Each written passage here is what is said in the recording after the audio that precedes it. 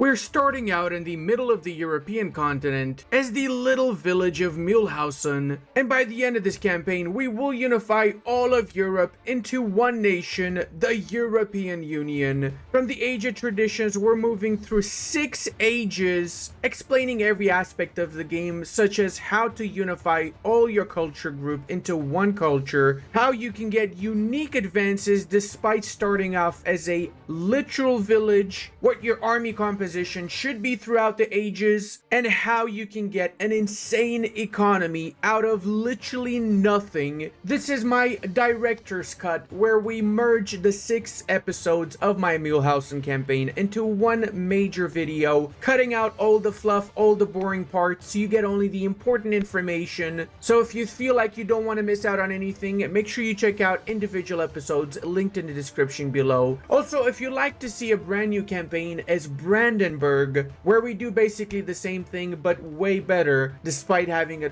tougher situation, let's get 5,000 likes on this video. And also, if you enjoy the content, consider subscribing. I really would appreciate it. And for those of you that are subscribed, thank you from the bottom of my heart, and in general, thank you for all the support. Love you guys. We do have 36 Republican power because we don't have many privileges given out to the estates. We are, however, going to give out a few of them. The +5 discipline from the primacy of the nobility is not that bad of an idea right now for us. We need as much advantage as we can get our hands on. When it comes to the government reforms, a merchant republic seems like the best one. However, it lowers the speed of integration, and we're going to also try and limit how many subjects we have. Not because it's a bad idea, because truth is, the more subjects you have, the better, but also like a little bit of a limiting factor for me. It's kind of like part of my role play. I don't want to have too many subjects, so we're going to have to integrate a lot, which is why we're not going for the merchant republic, at least not yet. Instead, we can go for the noble elite because we get the extra levy combat efficiency, and as our second government reform, sortition is not bad since it gives tax efficiency, but the diplomatic traditions has diplomatic reputation, which will help us with making sure less nations are pissed off with us as we're expanding around us. We'll give more privileges later down the line. For now, let's assign our cabinet members to improve our republican tradition and our stability. We don't have many options when it comes to the cabinet members either. They're actually extremely bad. I guess we can go for Andreas because he's a little bit balanced between the 3 abilities. I'm gonna say Nordhausen first because it's got more population, so we're gonna make Nordhausen our rival, which should lower the relations with them, which means that it's only gonna cost us 43 base stability to no CB them. That's right, we will have to no CB them. Not much of a choice about that. To also marry our leader off and max out our costs of court, diplomatic spending, and stability. Since we're basically paying peanuts for all of this anyway, it doesn't make much of a difference. What I would like to see is if I'm able to get an ally. An ally in this run would be absolutely crucial. We have a few nations that would be willing to ally us. Erfurt might not be the worst one. They have a pretty decent sized army too. I think Erfurt's going to be my number 1 ally. Yes. Let's go ahead and send that alliance off. Boom. We got our first ally. And I think we're also ready to start our war against Nordberg. No CB is, as they say, best CB, except it's not, but we have not much of a choice right now. Raise those levies and let's start pushing. There you go. That was a very easy battle. Now let's make sure we siege them down, and then we push in and destroy whatever they got left here. And there you have it. We've won our very first war. It is, of course, going to be a full annexation for Nordhausen, and now we can assign our cabinet member to integrate the newly conquered province of Nordhausen, or location, better yet. The other one also we can assign to lower the devastation, because we do have a little bit of a devastation issue in both of our locations. Also, guys, I'm not gonna lie to y'all, we might die. I'm like 90% sure we will die. I don't know how it's gonna happen. I just know that it will happen. So if the video is kind of short, it probably means we died. But just don't skip ahead, okay? Let's not skip ahead here. Let's see what happens. Next rival is gonna be a Southhausen, because clearly this is just the nation of Hausen that was divided in the south and the north. Am I right? The cool part though is that with Nordhausen Annex, we have access to Blankenberg, which has 17,000 pops. It's always good to have more expansion paths that you can actually win. Now, next thing we want to do is we want to lower the infamy. So we've got a little bit of infamy. We're going to be improving relations with the big boys around. Make sure these big boys do not actually get antagonism to form a coalition against us, and also try and get more allies. So let's see who would be willing to ally us now. Pretty much all of the little nations would be allying us. That's not great, actually. Weimar, though, has 1,000 soldiers too, so let's get get Weimar as our second ally. So we basically are a coalition of nations here. We're Erfurt, Weimar, and Mühlhausen, best of friends together forever. It looks like our allies have coalesced into a more. Weimar decided to attack, holy shit, half of the HRE, bro. I think I'm gonna decline this one, and I'm gonna let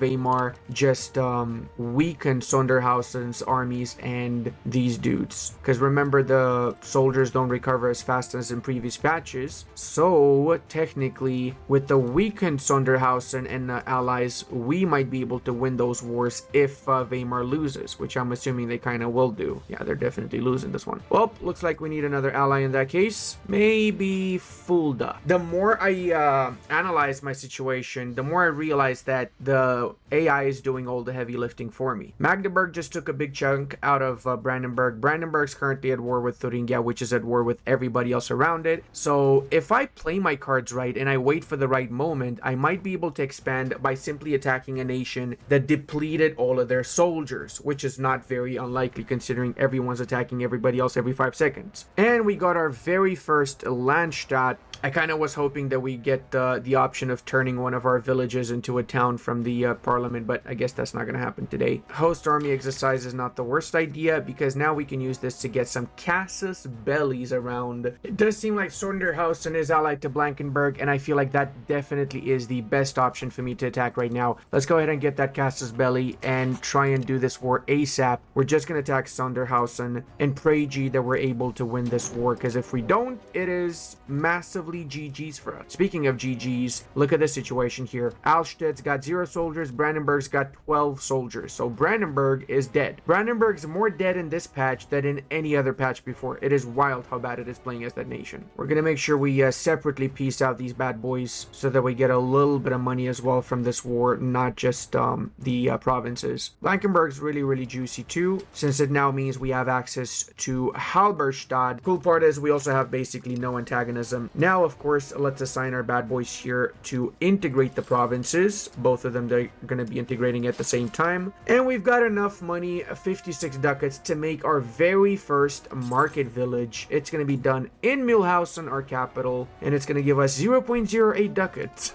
So, yeah, amazing amounts of money, as you'd imagine. Now, seeing as I probably will not go to war for a little tiny bit, maybe I can accept lowering levy obligations and granting them religious administration privilege, which actually I kind of was thinking of giving out anyway, because then we can get a second casus belli with the parliament and expand a little bit more. That means we have to scout around again and see which nations are weak as Schnitzel. Alstadt and Brandenburg is hella weak, brother. Hella weak. Do I even want to attack this though? Well, actually, Alstadt's got 27,000 pops? No shot. That is crazy. I didn't know they have that many population. Wow. At the same time, Bernburg has 35,000 pops. Brother, what is up with these little OPMs, man? They are at war with Magdeburg, though. First anti-Magdeburg coalition, so let's see how that goes. Hallstatt also is basically free for taking here, 700 soldiers, but they are getting besieged by Brunswick, so they might not exist for too much longer. Oof. Basically, my decision now is either attack Grundehaben, which is a little bit weaker than me, I'd say. Well, I guess technically with their ally, they're a little bit stronger, but if we prevent their ally from merging with them, we should be able to win that. However, attacking Alstadt would be free, like literally free. So I guess I'll just go for the free war against Alstadt, since, I mean, again, it's a free war, guys. Ain't nothing like a free war. Let's also make them a rival, and let's attack his Maximus. I'm sorry, Alstadt and Brandenburg, but you have been voted the weakest link, and you gotta be integrated. Literally, GG's, that was the entirety of the war right there. They also have like no fortifications right now, so we're walking from one location to another, occupying the entirety of Brandenburg. This was literally the freest war ever, bro. Like, I started with a freaking village, okay? And I'm wiping out the floor with Brandenburg. I know nobody from Paradox gives a shit about this, but my dude, you guys need to fix Brandenburg. This is literally unplayed. Look at this. They've been getting their asses rammed by a literal OPM, bro. Come on. In 1341, this is not even funny. This is just sad, for Christ's sake. Ruler of Saxe-Wittenberg would like an alliance with us. Saxe-Wittenberg's got 1,700 and Meisen's got 5,000. Okay, that actually is a threat. We'll try our best here. So we technically could fully annex the entirety of Brandenburg if we wanted to. They went from being some of the chattiest in EU4 to being poo-poo in this one. Yeah, that is just 4 nations that would join in a potential coalition against us. That actually is doable. I think that actually is very much so doable. So let's do this peace deal in that case. 4 locations here, and we grab a little bit of money, humiliate them, a little bit of war reparations, cancel their treaties with the Danes, pretty much just destroy Brandenburg basically. And when it comes to you bad boys, Fullius annexationists, let's just double check we don't have more than 4 nations in that coalition. It's 5 nations. Yeah, that's fine. Boom. Okay, now we can actually chill for a while because we've done a little bit of expansion, and we made sure that we're not super tiny and easy to annex anymore. I mean, we're still easy to annex, but not as easy as we were before. Now, this area here, we could just directly hold on as our own lands, but I feel like I genuinely would make more use out of this area if I just created a custom nation here, a vassal. Since this vassal we will eventually integrate, and until we integrate it, it has its own levies. Look at that, 800 extra soldiers we can actually use in wars instead of just useless land we would have otherwise had. Now we're gonna leave the gloves off, and we're gonna be making Grubenhagen our next rival. That's right, buddy, I'm coming for you. I'm coming for you hard.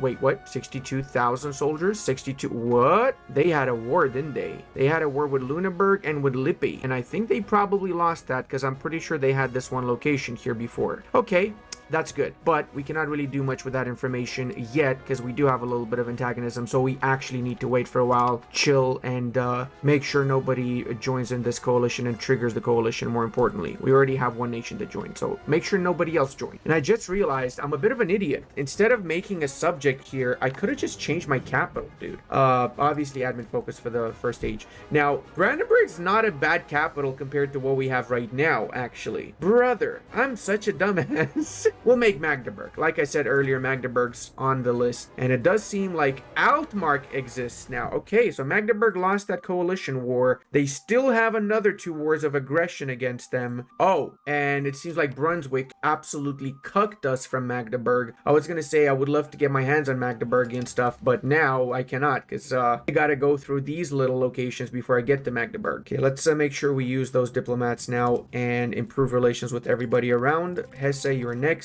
Guess I can improve also with mines, which does seem to be pretty massive, as is Henneberg, both of which have been growing a lot. Henneberg's been growing with subjects too. They've got a lot of subjects. Fulda, our old ally, is also a subject of theirs, and one of the other subjects annexed Weimar, our other old ally. Also going to use my vast amounts of resources to build more sheep. That's right, we are the sheep country, guys. We're getting all the sheep imaginable. Also just realized we've got burghers, so we probably wouldn't be the worst idea to give them some privileges, to give them the ability to build roads. Let's also give my favorite privilege, urban development grants, that allows us to get passive development growth, building rights that lowers our cost of building. And that's it for now, because the patricians are really pissed. They're down to 16 satisfaction, so let's give them some privileges. Elaborate court life, not the worst one. And let's also give the elite council, which only gives 0.05 aristocracy push. A lot better than the other options there. Oh, look at that, guys, it's Bohemia right next to me. Oh my god, dude. Again, are you? Oh my god, come on, Bohemia, come on, just come on, bro, come on. They made oh god, they made Thuringia a subject of theirs, bro. A sad day for the empire. The Bavarians are no longer emperor. Okay, we've got a little bit of a power struggle now. I genuinely really hope the Austrians get the vote, because if the Bohemians win the freaking vote, I am so cooked, it's beyond imagination. I don't even know how I can get out of this. Like, seriously, they're at my southern borders, like fully at my southern border. I am so cooked right now.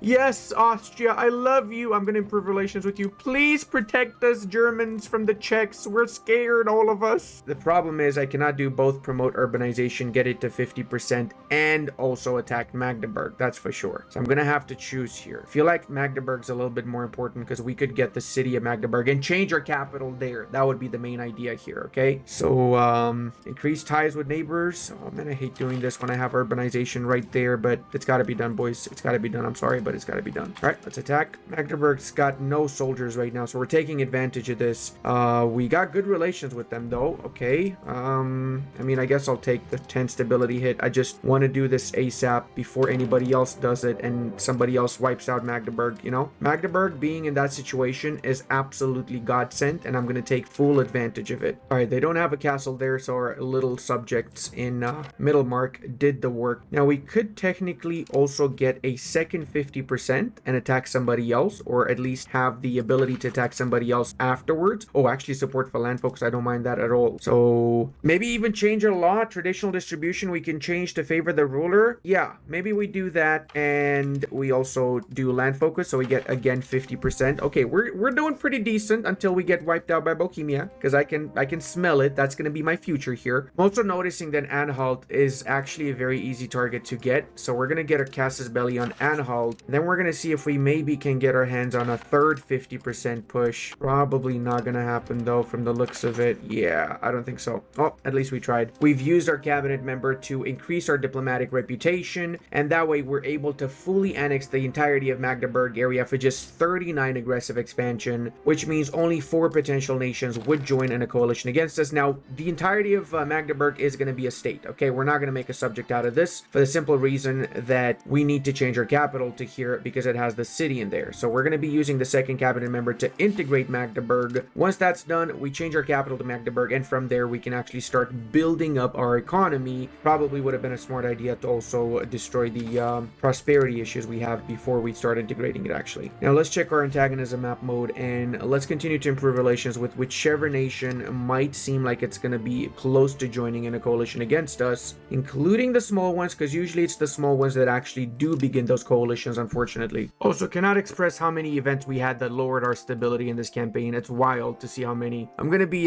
segregating the infected, and I'm going to be moving my court into hiding just to prevent all of my royal family from dying. It's like basically 2 people in the royal family, but yeah, it's better than nothing, right?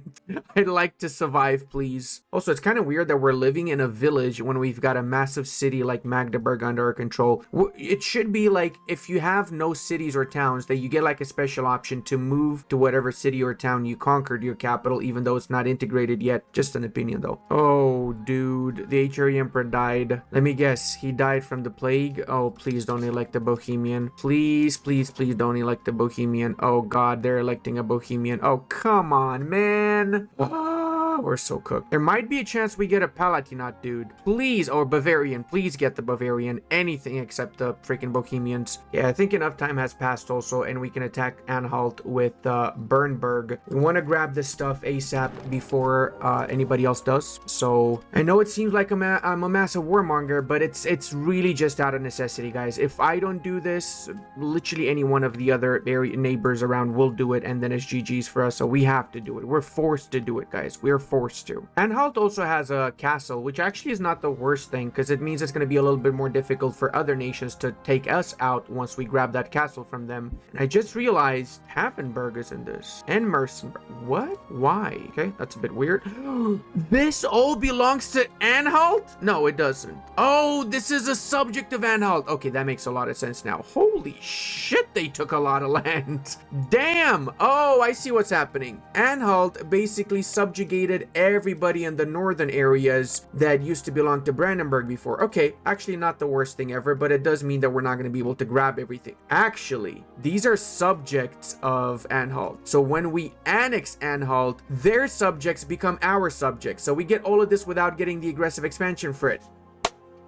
Beautiful. Actually beautiful, guys. Now it's funny, but I'm not getting the promotion to town debate again, which sucks. I really was hoping I'd get it again, but nope. That was a one-time thing and I fucked up. I should have gone for it, but at the same time, I'm happy I went for the expansion, because if I didn't expand, I probably would be dead by now. It's over, boys. The freaking Bohemians became the HRE Emperors. Oh god, man. Come on, Paradox. Freaking fix this shit. I'm tired of this, man. I'm tired of it. Okay, we can peace out these bad boys in Bernburg before we peace out Anhalt. And Anhalt surprisingly only has the city of Anhalt itself. The rest of this is all owned by subjects, and I mean all of it owned by subjects, which is crazy. We're basically grabbing all of these areas by just annexing Anhalt now for 8 antagonism. Look at that. There's barely anybody that gives a shit about this. There's going to be even less in a couple of months after January comes. Okay, just double checking that Anhalt doesn't actually have any other villages or anything around. It should be the entirety of Anhalt, which means now I was correct and all of these subjects are our subject. We're going to have to improve relations with them to make sure that they stay loyal though, but they seem to be fairly loyal actually already, so we're good to go. Now, let's check the antagonism map mode. We're still pretty good, so we might still expand a little bit. Let's see. Thuringia hates us, but Thuringia is a subject of Bohemia, so it doesn't make a difference if they hate us or not. Okay,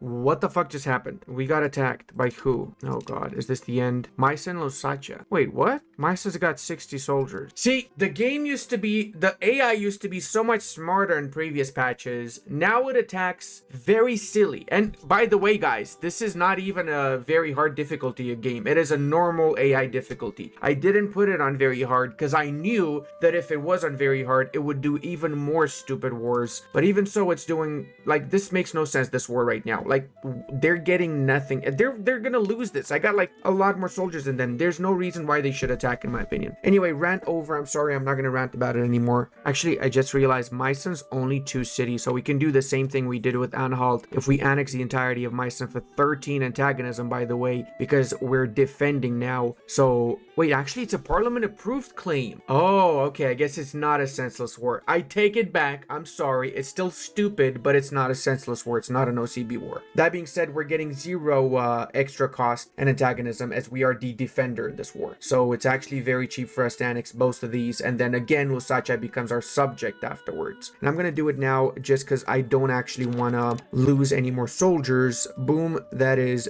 the end. Whew. Okay, it's shaping up. It's definitely shaping up. Still a long way from actually winning, but definitely shaping up. The Saxe-Wittenberg ally of ours is taking over Altmark, which I kind of wanted to take over since it's right next to my future capital of Magdeburg, right? But yeah, I mean, it's fine. I'm still gonna keep the alliance because I'm honestly just desperate for any allies right now because I'm like scared the Bohemians are gonna attack. But that being said, we are starting to pile up a lot of subjects, so we got to be careful with this. Aside from improving relations, we need to make sure we don't get outnumbered massively by our subjects, which is starting to happen. We also now have precious metal distribution. We're gonna do export ban because we want to get a little bit more minting done, and this is because we've annexed Freiburg, which is a silver mine in Freiburg. 17 tax base as well is huge, but that's gonna go down to like nothing after we unpause because we got no control in Freiburg. Our control is 0.37 tax base. Yeah, that's nothing. If anything, I kind of feel like I should make a subject out of Freiburg at least. I'm gonna give my subject this little location since they can integrate it for me, and that way we also make them a little bit stronger and more useful in future wars. Now, as you probably guessed, I really need to attack Eisleben or Mansfield so I can connect my Mühlhausen side to the Magdeburgian and Brandenburgian side, and the end of the Black Death is here. We lost 103,000 pops, which is not the worst thing actually.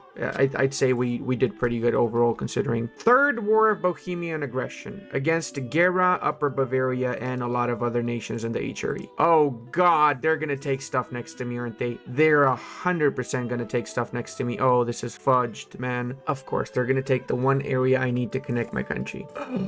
Yep. Did they directly take that? Yep, they directly took that. Of course they. And they made Hildesheim a subject. Hesse is bugged because Hesse just got out of the war with the Bohemians. So I hate being that guy, but maybe I'm just gonna annex all of Hesse so I get at least a big chunk of central Germany because I'm tired of Bohemia grabbing everything, bro. I cannot really go into Brunswick because they are allied to Lüneburg, my brand new ally, and I don't want to screw over the big nations in the HRE because I might use them against the Bohemians at some point, right? Our leader has passed away and we've got elections now. We can choose between Heinrich Oh my god! He is 16! Dude! Okay, I'm in love with Heinrich. So for Hesse, of course, I'm gonna make them a subject. This will piss off everyone, and I really mean everyone. It's crazy, dude. I grab a little bit of the HRE, everybody freaking loses their mind. Bohemia grabs half of the HRE, nobody bats an eye. What is up with that? Just tell me what is up with that. We can mitigate that a little bit by doing diplomatic endeavors for a little while. That being said, we already have 18 diplomatic reputation because of our ruler's diplomatic ability giving us +5. Damn, what a Chad. What the freaking shit is this? Why is France at war with Saxe-Lauenburg? No CB war on the Rhine. I'm trapped between the French to the west and the Bohemians in my butt. It is great being in the H area, isn't it? Amazing. Love playing. Last time I'm playing in the H area for a while for no reason whatsoever, by the way. Alrighty, boys. Looks like we have some good news. The Austrians would like to have an alliance with us. That is absolutely amazing. Yes, please. Let's see how many soldiers they got. 8,000. Oh my god, I'm actually safe. I am actually safe from the Bohemian scourge. Let's go, baby. We're gonna do this, and let's pray G it's not an insane amount over diplo capacity. It is an insane amount. Holy shit. Hesse is 1.24 as well, so we're basically 1.5 over diplo capacity right now. We'll fix that. We'll definitely fix that. The way to fix it is to just grow in power a little bit so the relative power is not that big of a discrepancy between all of us. But yeah, antagonism wise, actually not doing too bad because we've been improving a buttload of relations everywhere. I mean, I can even get a alliance with Henneberg, which I really want to get an alliance with because they're at the border with the Bohemians. So if I manage to get all of the nations around the border with Bohemia as allies, we might have a shot against the Bohemians. Let me see how many soldiers they got. 15,000, brother. Oh my god. Now it might seem like the stupidest thing imaginable, but I'm actually going to improve relations with the Bohemians too, because I would like them to give me ducal rights. And if I do have good relations with them, there is a chance that they might actually give me ducal rights. Right now we're getting -35 because of the bad relations. And speaking of good relations, we have to improve with both Lusatia and with Hesse our relations, just so we get them to be more loyal. Okay, we also were able to assign some members of our cabinet from our family, make them head of cabinet too, which means that now we have a little bit more Republican tradition. We went up to 27 Republican tradition. Okay, another day, another parliament. Again, no Freetown. Bro, I've been waiting for that freaking Freetown for so long and it's just not coming. Anyway, we're gonna attack Grubenhaben right next to us, the nation that I've been eyeing up since the start of the campaign. I've been trying to attack these motherfuckers because they've got lands that obviously belong to me, and these are lands that I'm going to directly conquer, so that way I grow my own power base a little bit more to keep my subjects in check too. Oh, look at that. We can join a potential coalition against the French. Who would be that suicidal is the question, though. I joined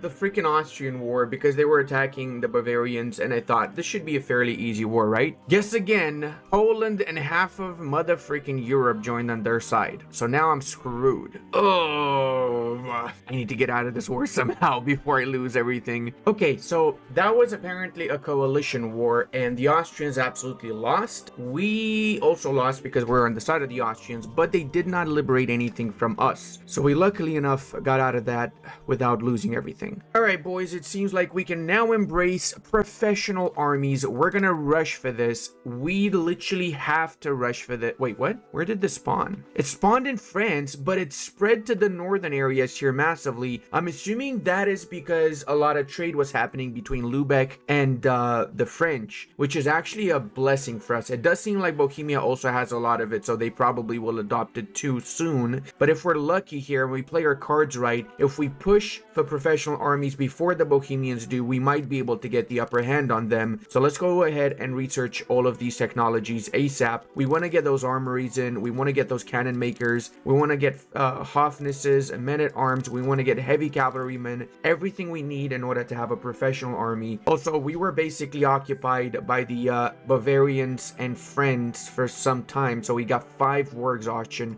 which means we have to wait for a while before we do anything else. We have to lower that war exhaustion. That should be a priority actually, so I'm gonna assign this guy temporarily to lower the war exhaustion. Honestly, I'm just happy that we didn't get wiped out by the coalition, but at the same time I'm noticing Bohemia is now attacking the Bavarians, is now attacking Saxe-Wittenberg, so yeah, it might be GG's here. This is a war of Bohemian aggression, and they've got definitely the upper hand here. Oh my god, they have so many soldiers, it's insane. Meanwhile, the other side has 1,000 units, bro. Like, really? Oh god, not a sad day. One of the best days ever. The freaking Bohemian dude died. Finally. Really? We got another Bohemian? Oh, come on, man. Why are you people voting for them? They've literally been wiping out everyone left and right. And there you go. They've grown again massively. Look at this. Just look at how much land they took, bro. Yeah, we're starting to annex our many smaller subjects. Of course, we're going to annex the tiniest ones first, like Merzenberg. It's also the fastest one since they are also a Saxon nation, so that helps a lot. And we got an alliance offer from Bavaria. Sure, bro. Like, you guys barely have anything left, don't you?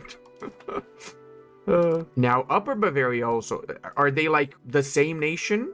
They always do everything in tandem, but I'll take both of them, sure. Look at our antagonism map mode. Everybody loves us. We've been just abusing the shit out of the improved relations mechanic. It is so busted. I have no words for it, bro. Like, this really is super busted. So that means that we can basically take whatever we want without any sort of issues. And we've also been getting some more allies. We now have the Teutons as an ally. We got Lüneburg. So we do have a fighting chance against Bohemia if they do decide to attack us, but we do need to continue to expand ourselves. That's our biggest bane right now. We've also integrated Magdeburg, so once I have the money, I will be changing my capital to Magdeburg. Our control is looking a little bit better too, but if we change our capital to Magdeburg, we would have a lot better propagation of proximity around the northern area, so it is preferred to change over to Magdeburg. Although Mühlhausen is not bad, because it is actually a longer river, so we get really decent proximity up north in this particular area, but we don't have any provinces there right now, and we're probably going to be expanding in this area mostly for the start of the campaign. Bohemia just allied France, bro. Oh man, oh come on, dude, just come on, for fuck's sake, man. This next war is really a very much so necessary war. We're attacking Braunschweig and Lüneburg because they do have a lot of provinces that we have an interest in, so after this war we should have a more cohesive nation. I mean, we're gonna have everything connected first off, which is the most important thing, and then we can actually start building up our economical base around the center of Germany here. We do outnumber them, and we've also managed to wipe out a big chunk of their soldiers, so we should be able to win this. But as always, the big problem is the looming Bohemians. If they decide to attack me during this, it is freaking over. It really is. So in essence, I need to make sure I finish this war extremely fast. It has to be what some Germans would call a blitzkrieg. All right, that seals the fate of the enemy side. We've basically won the war now. There you go. They're down to literally 0 soldiers. That is literally the reason I both love and hate this patch, because if it happens to you, it is pretty bad. So we got enough war score against Lüneburg. We're gonna take Prignitz for ourselves, release the 3 subjects they've got, and grab a little bit of money too if we can. Literally just 3 ducats, but that's more than nothing. In the Brunswick peace treaty, we're gonna be a little bit greedy here, and we're gonna be grabbing a little more than I kind of wanted to initially, simply because I want to grow my own country size as much as possible. It's not too much antagonism also, but look at the most important part. Look how beautiful we are. Look how uniform and actually country-like we look now. Look at us. Just look at it. Look, admire this beautiful continuous line of borders. Ah, I love this. For the all 5 seconds that we exist before the Bohemians wipe us out. I'm sorry. I'll stop saying that, but I really feel like that's true. There you go. Since we accepted them, all of these areas are now cores as well, so we increase the maximum control up to 76 max control and 40 and 61. So it's pretty good. It's a pretty decent amount of control. Now, that being said, we've reshaped the landscape here. We've weakened our neighbors so we can attack them again when the truce is over and we get another parliament issue. But we also have a stronger nation that has been forming to the north, the Prince Bishopric of Brema. They've got 1,500, but they've got a lot of subjects around here, so we're gonna try and be friends with them. They actually wouldn't mind an alliance with us whenever we get enough diplo capacity. Well, actually, we have enough diplo capacity. Maybe we do get that alliance now, just so we secure ourselves in case we get attacked. You know, guys, I'll be completely honest with y'all. I'm having a lot of fun. I'm actually having more fun with Mühlhausen than I had with Brandenburg, simply because we started like basically nothing, dude. We started with the literal freaking village here, okay? And look at us now. We're doing pretty good, man. Let me actually check my proximity map mode. You know what? Considering Mühlhausen is a little bit more central than Magdeburg, I'm also kind of thinking to keep the capital in Mühlhausen Mühlhausen and build this bad boy up here? I don't know yet. I'm still not sure about it. Let's see. Because Magdeburg still would be a way better city. It would give a lot more proximity to more important areas too. I guess Mühlhausen would be better once we integrate Hesse, because then we actually get a lot of areas here from Hesse that we can build up too. There we go with our capital here. We should slowly be doing a little bit better. We can actually start economically expanding now. I'm going to start building everything I need to have in Magdeburg, with the library being the first building to get more population promotion. We also need to get the Republican Assembly when we have the money for, and we more importantly need to start getting those armories. I'm actually going to get one because I have already money for one armory at least. City Guard is not a bad idea, but it only gives a monthly manpower +2 compared to the armory, which gives significantly more than that. Now, of course, I'm also going to be giving the entirety of Prignitz to my subject. That way they can integrate it before we integrate them. And we've got an alliance from Poland. Okay, I'm looking at this with a lot of suspicion, considering them I'm allied to the Teutons. Aren't they rival to the Teutons? They're not, but they are rival to the Bohemians. Well, at least Poland's guaranteeing the subject of Bohemia, better yet. Yeah, that's fine. So now we officially have an alliance that spans every single one of the neighbors of Bohemia. We've reached a little bit of a point here where we have to make a decision, guys. With this parliament, do we go for the little nations? We could attack one of these and they're allied to one another, so we could wipe out like 6 little OPMs right now, which is a big W because that's less potential nations in coalition. But at the same time, I could also just attack Berg. Berg is fairly strong. Taking them out would secure our western borders, and they also have Munster as a subject. So by fully annexing Berg, we would get double the amount of lands by indirectly grabbing all of the Munsteri lands ourselves, right? So I think it sucks saying this, but I think I'm gonna go for Berg. I want that Bergian Schnappeldupe. And then if we're able to get a little bit more parliament support, we can get a second CB on the little OPMs too. That wouldn't be the worst idea. I'm not going to break my alliance with Poland though. Demand new monastery works as well. Let's see what we get maybe from the timed events. That could work too. And let's go ahead and attack them. Yep, Berg is a perfect target for us right now. Not sure if I'll keep direct control over this afterwards. We might make a secondary subject in the west. Let's see how it goes, because we do have a lot of directly owned lands already. And about half of these are not yet integrated. We're kind of still struggling integrating everything. We are making massive progress with our armed forces though. We're about to research men-at-arms, so then we can start actually recruiting some soldiers. I want to have a mixture of heavy cavalry with men-at-arms and hoofnesses. Berg also has a standing army, which is kind of impressive, but they're just 100 soldiers, so they're gonna get wiped out by my subject here, Hesse.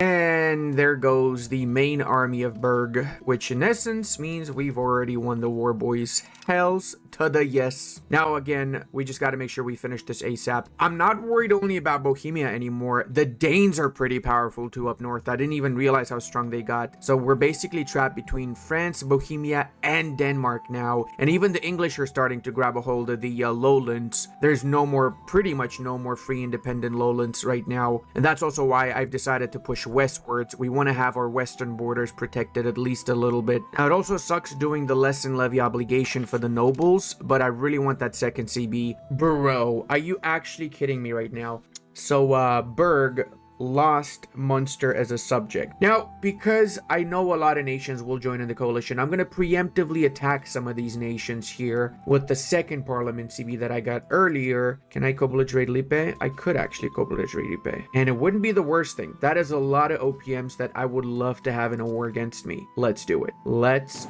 freaking have half of the HRE in a war against us, because it's all little Schnitzeldorfs. Look at it's literally all the Schnitzeldorfs here that nobody gives a schnitzel about. Now that being said, let's do the peace deal now with Berg, make them into a subject, war reparations, everything else that we can get from them, humiliate them a little bit too, and booyashaka. Let's check our aggressive expansion map mode. Honestly, not that bad. Most of the nations that would join a coalition already are at war with us, with a couple of exceptions. And the best part is that our subjects Bohemia doesn't have a king! Oh my god, oh my god. Okay, that was a very manly scream, as you probably imagined. We got the Duchy as Milan as the new Holy Roman Emperor. Most of these I'm actually going to vassalize, but in the case of Paderborn Plateau, I'm just going to fully annex them because we already have half of this integrated. We might as well get the entirety of the state here. Wittgenstein and Sauerland are subjects, so if we fully annex or we subjugate their masters, they automatically become our subjects too. And I'm making Lippe a subject for two reasons. First off, by turning them into a subject, we also can humiliate them, and by humiliating them, we get a little bit of extra prestige. We need to get up to 25 prestige in order to become a duchy. So now that we got 25 prestige, we go to our friendly neighborhood, the Milanese, ask for ducal rights, and ooh la la, boys, we are officially and finally a duchy, which means we got increased cultural capacity, diplomatic capacity, diplo range, and a few other benefits, such as the ability to get a second rival. We also can embrace banking, our second institution. Now, through a weird twist of events, Munster joined on the side of Mark. And because of that, I actually can make Munster a subject. That is extremely good for two reasons. First off, it's very cheap. It's just a one location nation. But more importantly, because they got all of these cores on Brunswick. Yep, that's right. So we can still get our Munster subject despite being scammed out of it with the whole Berg situation. And we're going to be complete skibbities, and we're going to make these guys our subject too. We're doing that because we actually lost the previous subjects we made in Lippe. So Lippe joined a coalition against Brunswick, and they lost. And as such, they lost the province of Detmold, and they also were forced to release this as a subject or whatever. So we basically lost two locations because we couldn't do anything as they were in the coalition, so they had to fight against Brunswick. A little bit of medieval diplomatics here, but unfortunately it is what it is. Now, coalition map mode, it's kind of getting bad. I'm going to improve relations and try and get as many of these bad boys out of it. Some of these we have a truce with, so I'm not too worried about it. Some of these are subjects, so they cannot even attack us even if they wanted to. Since we also have a bit of money now, we can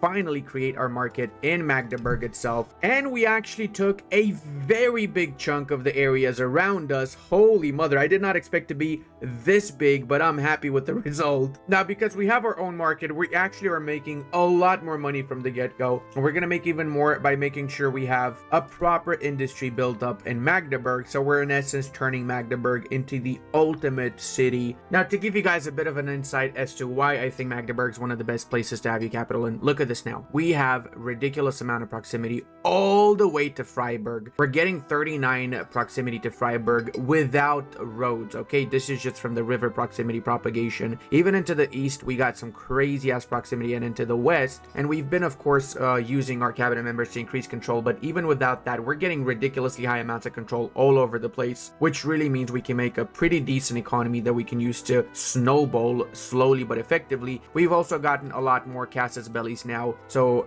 this nation here in the south is basically free for the taking. But I also want to attack Clev, which again has a subject in Jülich. So if we fully annex Clev or we make them a subject, then Jülich automatically also becomes our subject. Hopefully it works, not like the situation we had with Berg. And speaking of casus bellies, we got so many we don't know what to do with them. We also have the follow through on threat casus belly on Brunswick because of our little subject in Munster that has the cores on half of Brunswick, so we can use that casus belli against Brunswick whenever we want to attack them and whenever the truce is over with them. I do think that border with the French is really important, so we're gonna attack Clev. We also can have up to 7,500 soldiers now, so we went from 1,000 to 7,000, whilst the Bohemians, because of their constant warfare, they're back to 14,000, but they got 500 tax base. Okay, they can definitely afford about 50,000 if they really wanted to. This is at 14 simply because they've been continuously at war, and I mean continuously. I won't lie, guys, only 39 antagonism to make Clev a subject, which automatically means we also get Jülich, is very, very little. Like, considering everything, that really is very little, so I'm gonna absolutely do that. Look at that. We now have our all western borders secured, and I mean that in every sense of the way. Now let's get ready for the next war, because we're not done here, boys. We barely have any antagonism because of improving relations, so we can continue to expand a bit more. I'm gonna attack these guys in the south next, just because I can. We got great relations with them though, so we're gonna have to at the very least insult them a tiny bit. If we get it below 100, we only take 10 stability hit, not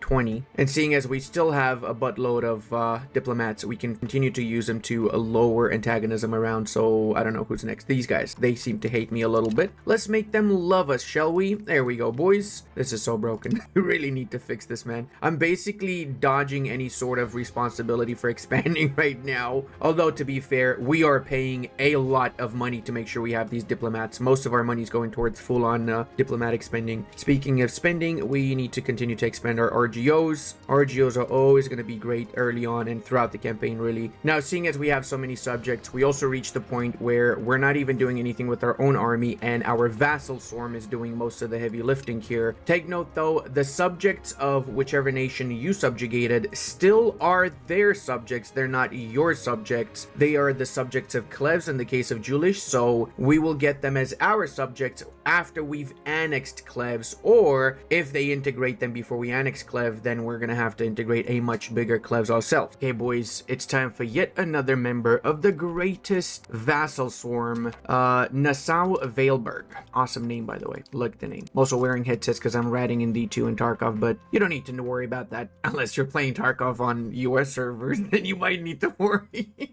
Okay, I also need to start integrating people because I've got way too many subjects. I would love to integrate Hesse, but they're so massive, I think it's going to take me at least 40 years, yeah, to integrate them. So I'm going to leave them for a little bit later. I'm going to integrate the small boys like maybe Lipenek. Now, if we adjust a little bit our sliders here, we actually are making money, guys. For the first time in 50 years, we're literally making money, and I'm all for it. Big chunk of that is because of our little silver mine in Freiburg. I'm honestly inclined to just delete this from town to village just to make more silver production. But that being said, Korbach should be my main goal here, because Korbach is a gold producing province, so I kind of want to get a hold of Korbach myself. It is a part of Kratz and Leborgadorg, which I've had my eye on for a while now. I don't have a CB on them yet, but I will eventually get one. They are allied to most of my neighbors, so that's going to be a little bit of a bigger war whenever it happens. The next war is going to be a little bit of a global war if the globe was only the HRE. The reason for that is because Bohemia went full on Batschnitz crazy and they've taken even more lands. They've basically made Saxe-Wittenberg not exist anymore. They took the big chunk out of Brunswick that is right next to my capital. So I really have to be a little bit more aggressive. I have to take a lot more stuff out quicker, because if I don't, look at this. It's almost, it's 1396 and half the HRE belongs to France and Bohemia already. What the hell, man? And I mean, I've been playing it pretty well. I know I'm striking my own schnitzel here, but the truth is I've been playing pretty well considering our situation, and I'm still getting my ass handed by these bastards. Does seem like we got more nations than I expected in this particular war, but that's fine. We want to have truce with as many HRE nations as we can get our hands on, to be fair. We shall not go lightly into the night. Okay, I don't know the rest of the speech, but the idea is that I'm not gonna let these fuckers screw me over. I'm gonna fight them to the last German. Ya hearing me now? To the last goddamn German. I wasn't ever expecting to make the Palatinate a subject, but I will do so. We want to start expanding in the south, because right now France has a massive hold here. The only German nation that's holding off the French is Upper Bavaria, but they just lost a war, so they got less than 1,000 soldiers. Württemberg has 4,000, so I guess that's something too, but still, the French have what, 50, 40,000 soldiers, not including all their subjects. We need to make sure we got some proper hands in there. They love us, though. They actually love us. Not enough to get an alliance with us, but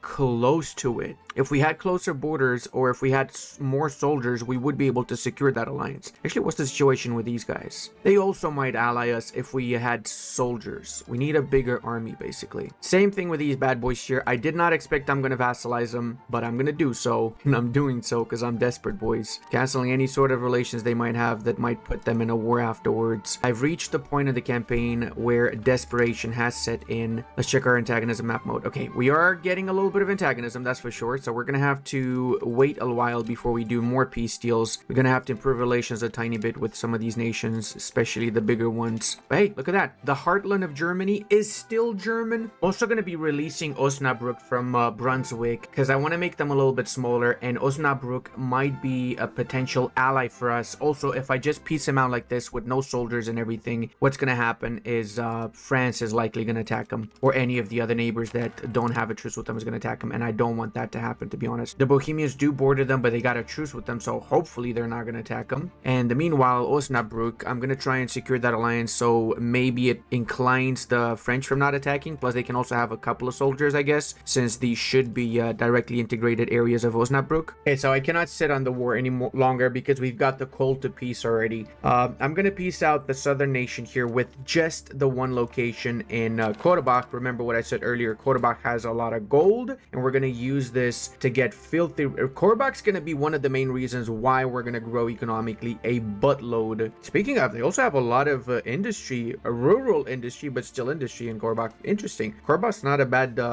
location overall. Osnabrück, we will be turning into a subject. The nations that are in a potential coalition against us are the same nations that would join, so makes no freaking difference here, which means it's fine to get Osnabrück as a subject, since it means we have a better defined western border with the French. And if we check the antagonism map mode, like I said earlier, it's the same individuals that would have joined regardless in a coalition. However, fully vassalizing the entirety of Lüneburg actually would bring the entirety of the south against us, so we really cannot do that in this war, unfortunately. You've escaped me this time, Lüneburg, but next time it's gonna be Jover for you, buddy. We can improve a little bit more relations and we should be fine. We're also going to be attacking Magdeburg, or Mecklenburg better yet, because we got another casus belli against them, so we can continue to expand and at least secure the Brandenburgian part of our borders here. We can start annexing some more nations. I'm going to do Nassau-Weilburg next, simply because it's pretty quick, only 5 years to annex it. And seeing as we have both silver and gold in our market, it's not the worst idea to use that gold from Korbach and spam a buttload of jewelries. So that's what I'm going to do next. I'm going to max out the jewelry guilds in my towns and cities, because we have enough gold to produce jewelry and then export that jewelry outside of our nation and make a lot of money off of it. Oh, hey guys, it's the 7th war of Bohemian aggression against Lower Bavaria and half of the HRE again. 3,000 against 50,000. Gee, I wonder who's going to win this.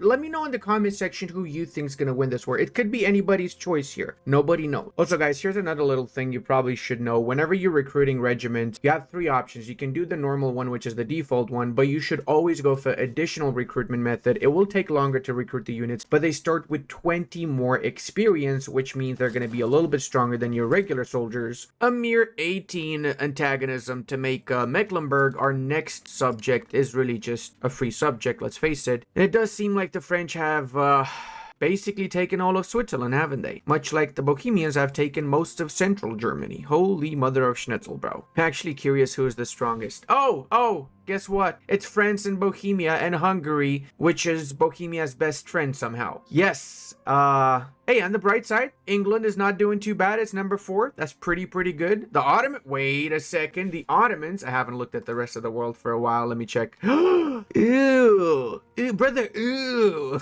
A pious call to arms. We get an alliance with the Pope. We joined them in the first Hussite War. No, I don't want to die. Thank you very much. Yeah, by the way, guys, this is apparently a means of putting Bohemia down. How exactly is that going to happen, considering there's the Pope and who else is this? Prato. Pope, Prato, and Mantova. These are the only members of the Catholic side here, and the Hussites are, just look at this. This is pathetic, man. And to put things even more into perspective, crush Hussitism, casus belli, is this. The Hussite war is supposed to nerf Bohemia or curb Bohemia when the conquest cost for attacker is plus 75, just like it is for defender. This should be similar to a coalition war, in my opinion. Or at the very least, attackers should have less cost for conquering and subjugating, or for liberating. You know what I mean? Also, we are now able to get a renaissance in our country for the just 34 stability. I do think it's worth it, though. We're actually going to rush for a lot of the renaissance advances, because pretty much all of these are absolutely vital, especially the extra cabinet member and the government reforms is important. Expected cost of court universities is absolutely huge. Crown power, no brainer. Rights of the nobility too. Republican election law, everything here pretty much is vital. So we need to get all of these ASAP. I've literally queued up every single advance with the exception of national assemblies. One thing that's good though is the Bohemians going Hussite means that they cannot be eligible to be HRE Emperor. So now Luxembourg is the HRE Emperor, and Luxembourg is a one location nation in Wied. It's not even in Luxembourg. So clearly the name is a lie. Denmark absolutely fucked up. They took over the entirety of Lüneburg. And I mean the entirety of Lüneburg's left as a one location nation. nation. So yeah, we cannot allow that, Denmark. We've accepted a lot of your shit, but this is way too much already. Okay, it looks like Brema is absolutely on fire. They decided to declare the coalition war before I did against the Danes. Fair enough. And we seem to be winning almost all of the battles here, which means that we're basically going to be enforcing on them. The problem is that I'm not the war leader, so I cannot do shit. I have to wait for Brema to do whatever they want to do, which hopefully is going to be at least making the Danes release a few nations in North Germany. That would be the ideal thing. Now, seeing as they can definitely handle themselves here, I'm going to let them do most of the heavy lifting in the north, and I'm going to do my own war in the south. Funny how few nations now are actually in a potential coalition against us. It's almost as if they all got schnitzeldorfed by us, almost as if, who would have thought, little old Scooby-Doo village here being the greatest out of all German nations. Now, I've also activated my big brain, and I've done something that will surprise a lot of people. I've attacked the subject of Bohemia, but Bohemia is not in the war. How is that even possible, Ludi? I did exactly what the scumbag French have been doing against me this whole time. So they're now attacking again one of my subjects because my subject's in a coalition against them. And I've attacked Brunswick, and guess what? Brunswick is in the same coalition with a few of Bohemia's subjects. So I'm gonna annex all of Bohemia's subjects that are in that coalition against me without fighting the Bohemians. Is this massive brain? Yes, it is, my boys. Yes, it is. Oh, we also can embrace meritocracy. We're gonna wait a little while before we do that because we still have a lot of advances in the queue right now. Oh, and look, guys, France annexed almost the entirety of my subject. How freaking amazing. Yay. I love this game. The only connection between the North and the South Germans is this little narrow corridor that still speaks German, basically. I am going to be annexing significantly more provinces from now on simply because I'm tired of my subjects doing this kind of shit. It's just really, really annoying. Like, this is not even the first time this happened. It happened a lot. The only way they can fix this, it's an easy fix though, and the fix is basically don't allow your subjects to join coalitions or any international organizations targeting other nations when they are subjects. Simple as that, Paradox. Now, seeing as we cannot actually make these guys a subject because they already are the subject of the Bohemians, we're gonna fully annex them. There you go. What are you gonna do now, Bohemia? Are you mad? Are you mad, buddy? Holy shit, the entirety of the HRE is mad though. It's not that many though, don't worry about it. We're gonna be fine. We're gonna improve. Well, actually no, there's not that many because look at this. Almost all of them are either subjects of Bohemia or subjects of the French. So it really is basically no one. These are basically the only ones that might be able to join a coalition. Bro, seriously? We do have 3 cabinet members now, so it's going to be a lot faster integrating the newly conquered locations. So see now, in the case of Lüneburg, I've learned my lesson. Because they are in a coalition against Bohemia and Denmark, I am not going to subjugate them. I'm just going to fully annex them. Even though I could get the conquest CB from having them as a subject, most likely what's going to happen is they're just going to join in those stupid coalition wars and they're going to get annexed by the Danes or the Bohemians, which is not something I want. We learned our lesson. Slow, but we still learned it. We're going into expansionist overdrive since there's no more German nations. There's literally none left. Look at this. Brandenburg and Württemberg is the last free independent nations in the south and a couple of little one location nations in here, and that's it, guys. What kind of an HRE is this, buddy, when there's no more nations within 90 years since the game starts? Also, I am an absolute dumbass and I've disbanded my heavy cavalry by mistake instead of disbanding the levies. So now I gotta rebuild all of those heavy cavalrymen. Alright, let's go ahead and annex what's left of the North German nations. Boom. Oh yeah, look at that. We're starting to look like actual Germany now. Once we attack Brema, we should be fine there. Now let's check the antagonism. We're doing good here. Really, really good. A lot better than you would expect we're doing, actually. And again, these nations are now officially a part of Bohemia or Hungary, so it doesn't matter if they're upset with us or not. Speaking of, I've got another plan. I'm gonna try and get, not necessarily an alliance, but get good relations with the Bohemians, which will allow me to deal with the Danes, Bremen, consolidate and make a super powerful nation up in the central part of North Germany. And then once I'm ready, I will attack Bohemia first, which is weaker than France, and France last in order to liberate the entirety of Germany. All right, boys, our first juiciest of subjects in the south. And that's also the last time we're expanding for a while now. Literally. Look at our aggressive Mac mode. Every German nation that's not already annexed by anyone or a subject of anyone is potentially going to join again against us. So we have to actually calm down now for a second. That being said, we do have this casus belli against these bad boys here. Maybe we can attack them before they also join our coalition. Okay, after this war, I'm not attacking anyone else. This is the last one, I actually promise. Oh, actually, I forgot Henneberg's independent. Dude, I forgot about them. I thought they're a subject of Bohemia because the color is so similar. Oh, dude, I forgot Henneberg.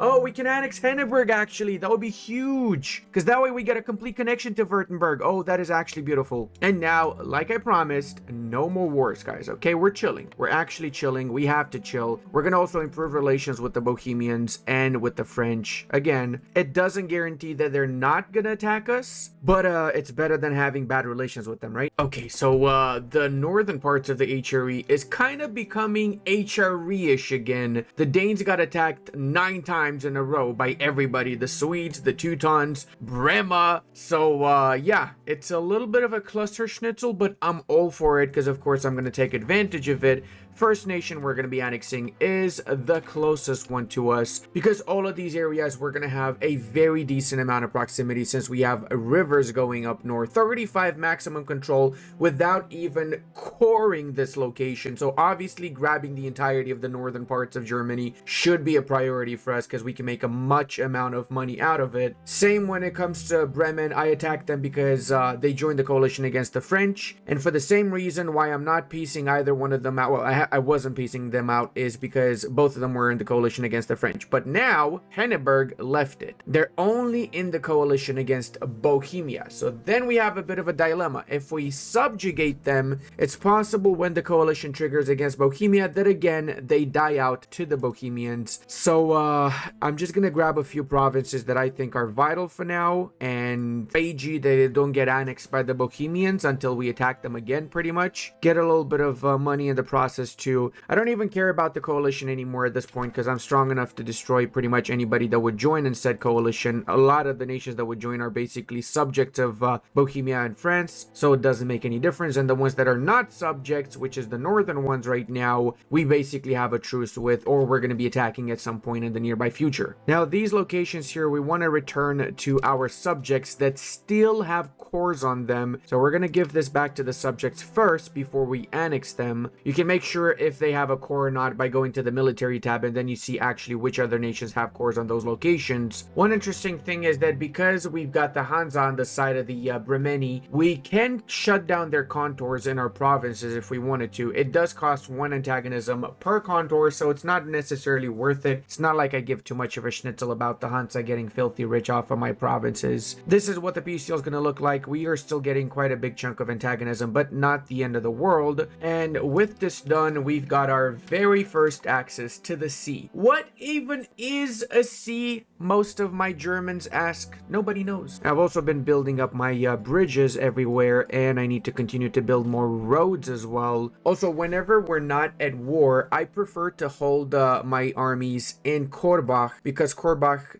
is the gold province, so the more control we get here the better. We're not really getting proximity into here yet because we don't have a road, but since we just conquered the area that prevented us from getting a road, now we can get a road and hopefully get a little bit of proximity in there too. Okay, so we did get a tiny little bit of proximity, 21% proximity to Korbach. Better than nothing. I guess roads are not the worst, right? Remember what I just said about Henneberg? Yep, they joined the stupid coalition and lost 80% of their country. This would have happened to me if I made them a subject, so I just saved myself wasting a lot of aggressive expansion. Holy mother of God, I love republics, dude. Oh my God, this guy's even better. What? Okay, republics are hella overpowered simply because of the freaking leader. And you can join a chivalry order. Okay, buddy, how about you join the Crown of Castile? So now we got 195, 100 leader. Else to the yes. And he's got family members we can assign his cabinet. Oh, I love this dude already. So for the Age of Discovery, I would have been inclined to go for the military focus, but most of these are actually naval advances, which we don't give a shit about. So we're again gonna go for admin focus. Don't ask Ludi what happened to the HRE nations in 1400s. Also, guys, after we've embraced meritocracy, we have in essence queued up every single meritocratic research because they're very cheap, only 17 research. We got to get these done before we do the rest of the Age of Renaissance stuff. We haven't yet gotten any of the institutions for the Third Age, but Pike and Shot is at our doorsteps. It's literally in Innsbruck, extremely slowly spreading from there though. Same with the printing press. It is in Mainz, and again, very slowly spreading because Mainz hates our guts. Remember the time when Mainz actually was a part of our subject and then the French took it from us, like the little schnitzels that they are? And for those of you wondering how am I able to right click on nations and see the screen directly, it's you hold left control and then you can just right click on whichever nation like you could in EU4. Now boys, it is that time again every 5 or so years when I grab another Parliament CB. And I was thinking to finish off Brema in the north or whatever here, attack one of them that brings as many in the war so I can wipe out as many of the Alsatian areas. But then I realized that France has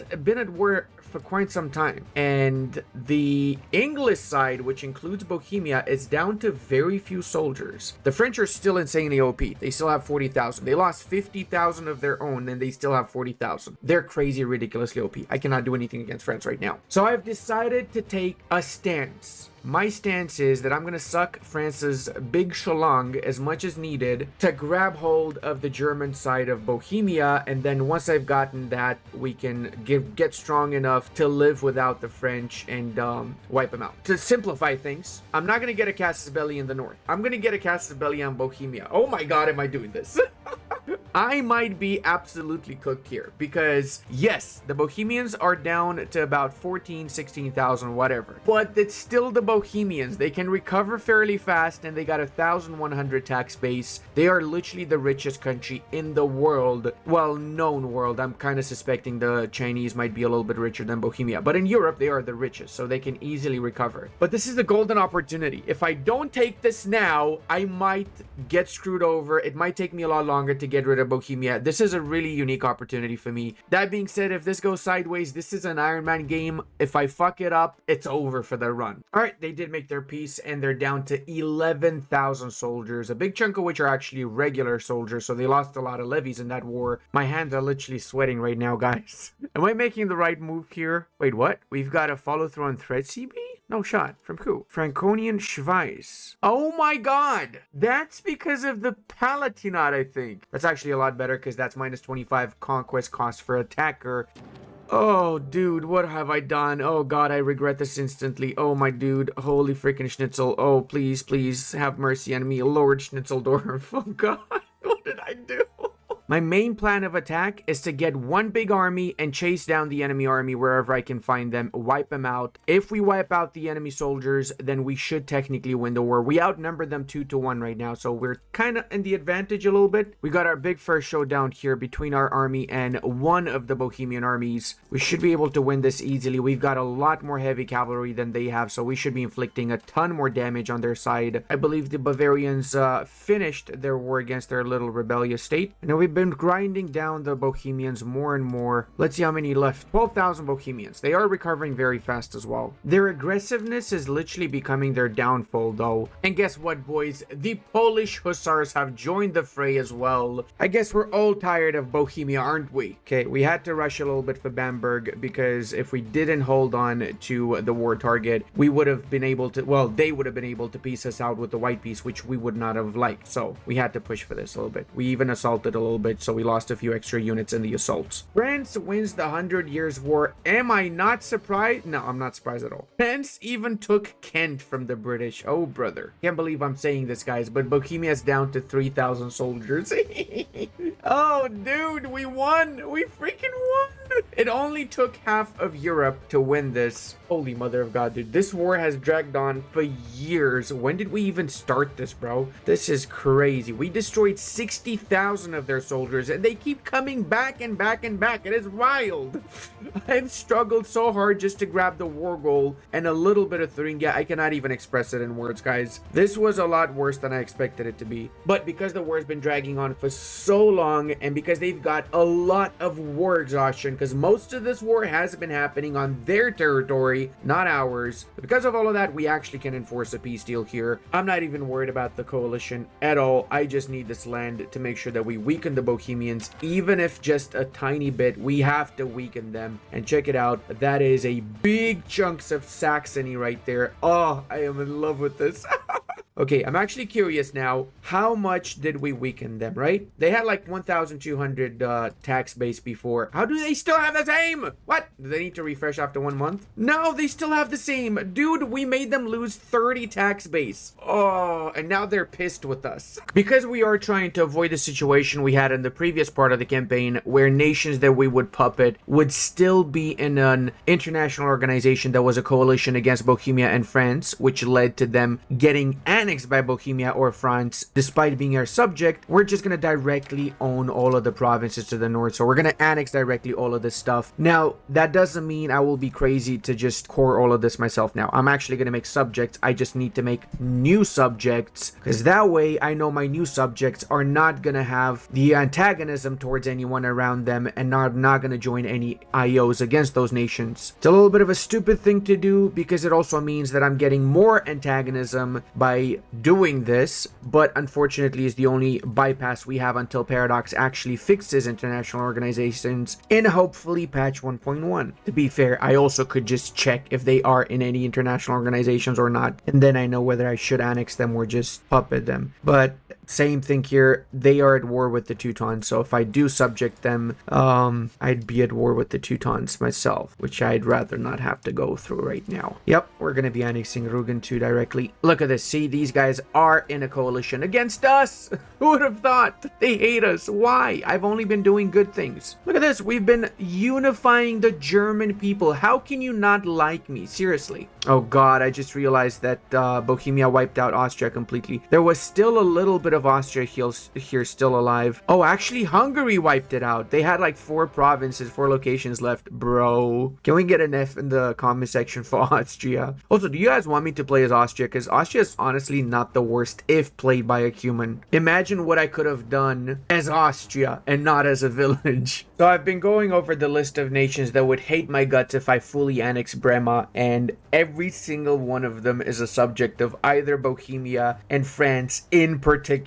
Like, come on, dude. You cannot make this shit up. It's crazy. Like, you guys have bigger issues to worry about than me getting some antagonism, okay, boys? Bohemia is 42, Lower Bavaria is 45, so the only nations that would actually be a bit of an issue are not in the coalition, which is perfect. It means we can actually do the peace deal and completely wipe out the last of the free people of the North German parts of Europe. Now, look at the proximity propagation. That's wild. I am by default getting 21 proximity push all the way to the north because of the river system from Magdeburg. I love this. I genuinely love this, dude. That being said, if these were actually cores, we would get a lot more control. Right now, we're stuck at 0 in all of them because of the average satisfaction and the fact that they're conquered. So yeah, we're gonna have to start making some custom nations. That is the first order of things. Everybody say hello to the Republic of the Weser Marshes. We literally created a marshlands. That's basically what we did. Now, we do have this one location here as a core, so we don't need to give them the entirety of the province when we give out the locations. We're just gonna give the ones that are not yet cored, so we're gonna have to give individual locations here. Keep that in mind. You don't want to be giving away cored provinces to your subjects unless you really need to. And we're gonna create another one in Holstein, because the smaller they are, the easier they are to control as well. And last but not least, new and improved Rugen. This is not your regular Rugen. This is the Republic of Vorpommern, voted best republic by the people of Vorpommern. I don't know, they might be biased. I'm not saying they're biased. They might be just a tad bit biased. As for this area, we shall be doing our very first Dutch subject, Friesland.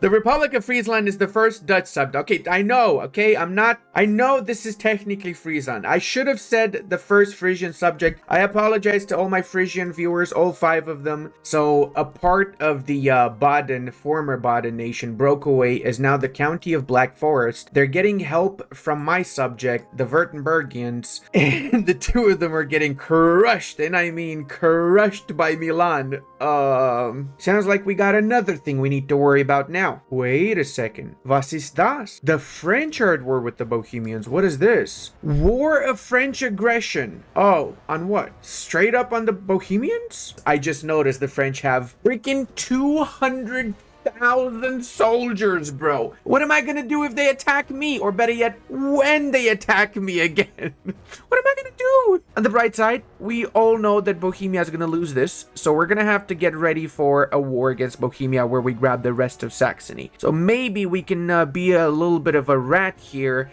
and make use of this war. I've also seen some people asking, Ludi, what nation is that in the central part of Germany? See, this is the nation of these. Okay, now that we got a buttload of new towns, we're going to be building up the temple as the very first building, and then we're going to follow that up, of course, with the famous library. Everybody loves libraries, right? When's the last time you've been in a library? Be honest with me. And we also want to get some hospitals, especially in our core areas, as well as some universities. In fact, universities would take precedent over the hospitals, so I'm going to cancel a couple of those hospitals and make more universities. And can someone explain to me why the Teutonic Order is besieging the HRE Emperor? Like, what's happening here?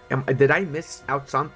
Why is everybody so aggressive, bro? And speaking of playing properly, we also need to make sure we have at least one market village in every single one of our rural locations before we make them into towns eventually. There's a couple of reasons why. First off, market villages give you burghers, laborers, and soldiers, so those burghers allow for you to get more maximum literacy in those locations. That's why you want to have at least one market village in every location. And then you also get the market access 0.5, which is always going to come in handy, a little bit of extra food capacity, plus the production methods are also pretty decent overall. Oh my god, look at the Bohemian army just dying, brother.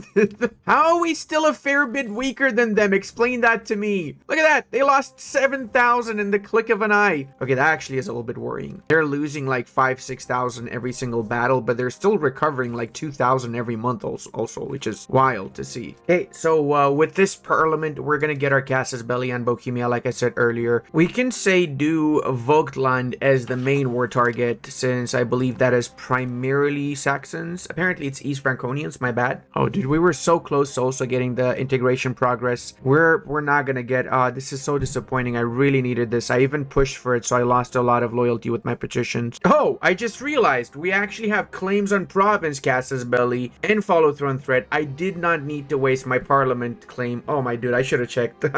I literally wasted 20% integration process right there. I unfortunately have to wait until the French peace out though, because they have occupied the locations I would have liked to occupy myself. So I'm kind of praying now that they don't annex this, because then I'm really gonna struggle in this campaign, man. It seems like the Poles want me to help them out against the Golden Horde. Sure, I guess we can do that. Is it actually against the Golden Horde, or are they just attacking Halish? I think they might just be attacking Halish, really. Also, what the hell, man? The AI is building so many forts. I'm 100% sure the AI is over the force limit. I mean, look at Poland alone. What is this? This is a ridiculous amount of fortifications. This is actually crazy. I've also figured out why the pike and shot institution is moving insanely slow. It's because the Nuremberg market doesn't really have much trade with anyone, including us. So we're gonna need to make some trade routes with the Nuremberg to get that in here. The thing is though, the capital of, well, the market center of Nuremberg itself does not have the pike and shot institution, so it's gonna take a while for this to reach the rest of the world, that's for sure. Now that being said, I can actually get printing press right now, and I am gonna do so. I would like to push for that ASAP. If we can be some of the first that get all of this juicy stuff here, like max literacy, holy schnitzel, yes please, institution growth, and hear me out, promote institution. That's right, so we can spawn the pike and shot and all the other institutions with cabinet action. Actually, I'm gonna do that before institution growth, obviously. Then of course, all of this stuff here, conversion, efficiency of cabinet, all of the output bonuses to cultural influence is pretty huge. Paper workshop, oh my god, yes please. Books output, oh, give it to me. Lumber plus 25 is insane too. Peasant satisfaction, expected cost of court, all of this I absolutely want right now. Give it to me, baby. Cabinet seats, obviously, and more important, paved road. Technically, I should probably push for paved road before anything else. So, you know what? I'm gonna cancel a few of these. roads. Everything from here is going to get canceled. We're going to do like this. We're going to do institution. And then after institution, we're going to do all the way beeline to paved roads. And then the cabinet seat with the power projection and everything else I queued up previously after this. Technically, this would be a golden opportunity for me to weaken the French too. But I would get more economic output, more power by grabbing a hold of the Bohemian stuff. I'm okay with France still winning this war against the English, because even if I join the English side, we might win, we might lose. It's probably going to be super balanced to the point where I'm not going to be able to get too much stuff. I maybe will get 1 or 2, 3 locations, and I would lose a lot of soldiers in the process, and then I would be weak enough that the Bohemia would take advantage. So what I'm going to do is I'm going to decline that. I'm sorry, England. England and their other allies will fight against the French, maybe win and get back Kent, maybe not, I don't know. Probably not though, considering it's France. And in the meanwhile, I can do my little war against Bohemia when the French peace out, grab some lands from Bohemia, use the time after the Bohemian War to strengthen up myself so that when the French attack me, which is again inevitable, they will attack me once they're done with the English war, I will actually be able to defend myself. And since I will be the war leader in that war as well, I will also be able to grab a bigger chunk of land instead of being reliant on whatever the English would likely give me or not if I was to join the English war. So that's my logic, my trail of thought right there behind me not accepting that. I'm not just a scumbag, okay? I mean, sure, a little bit Romanian move on my side too, but not just because of that. Well, boys, the French have finally pieced out Bohemia. Bohemia is left with 14,000 soldiers, so it's not doing too bad. The French have only took a little bit of previous Henneberg, so could have been a lot worse, to be fair. Now, when it comes to the French themselves, they're down to 34,000. I've never seen the French this weak, but then again, the English are also down to 32,000, and the English classically are losing. That's primarily because they haven't yet gotten the capital of France, and I highly doubt that they're ever going to get it. Plus, they lost almost all of the battles. So, yeah, just hold them for me. Hold them so I can do my thing in Bohemia, England. Be a good lad over there and just hold the French for me. I really appreciate it. Now, let's go ahead and go with the follow-through on Threadcastle's belly on the Bohemians. We cannot call in on the Poles because they're at war, but once the war is over, they should technically still join us. They have 94 joining, 84 not joining. So once that war is over, we can hold on until the war is over, hopefully, right? Yeah, we can. Our war goal is taking Franconian Schweiz, which is this little location here. So we need to make sure we push for this. We grab Bamberg and we grab a hold of the 3 castles there in order to start getting the ticking war score. That should be our main priority right now. We got about 40,000 levies, so we're actually about the same size army-wise as the Bohemians. The main difference is that they've got a bigger economy. They're up to about 1,400 tax base, whilst we only have about 750. So we're roughly half of the tax base of Bohemia. And the magical cabinet action of promoting institution is here. Let's start promoting in Magdeburg. I'm just going to show you guys how overpowered this is. It's crazy how quickly we're going to be able to get institutions by promoting them. Hey, the Poles pieced out, baby. Look at that. We got a much bigger Poland, which I'm happy with because I like to see a good ally. And that also means we now can call in the Poles. Hells to the let's go, baby. Hopefully we can give some of the Silesian parts to the Poles. That would be nice. Or at least maybe they do their own separate piece where they grab Silesian lands. That would be even better, right? Did I just say I'm happy giving Silesia to the Poles? What's wrong with me? I'm Germany. What the hell? We're not repeating the same mistake we did last time we attacked the Bohemians, where we assaulted fortifications to grab the forts faster. I didn't realize how fast the Bohemians can recover their levies. Now I know, so we're taking our time with the forts. Okay, also looks like the Bavarians are getting wiped out by the freaking Venetians, so I'm kind of thinking they might be okay with the white piece. I don't think I can get anything because I don't have the war score. I probably could otherwise, but yeah, just white piece is fine. I don't want to weaken an already weakened emperor, because yes, they are the HRE emperor. Oh, what was I saying earlier about institutions? Well, if it isn't the New World institution, and look at the pike and shot as well. Within just a few months, we already have a little bit of pike and shot. Not too much, but it's definitely growing. We're getting 26.32 to 30. We're getting 4% institution growth per month in every location there. That is crazy, bro. That being said, I like it. And I know a lot of people want to see that nerfed, but I actually don't want to see it nerfed because, in my opinion, if you're willing to have a cabinet member do that action, why not? Plus, it makes the game a little bit easier for nations outside of Europe once you get that particular advance. And end of the day, guys, if you really just want to sweat your ass off, don't research the advance if you think it's so OP. Come on, man. Let some people have some fun. I believe this is most of the Bohemian army right now here. So if we crush these bad boys, we should have a free war afterwards. And we've annexed Leipzig Bay, which means we now have a lot more tax base because all of this area here has super high control, and we also have insanely high proximity here, so we can maintain this really high control afterwards. I mean, we're getting 72 maximum control all the way into Leipzig, which is not even a city yet. I think it's just a town if I'm not mistaken. Yeah, so we're gonna have to upgrade this all the way to a city eventually. Speaking of, let's also make sure we got all our towns building up even more buildings so we get more of that productivity up, shall we? Of course, build in the most productive of places first, obviously. We've got the entirety of the war target province. We're gonna maintain that. We're gonna grab the rest of the Germanic areas too. Actually, we're gonna go for Prague. Why the freaking hell not? We're right next to it anyway, so we can rush for it. Plus, there's only 2 more fortifications we need to grab before Prague. A lot of their core Czech areas don't really have fortifications for some reason because they don't expect anyone would reach those lands probably. And there you go, boys. For the first time ever, someone is actually sieging down Prague. The main concern with this deal now is that we don't get the French in a coalition. I don't give a schnitzel about anybody else, just the French I don't want in the coalition. They're at 47, which is kind of on the limit, but that's it. The French are the only ones that we would have to worry about. Everybody else is irrelevant. Wait, actually, hold up. There's a Sweden in there. 32. No, we're good. Bohemia obviously would join in a coalition because we're getting a lot of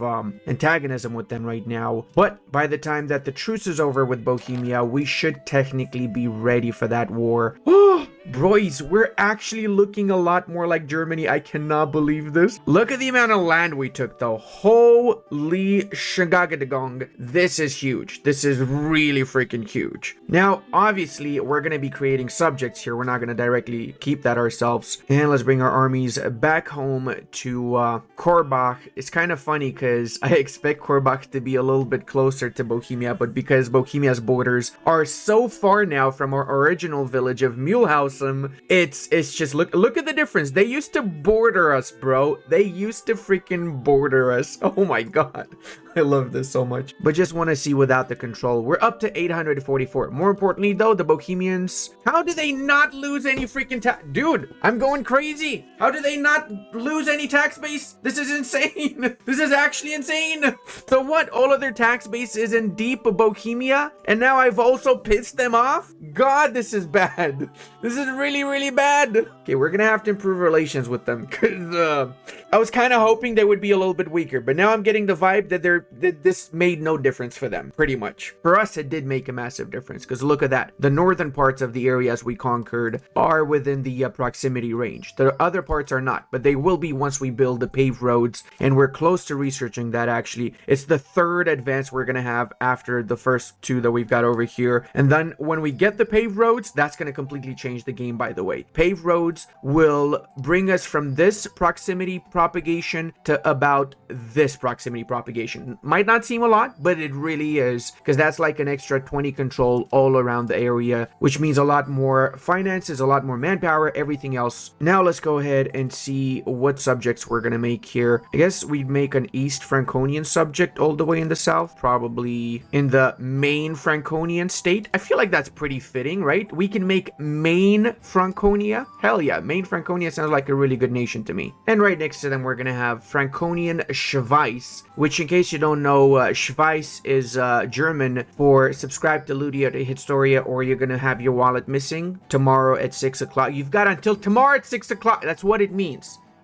It's not, hey, German is a weird language, okay? I'm just saying. Okay, in the east, it does seem like the Muscovites are starting to actually attack the Golden Horde. So I'm hopeful that the Golden Horde's going to collapse too, which should make for a little bit more of an interesting Eastern Europe. And seeing as I would like to see my population grow, I'm going to do a couple of things to help out with that. First off, I'm going to build a lot of irrigation, and I'm going to increase the amount of food production. And then I'm also going to increase the amount of food capacity. Right now, these are two of the main things I can actually do to help out with increasing my population a bit more. You guys want to see the progress on institutions? Look at this. We have fully spread pike and shot in our capital and a few of the adjacent provinces. By contrast, almost nobody has this. Some of the Italians also are using the cabinet action from what I'm seeing here, and I believe some of the OPMs in France, some of the subjects of France, are also doing the same thing, but that's about it for now. It's good to see though that the AI is also using the interaction, so it means that it's not necessarily overpowered, as it's not just the player that's doing it. We finally got paved roads, which means we're gonna get minus 25 proximity cost flat in all of the provinces where we build this, so obviously this is gonna be our first priority here. Upgrade roads to pave the roads, please. So by just building a few of the paved roads, which allowed us to increase massively our control, we went up to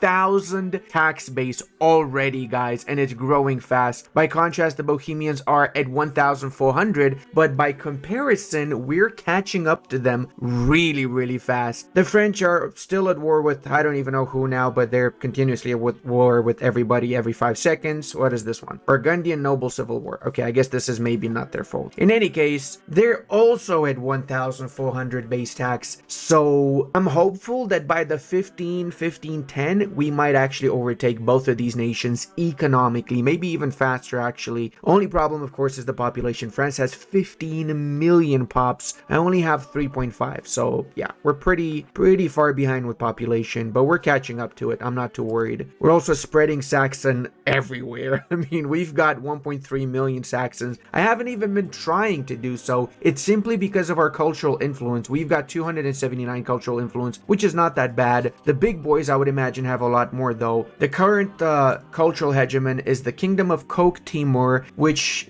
the Mongolians got 1,176 cultural influence. What the hell, brother? Yeah, we gotta build a lot of more universities, and I really mean a lot more universities, guys. It is very much so needed right now. We waited a little bit until it wasn't super expensive to embrace the pike and shot, but now we've got it, so we can start changing our advanced queue. We're basically going to cancel most of the stuff we're currently researching because we really need to push for better soldiers, especially better heavy cavalry. So we're going to queue up the Lancers as the most important one. And then we also have the unique German Landsknecht, which is honestly a very good type of unit. So we're also going to be pushing for this one as well. Obviously the Falconets and the Matchlock Levies. We want to get the House of Parliament for the extra 20% crown power. We also especially want the construction centers, maximum RGO size in rural, and the possible government reforms. So we do have a lot of researches we need to prioritize right now. We're also in 1492, and we've got 1,233 tax base. By comparison, the Bohemians are at 1,600, so they grew quite a little bit still. The French are at 1,400, so they actually did not grow. Again, they are at war with the English, but they got 97,000, and the English have 7,000. So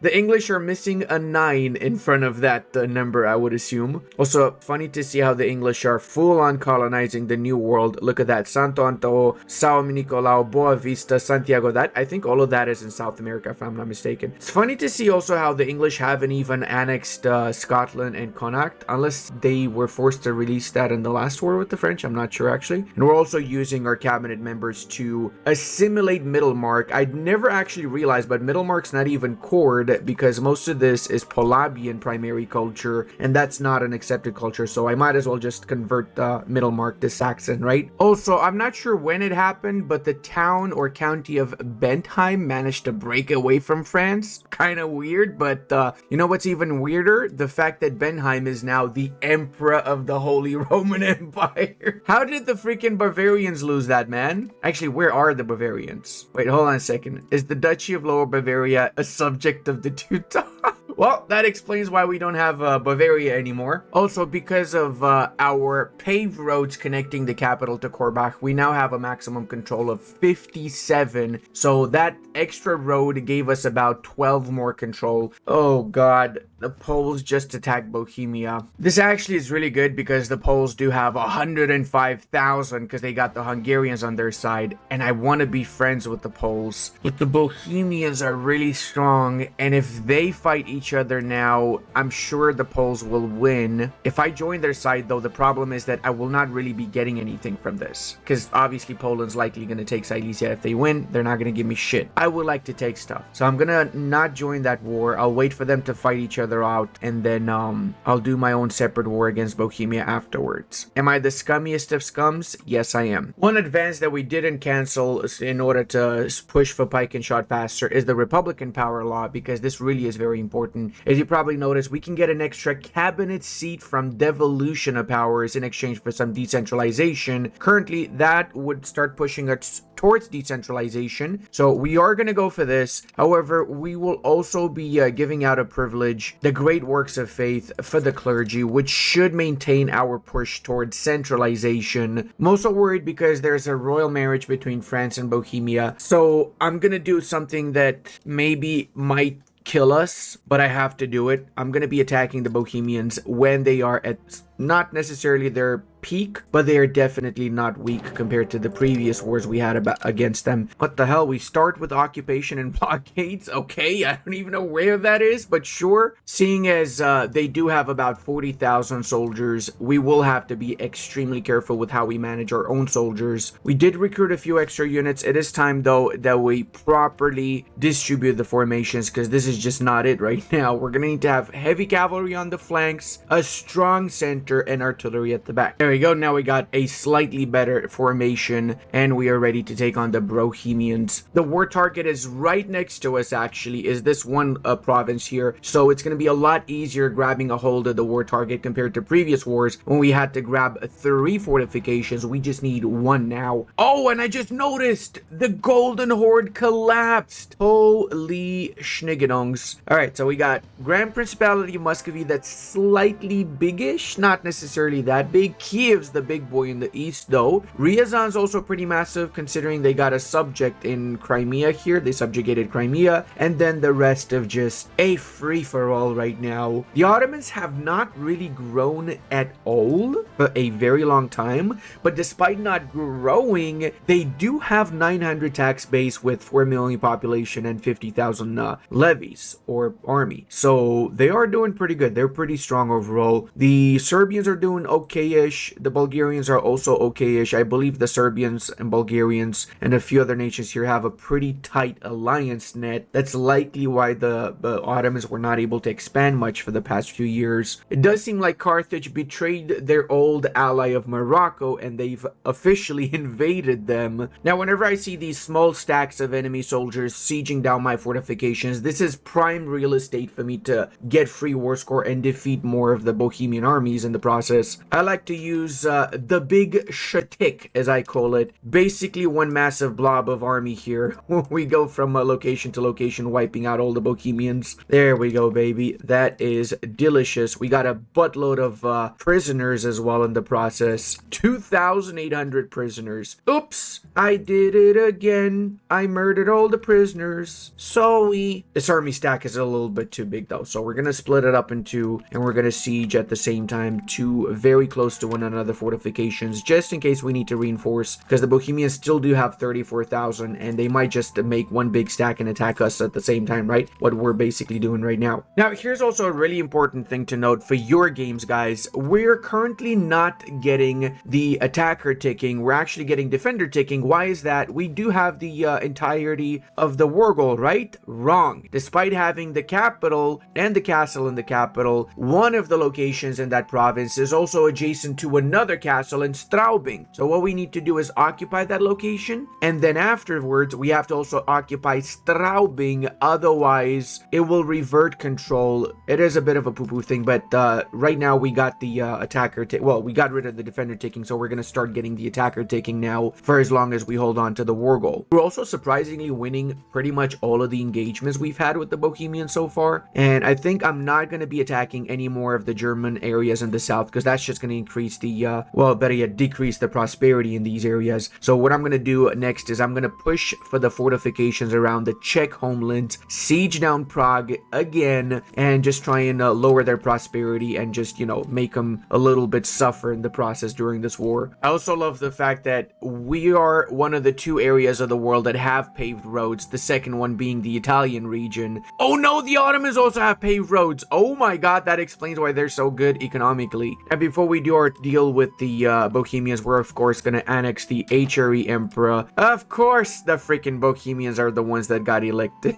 Now in this peace deal, obviously the main thing we need to take care of is not having the French join a coalition against us. That is pretty vital, okay? That's why we're grabbing pretty much most of Bavaria, and we're stopping when the French are close to 50 but not yet at 50. That means we're going to be releasing a few of the Silesian nations that either will fall under Poland, either under the Bohemians again, but it's just like a little bit of extra that we can do to weaken Bohemia a bit more, right? We're also grabbing the two cities of Frankfurt and Worms, which is a pretty big deal for us. These two cities have always been annoying when I declared war on Bohemia. Having that 5th cabinet member so early on makes a massive difference right now. Also kind of funny how we finished our war against Bohemia before the Poles and the Teutons finished theirs. How is this still happening, bro? Like, yeah, the Poles have 0 soldiers left. How is this still ongoing? How did you not resolve the war yet? I realize that a big chunk of the actual heartlands of Saxony locations are not yet towns, so we're going to upgrade them to towns and cities. That should increase our control over here even further, and as such we can make more money off of these lands. As for the southern parts of Germany, I'm a little bit on the fritz here, guys, because if I make more subjects, they're going to be even more disloyal. They already have minus 15 from the strength of all vassals weighed against me, and because I've got centralization pushed quite a lot now. We're up to 47 centralization. Speaking of, I probably should also focus on changing some of those values, so I'm going to have one of my cabinet members doing that for a while now. I've also gone ahead and I've secured my alliance with the Pope. I am going to be improving with Naples too, and I'm just going to be improving with pretty much everyone I can improve with, just so I prevent them from potentially joining in coalitions, and more importantly, so that maybe in the future I can actually get more alliances here. Seeing as I'm going initially for just Germany and probably historical German borders, nations that are outside of those historical German borders obviously would make some really good allies. And we've officially gotten the Landskenecker. Let's go ahead and start recruiting those bad boys. We're gonna be replacing all of our men-at-arms with those units. The Landskenecker take 10% less damage, and they inflict 10% more strength damage to enemies, which is why they're obviously a lot better than the standard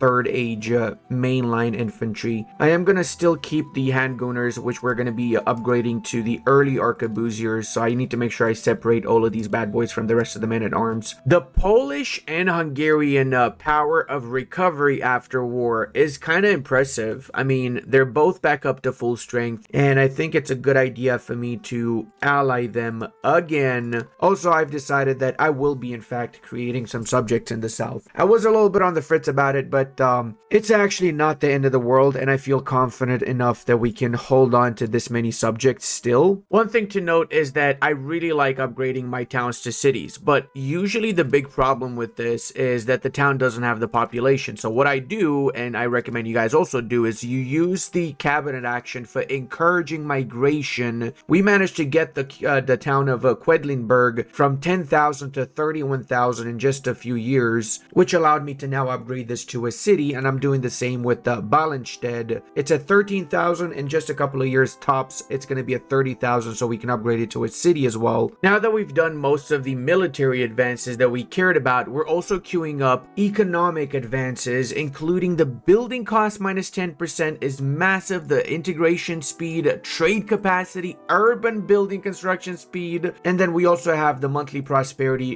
times 2, the trading hub a little bit later, but still pretty important to have that too, with the iron output plus 75, and the 2 afterwards, including the silver one, probably should be prioritized before copper. This will skyrocket our economy, and it should finish getting researched around the time when we actually needed. Also, I have to say that forming Germany makes no sense. Like, the required locations include all of Bohemia, but not Silesia. Like, what? It should have Silesia, it should have the Teutonic lands it required. What is this? This makes no sense, bro. Okay, well, it does seem like the Hungarians have decided to attack Bohemia too, and we were forced to join on their side because they use favors. Unfortunate, but it is what it is, unfortunately. Sometimes, you know, it'd be like that. We do have a pretty sizable army now compared to before. We just don't have the manpower because this took a lot to build up. We have maxed out our armories, actually. Now we might as well build up some training fields, I guess, since we do need a lot more manpower. I am a little bit upset, though, to be fair, because I really wanted to have my own separate war against Bohemia to actually grab all of Silesia or more of Germany. Oh, they still have hoofnesses. They don't have the third age units. This is really important. Oh man, I really need to piece them out so I can do my own war afterwards. The Lutheran Reformation. Only time will tell what this might bring. He moves to the Kingdom of Hungary. Ooh, baby, Lutheranism is here. Let's go.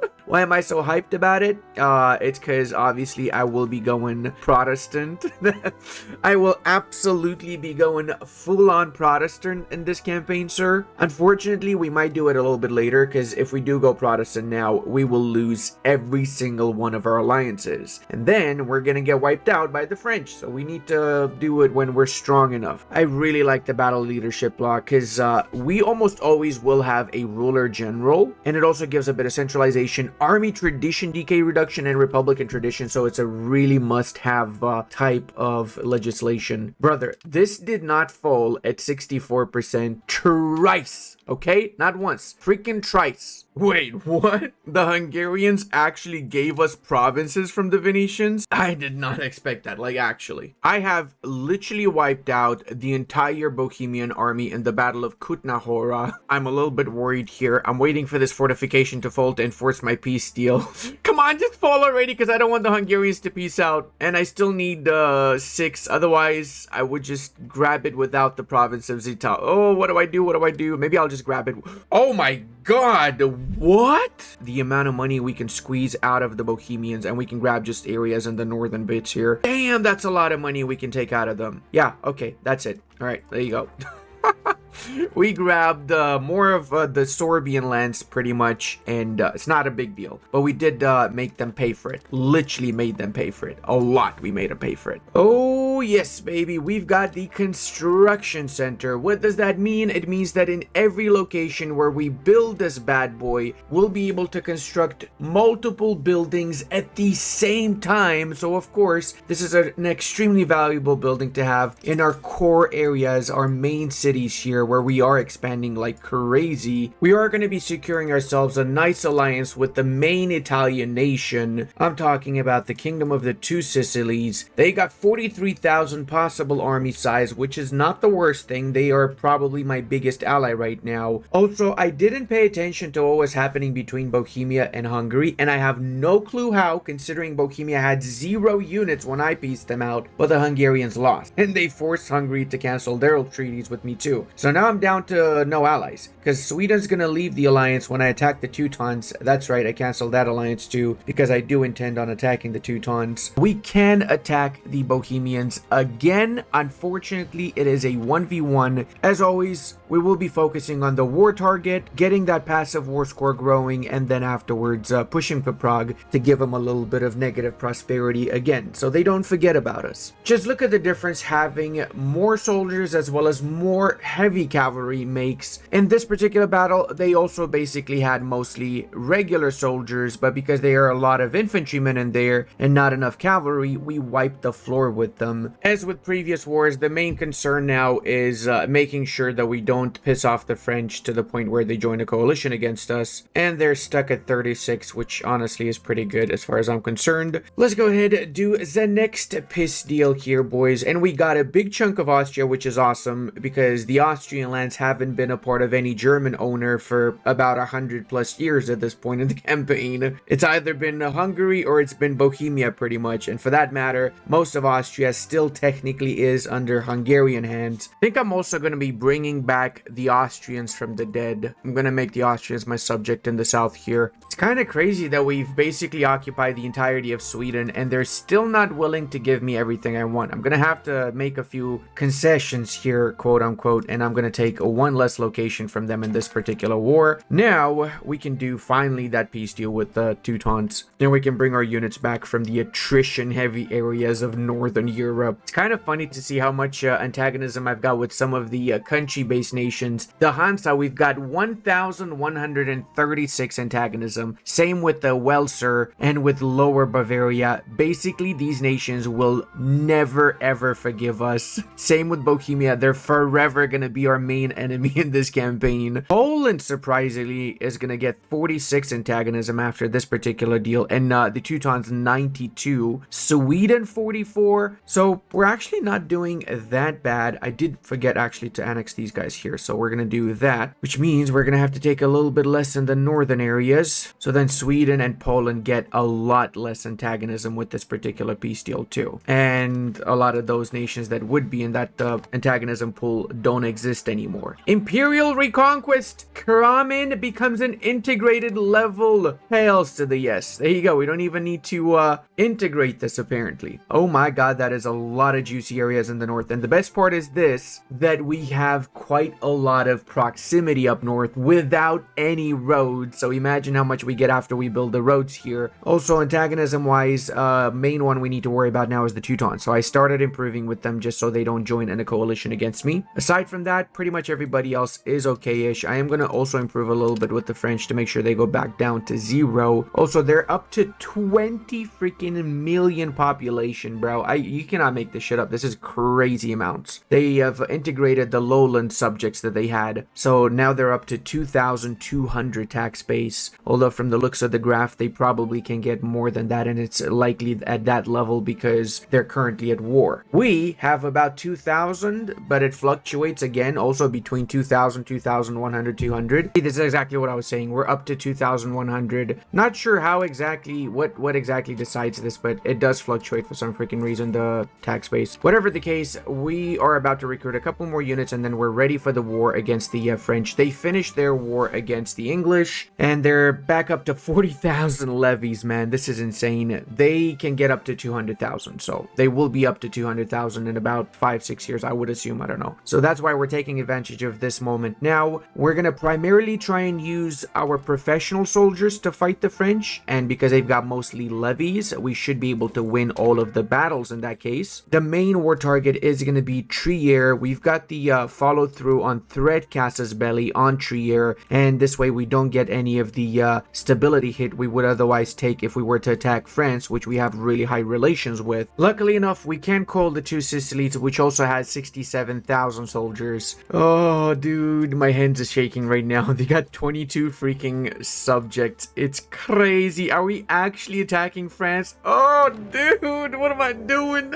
The amount of fortifications they got. Brother, is the AI going over the fort limit? Because I feel like they are. Okay, we're getting some casualties in on the regular French army too, which is good. So for the Age of Reformation, it's a little bit of a tricky one when it comes to focuses because I like kind of all three of them. They do have their own purposes. Military focus is honestly pretty decent overall. It has a couple of bonuses like cultural capacity that works for not just military, obviously. Army attrition minus 10% can also hugely help you, especially in the later part of the campaign, as can that supply limit plus 10%. But at the same time, the audit checks gives tax efficiency plus 10, efficiency of cabinet plus 20. It is insane, the diplomatic bonuses. A couple of these do focus on navy, which we don't care about, and on colonial maintenance and stuff, but majority of them do boost up our economy a lot, whereas the admin ones focus on both economy as well as conversion, which is one of the main topic of this particular age. And you you also get stuff like trade advantage that helps out a lot when it comes to trading and making more money off of that. Plus the 2 flat cultural capacity means that you can expand a lot as well for the rest of the campaign once you research that and accept a lot more cultures. So that's why I like all 3 of them. I'm really torn when it comes down to it here, but I think I'm going to go for diplomatic focus just to spice things up and not go again for admin focus. The first couple of institutions in the Age of Reformation have already triggered in Lisbon and Augsburg, so we're of course using our promote institutions cabinet action to bring those institutions in our capital and start spreading to the rest of our country. Wait, why am I at war with Bohemia? First rebellion. Oh my God, Glogo's not even an actual province that rebelled. It's just Bohemia basically backing a couple of Soldatensteiners. All right, let's start spamming our roads in the northern parts of the country now. We're also surprisingly doing really good. The French are still around 30,000 hovering. We lost 50,000, but that's mostly our allies that lost because the French have tended to attack weaker little Schnitzeldorfs when they saw them, which is understandable, right? That's how I proceed usually as well. Now, because the Bohemians have a lot of war exhaustion, they genuinely haven't had any time to chill for any point in this campaign, well, at least not for the last few years. They're willing to give me whatever I want. So I'm gonna grab a big chunk of the old Austrian areas here, which we of course will give afterwards to the Austrians themselves. And it seems we can call in the Hungarians against the French now. Does Hungary even have any soldiers? 32,000. Okay, that's not too bad. We're also making some pretty good progress on the French front. Also, it seems like Milan would like to join in on the fray here. So basically everyone's tired of France's shit and they've decided it's time we let Germany lead us to victory. Oh, that might have come out of context. I didn't want to say that we've got an alliance of Germany, Hungary, Italy against France. That's not, it came out wrong, okay? Just want to point out the French are the bad guys in our game. Just pointing out. Also, the rumors that we execute prisoners are just plain false, okay? We would never do such a thing. There is in fact zero evidence of us ever doing that, okay? Because no one got out alive. I mean, what is happening here? First, we attack Bohemia and we wipe the floor with them. Then the Teutons, then the freaking Hungarians, I forgot who else, and now the freaking Mamluks. Why on earth are the goddamn Mamluks here, man? Oh, I see, okay, so they actually attack Venice, which is allied to Bohemia. That makes a lot of sense. Bohemia is really not having a good time right now. If there's one thing I like is not to be automatically cold in Hungary's wars anymore. I guess being a Hungary ally does come with its freaking costs. How they keep on increasing their favors with me, bro? Why? The bright side, it means we can now make Hungarians really accepted. So when we conquer them, hint, hint, it might happen, they're gonna be happier with us. For the very first time in our campaign, we've actually sieged down Paris. It took a lot out of us, and I really mean a lot. We lost 100,000 soldiers. Meanwhile, the French have lost 93,000. But with this under our control, I feel confident that we can enforce a proper peace deal that we're happy with. Also, because of how quickly we were able to spread global trade in our capital, we're also able to embrace it already. Global trade institution is where you have a lot of advances that really double down on your economy, especially. Not only do you get output increase for your various resources, but you get better buildings like the tier 2 for saltpeter workshop, glass workshop, and a little bit later down here you get the level 2 fine cloth and regular cloth workshops, which are absolutely super strong. And I'm taking a bit of an extra stability hit, but I'm gonna do the same with artillery so we can actually get the age 4 military units. Plus we get for the first advance itself the artillery bonus versus 4, which says it all, honestly. But getting the chambered cannons as well as the heavy lancers is gonna make an insane difference, guys. We're gonna be raffle stomping them right now once we get these. We also can get the bastion, which is the advancement of the castle, so it's gonna be a lot more difficult for them to grab our provinces. So of course that's gonna be one of the priority researches too. Pikemen, of course, is really important since it is the next level of main frontline infantry. Flintlock levies, so we get even better levies than the ones we currently have. Okay, so I'm actually gonna concede in a way to the French. I'm not gonna go for 100% war score. I'm just gonna go for 88 so I can piece them out, because I really need to focus on the Bohemians. They actually came back in force now. And yeah, we're basically taking most of the central parts of France that are in the HRE, and we're grabbing the rich areas of mines straight up for us. We're not giving it to anyone else, so we could take 7,000 ducats from them. That's wild. Now, coalition-wise, I honestly don't give a schnitzel. Far too long have the Bohemians took advantage of Germany. Far too long have the people of Germany suffered at the hands of Brohamans. It's over, Bohemia. It's over. Your reign of terror has finished. Oh man, I do have an absolute buttload of buildings I need to upgrade, and I really mean buttload.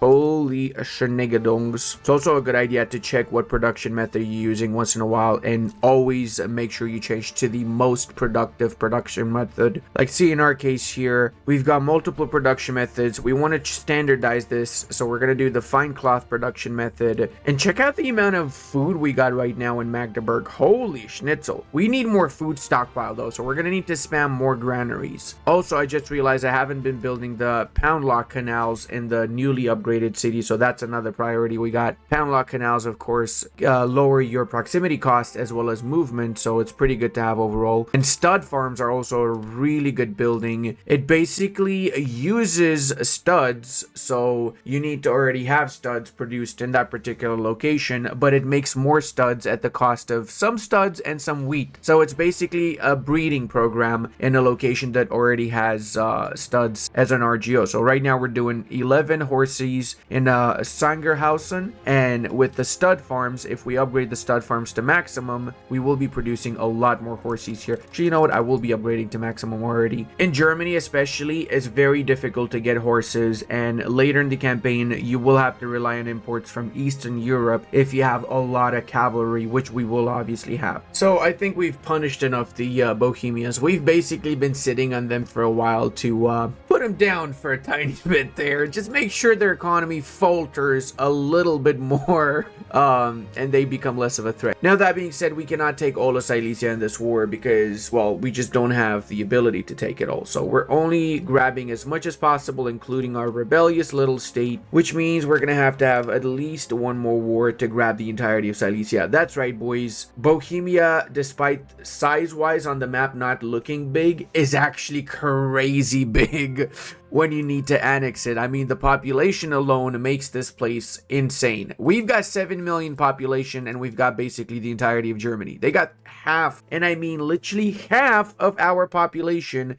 with only the Bohemian parts right now, because that's pretty much all they got, with the exception of this one location here. This was very expensive to take 26 war score, and now I see why. It's because this is a silver mine. I did not know that. If I knew that, I probably would have just beelined for this. I wouldn't have taken the rest of this, because now I'm kind of expecting the Poles will attack Bohemia, or the Hungarians will, and they will take this juicy silver mine. 57 tax base with the potential tax base of 171. Holy schnitzel, dude. By the way, guys, check out our core. It's all 100% without even assigning a cabinet member. This is the actual maximum control. Look at that. That is wild, bro. That is actually wild. Now we're going to be urbanizing more locations, because I like to see that control increase more and more. I guess you could call me a control freak. And we've unlocked the barracks, which means we're going to have significantly more soldiers now. We're basically going to be upgrading all of our armories to barracks. We're also getting our Cleanse of Heresy Casus Belli on the Swedes, so we can liberate the entirety of Schleswig and what's left of Holstein from Sweden. The cool part is that almost nobody's going to give a single schnitzel, since Sweden, like I said earlier, is a Lutheran nation, and everybody else is still Catholic, unfortunately for us, because I was hoping we'd get more Lutherans around. Also, in the previous part, I said that I don't know why I'm able to upgrade individually each unit, but not from the upgrade button. Apparently, it's because I didn't have enough money to upgrade all units.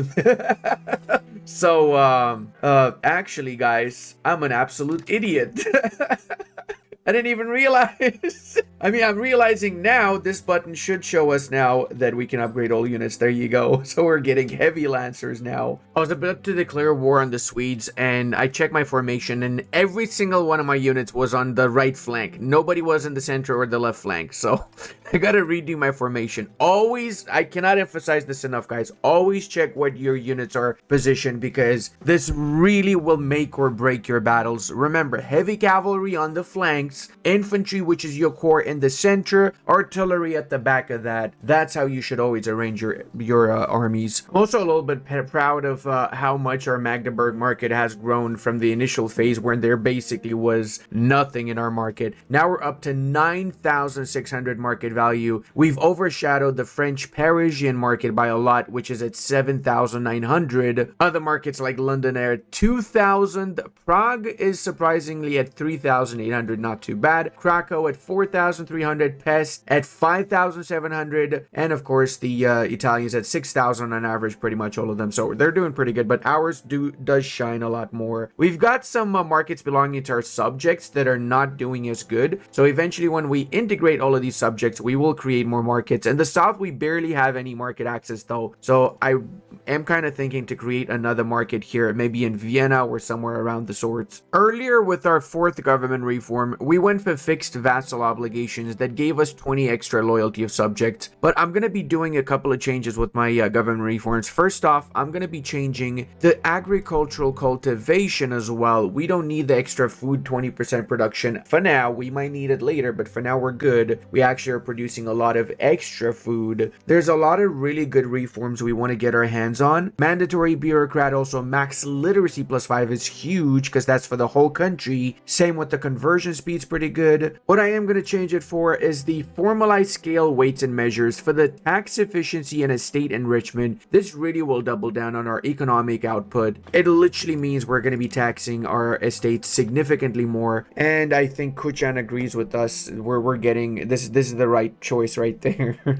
She's been sitting on my lap the whole time, by the way. I know you guys don't know that, but yeah, she's been just chilling on my lap sleeping. Now she woke up, so she's probably going to be walking around the screen a little bit. She's honestly very curious about what's happening with the mouse. Why is the mouse moving around in front of her? She wants to catch the mouse, basically, the cursor. So we are a little bit in luck because the English will not join on the side of the Swedes, which means we can do our cleansing of heresy. Similarly to what we did in the Bohemian War, we're gonna try not to have any levies raised. That way we just use our professional soldiers, so we in essence lose less of our population in the war. We also have 87,000 manpower. We're gonna get more. We're in the process of upgrading our armories to barracks, but it does take a while because unfortunately it is a little bit bugged, and I don't know why, but it's just not letting me do it from that screen. I have to individually click every single location and do it, which is annoying. Now, one major issue we have is the fact that we don't have a fleet. In fact, we're so backwards with ships. We've got the first age cogs and traditional galleys. Yeah,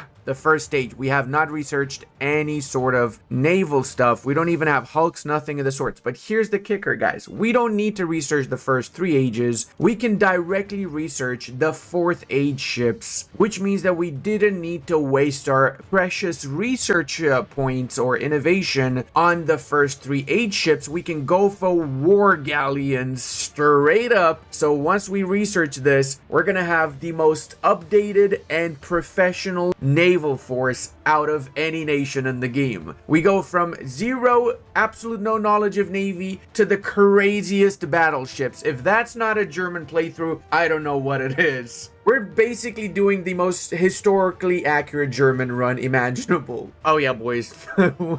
We're literally stack wiping the Swedes with 0 losses. I think we might be actually a great power. Are we one of the big boys now? Is that what's happening?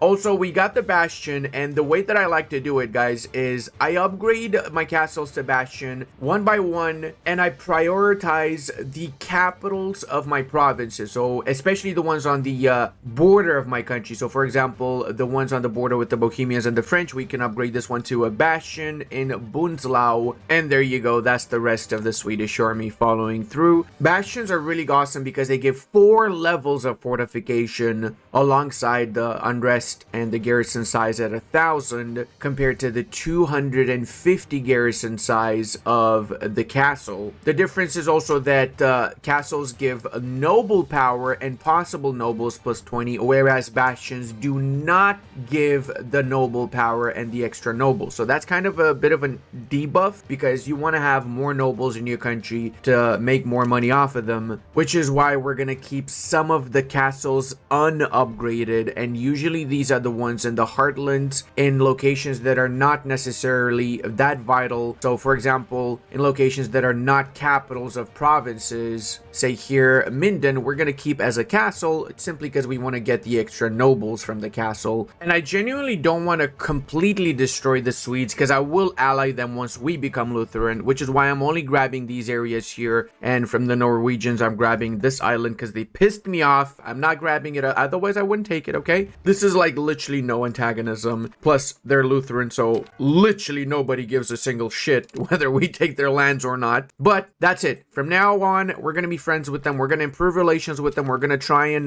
make sure that they don't completely collapse, and we're going to focus on our attention to the other parts of Germany now that are still occupied by foreign powers. Also, check out our economic situation now. We're literally close to making 1,000 profit, and we're paying max out for diplomatic spending. This is just wild, honestly. All right, boys, we're ready for the next war with the French. They got about 200,000. We got about the same, and we can also call in the 2 Sicilies. Actually, I didn't realize that, so it should be a fairly easy war compared to the first one because now we also have 104,000 professional soldiers. I don't know what type of soldiers the French have, but we got pikemen mixed in with arquebusiers, with heavy lancers, chambered cannons, so we should be wiping the floor with them. I am going to be raising my levies too, just in case, but I'm going to keep my levies on a defensive because I would like not to lose my levies senselessly. So I'll primarily be using my main professional army to siege down the entirety of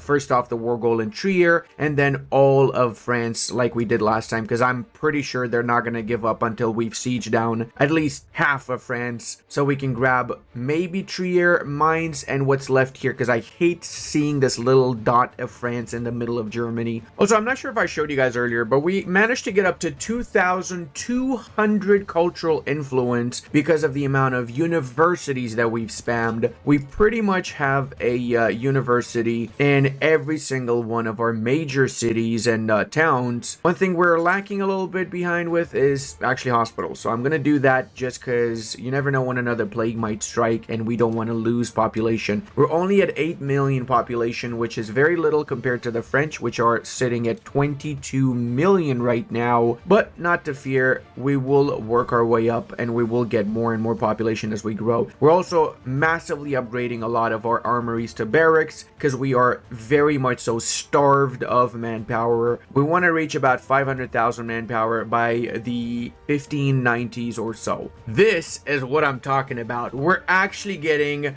proper sized battles now, and I am all for it. And this is the big difference with the not professional soldiers. We wiped out a big chunk of them. Actually, I think some of these might have been professional soldiers because there's a lot of cavalry in there, a little bit too much for levies. Okay, the previous battle might not have been a good example, but this battle is. Okay, check this out. They outnumber us and we still managed to inflict 4 times the damage. Now, this actually was more of a professional force that we fought, but the difference here is that we have better technology. Also, boys, we've officially cracked 4,000 freaking tax base. Halle freaking Schnitzeldorf flew, yeah, boys. I don't know, I feel like a little kid happy as fuck when I see that for some reason. It's like my little Christmas gift, guys. At some point in the campaign, we might just grab Paris and keep it forever and just name it Schnitzeldorf, you know what I mean? The real name of Paris. And yes, we beeline straight for their capital. We've also been crushing them massively, guys. They're down to 7,000 soldiers. Honestly, at this point, it really isn't any sort of a challenge. Having so many more professional soldiers than the French, it's crazy. Like, they started the war with about 25,000, give or take, professional soldiers. We started with 100 100 and something thousand. So that alone won the war for us pretty much. Now, the French are stubborn, so we will literally have to siege down a massive chunk and hold on to it for a long time before they give us close to 80 to 100% war score, which is what we're going for, because we at least want to grab the western parts and the little enclave they have, if not a bit more, maybe in Baden too. Let's see. Wait, I just realized they actually grabbed the war goal back. When the hell did they did that? Was I not paying attention, or what happened? Wait, what? The subjects of France, most of them are not in the war anymore. The German subjects of France are not in the war anymore. Why? They got a truce with me for 7... What? I am so confused right now. How the hell is this even possible? Bro, are you kidding me right now? So I'm not going to be able to get any of the stuff that I actually want? Are you actually serious right now? Bro. This also sucks because we cannot grab the war goal because it's not in the freaking... Oh god, dude. So I'm gonna get minus 50 defender ticking basically, because there is no possible way for me to grab the war goal. Are you shitting me right now? Oh my god, dude, this is really frustrating. I'm not gonna lie. Oh, this is so frustrating right now. Holy shit, is this frustrating, bro. If you guys know why this happened, let me know in the comment section, because I'm honestly not sure. Like, I really want to know what the freaking hell happened. It's very specific too, because they've got other subjects that are not out of the war, so it's only the subjects that are a part of the Holy Roman Empire, from what I'm seeing here. So like, just why? Wait, these guys are a part of the HRE too, but they're some of the subjects in the HRE. Burgundy's still in the war with us. Like, what the hell is happening here? How is this even possible, bro? This is the ultimate freaking dumbest freaking situation, because I'm sure it's not a bug. It's probably some scripted thing. I just don't know what. Well, I guess we'll just have to figure it out. And we're at war with the Bohemians again, that are currently being occupied by the Hungarians.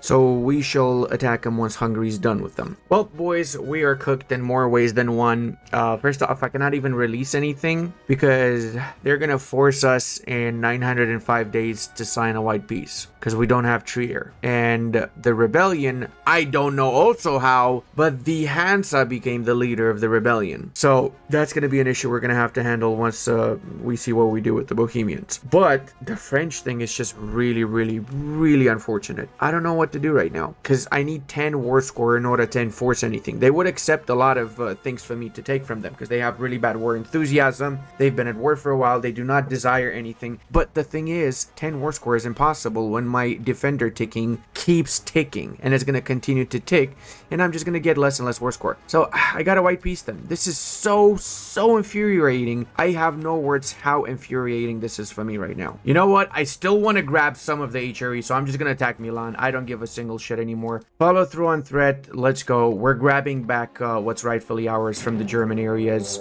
If we couldn't grab the French stuff, at least we grab back parts of Baden, right? We're now also building the Mercury patios that we should have had like 100 years ago built. Hey, better late than never, right? As they say. So I'm curious to see how much money we make afterwards. We actually can get a second level for the Mercury patio, so we're gonna queue that up also. Probably should redo my advanced setup, because I also want to get the cabinet seat a little bit earlier, so these two should be a bit more of a priority. All right, we're wiping the floor with the Milanese units. Surprisingly, they have a lot of professional soldiers, but unsurprisingly, they've got third age soldiers mostly. Not all of them. I think they got the demi cannons too, but they don't have the cavalry that we got, which makes a big difference. Also, the AI tends to go for light cavalry a lot, which is pretty bad because light cavalry sucks compared to heavy. Okay, so we've redone our advanced queue. First off, we prioritize significantly more the Supreme Court, which when built in your capital gives proximity cost -5 for the whole country. I was just trying to prioritize military technology, which the result of which we're seeing right now, because we're crushing everybody left and right. If we didn't prioritize that military technology, we would have struggled, or we would have lost a lot of these engagements. So that's why we're putting the proximity cost a little bit later. It is an unfortunate side effect of trying to actually not die. Then we're going to do the cabinet seat and the extra Mercury patio, and then everything else afterward. Okay, good news, guys. We've discovered a lot more bog iron smelters in the northern parts of our country, because I have been very disillusioned with trade overall in this patch. I didn't even research merchant quarters, but I guess it's time we do it. We still can make a little bit of money off of trade, although not as much. We're only making 110 trade income right now, but considering that's from 297, that's honestly not the worst. Maybe we really need to double down on trade. The great market market expansion shall begin.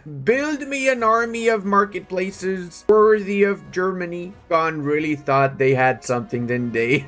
They're like, yeah, we're gonna attack Mühlhausen with our freaking Age 1 cavalry. That's gonna work out for everyone.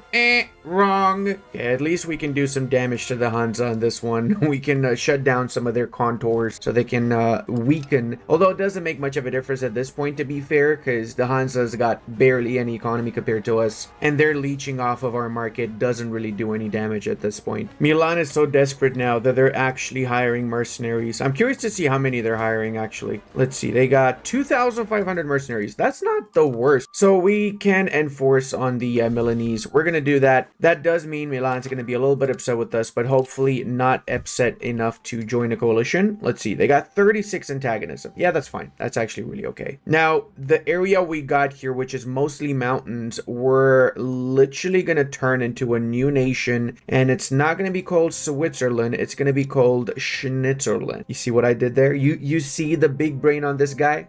Also, we're getting ready to attack the Hungarians, our old buddy boys. The sad part is the Hungarians actually absolutely love us. They got super good relations with us. They want to ally us, but we really want to grab the Austrian lands, and I don't care getting a -20 stability hit and fighting them as long as I get to hold on to my beautiful Austrian lands. It is the unfortunate side effect of being on the border with Germany. I mean, you know what? We're gonna be good friends. Okay, I'll be honest, guys. Once we grab all of the stuff that is in the HRE, so all of this area here, and of course the Prussian lands from them, afterwards I'm not gonna go into the rest of Hungary. So we're gonna improve relations. Eventually we're gonna get rid of the antagonism we're accruing with them. So we're actually gonna be good friends in this campaign, I promise. This is just a temporary war. Okay, seriously, this province is not really called Schlaf, okay? Are you kidding me? They actually call this province Schlaf. I didn't make this up, by the way. This is the actual name of this one location, bro. What a sloppy name, guys. We've basically destroyed Hungary, very much so. We killed 105,000 Hungarians, which is very sad, of course. Very, very sad indeed. But sometimes it's a necessary evil, you know what I mean? I've got a bit of a situation, though. I can either grab Luxembourg and what's left of Upper Bavaria, so I can basically get rid of two very annoying little schnitzels, or I can grab the entirety of the Vienna province. Vienna is a lot more important, but I'm going to grab the other ones because I want to get rid of those annoying little schnitzels all the time, you know? They're like little bleeps of Hungary's color within my realm, and I just don't like it. And then aside from that, I can grab half of the Viennese province, I guess. A little bit of money too. That is honestly not the worst thing. 71 antagonism with them is also pretty decent. It basically means that we can definitely recover our relations with them after this. So right now, they don't hate us as much. 85 antagonism actually, so we're gonna have to improve relations a bit. I've also made the decision to split my army in 4 separate armies, and we're going to keep them in 4 separate locations. Obviously, one is going to be in Korbach. The other 4 are going to be around my core areas. I realized that if I have armies in 4 separate provinces here, it pushes up the control to close to 100 in like all of this land. This is crazy. So I might make a couple more army groups of 25,000 and keep around all of the main areas. And by areas, I mean provinces. Now, we also managed to grab pretty much the entirety of Pomerania, so that's pretty good. Volgast is still a subject of the Hungarians, but Volgast is, of course, a Germanic nation, so I'm okay with the Germans owning the Prussian lands, even though they're not the proper Germans, better some Germans than none, right? It looks so weird having almost the entirety of Silesia, but then having chunks of it owned by the Poles. Ew. So, yeah, we just need to grab the Polish bits and 3 more locations from Hungary, and then we have the entirety of Silesia. And check this out, Byzantium, which was making 100-something tax, is making 2.71 tax now because there's basically no control there from the Poles. Wait, oh my god, did I just give them this? I did just give them this. Oh, I didn't pay attention because I had the Poles on my side and they occupied Byzantium. Oh, dude, I gave them like 26 worth of war score. Oh, this is so stupid on my side. I should have realized that. So the areas where we currently are stationing our armies are the Altmark, Middlemark, and Flaming Heath provinces. Look Look at that, already up to maximum 100 control here. I absolutely love this, genuinely love this. It actually makes it worth it for me to grab even more soldiers, so I'm genuinely recruiting another 2 armies dedicated to doing exactly this during peacetime, and then obviously fighting during wartime. So we're gonna standardize this. I want to have standard amounts. Let's say we get 10 heavy cavalry, 10 arquebusiers, and eventually we're going to do 10 cannons as well. I might do 5 arquebusiers and 5 pikemen, though. I think that would be a better option for now. In the next age, we're going to basically abandon melee units altogether, and we're just going to go full-on gun units, of course, with the musketeers making the entirety of our army. We're not going to even have anything else. We're just going to have musketeers, a little bit of cavalry for the flanks, and then cannons. That is the perfect composition for age 5 and 6. Musketeers, which is the main firing unit, heavy cav, cannons. Remember that. Also, let's go, boys. We got 10 million population already. Holy schnitzel. The French are at 23. We're catching up to France, bro. It looks like Sicily also finished their little civil war or whatever they had there as a rebellion, so we can start giving provinces to our subjects here. The Austrians get back all of Austria. Eventually they will. Although, is it smart for me to make Austria ridiculously overpowered? Probably not. They already are kind of strong, aren't they? 600,000. Yeah, maybe we don't give them anything else and we just create more subjects. Or we give the mountain provinces to our mountain people. Now, they're only 202,000 population and 27 locations. They're pretty much okay. Austria, I will split up though. So in the next war, the conquered provinces of Austria, which is going to be the main idea for the war, I'm going to give to Styria or whatever it's going to be called. But in my eyes, it's going to be Styria. So it's going to be Austria divided in 2. So boys, we reached a little bit of an impasse. Basically, the Poles and the Hungarians are non-stop attacking the Bohemians until eventually, I'm assuming, they will be annexing all of this. I actually got called in a Polish war, a parliament-approved claim actually, so not an OCB war, but I've got enough war score to peace out myself, and I think I'm going to do so. We're going to take this little bit here, and regardless of what the Poles and the Hungarians do, I'm going to continue to eat up the rest of Bohemia myself and create a Bohemian subject or a few Bohemian subjects that will eventually own all of Bohemia. And also, we're up to 5,700 tax base now with 3,500 income, which is 1,100 profit. By contrast, the French are at 3,000. The Hungarians are 3,600, surprisingly. We also managed to increase our population by quite a lot. 10 million is pretty good amount. The French are around 24 million, so we're catching up on the French too. So I was basically ready to declare my war in France, and we had a couple of rebellions pop up. I was at 98% progress apparently with the Czech rebels and with the Swabian rebels. So that's a little bit of a detour here, but the best part about this little detour is the fact that we're back at war with the Bohemians, because of course the Bohemians join on the side of their Czech bros. It's also why I've literally been allowing my rebels to brew. I haven't been fighting the rebellions at all, because if it's Czech rebels or Silesian rebels or whatever other rebels that have the backing of another nation that has that primary culture, then I can easily get CBs, because those countries are likely going to join on their side. Now, with this particular peace deal, I want you guys to pay close attention, because this really can make a massive difference in your games. If we were to click this button that annexes the entirety of the revolting nation, it would cost 70 total cost of peace. However, if we individually grab those provinces, I don't know why, but it costs only 5. I think this might be a bug. I have no idea, but I'm gonna abuse it because I've suffered enough at the hands of the freaking AI in this patch. I want to have some stuff for myself, okay? So I'm definitely abusing it. It's still 0 antagonism because these are technically our lands, and that allows us to grab even more of the other provinces, obviously not too much. So after careful consideration, I decided to go for this particular peace deal. Think it's a fair deal. We're only grabbing 5 locations from the Czechs, which is also most of the northern locations, so we should have a bit more of proximity reach there. But of course, these are going to be added to our new Czech subject in a few moments. Holy shit, we can raise 150,000 levies now. That is insane. Still not as many as the French. I think they can raise 240, and they got about 40,000 standing army. Also, I don't know if I mentioned this, but if you want to select all your units, you just select them, and then afterwards, if you want to unselect only a few, you hold left control, and then you click on those particular units. So in our case here, we click on the professional soldiers, and we merge all the levies in one big stack. That's what I normally like to do at this part of the campaign, so I can keep a better track of which ones are my professional soldiers and which ones are my levies. So we've grabbed a hold of the war target, which means we're going to be getting now passive attacker ticking. But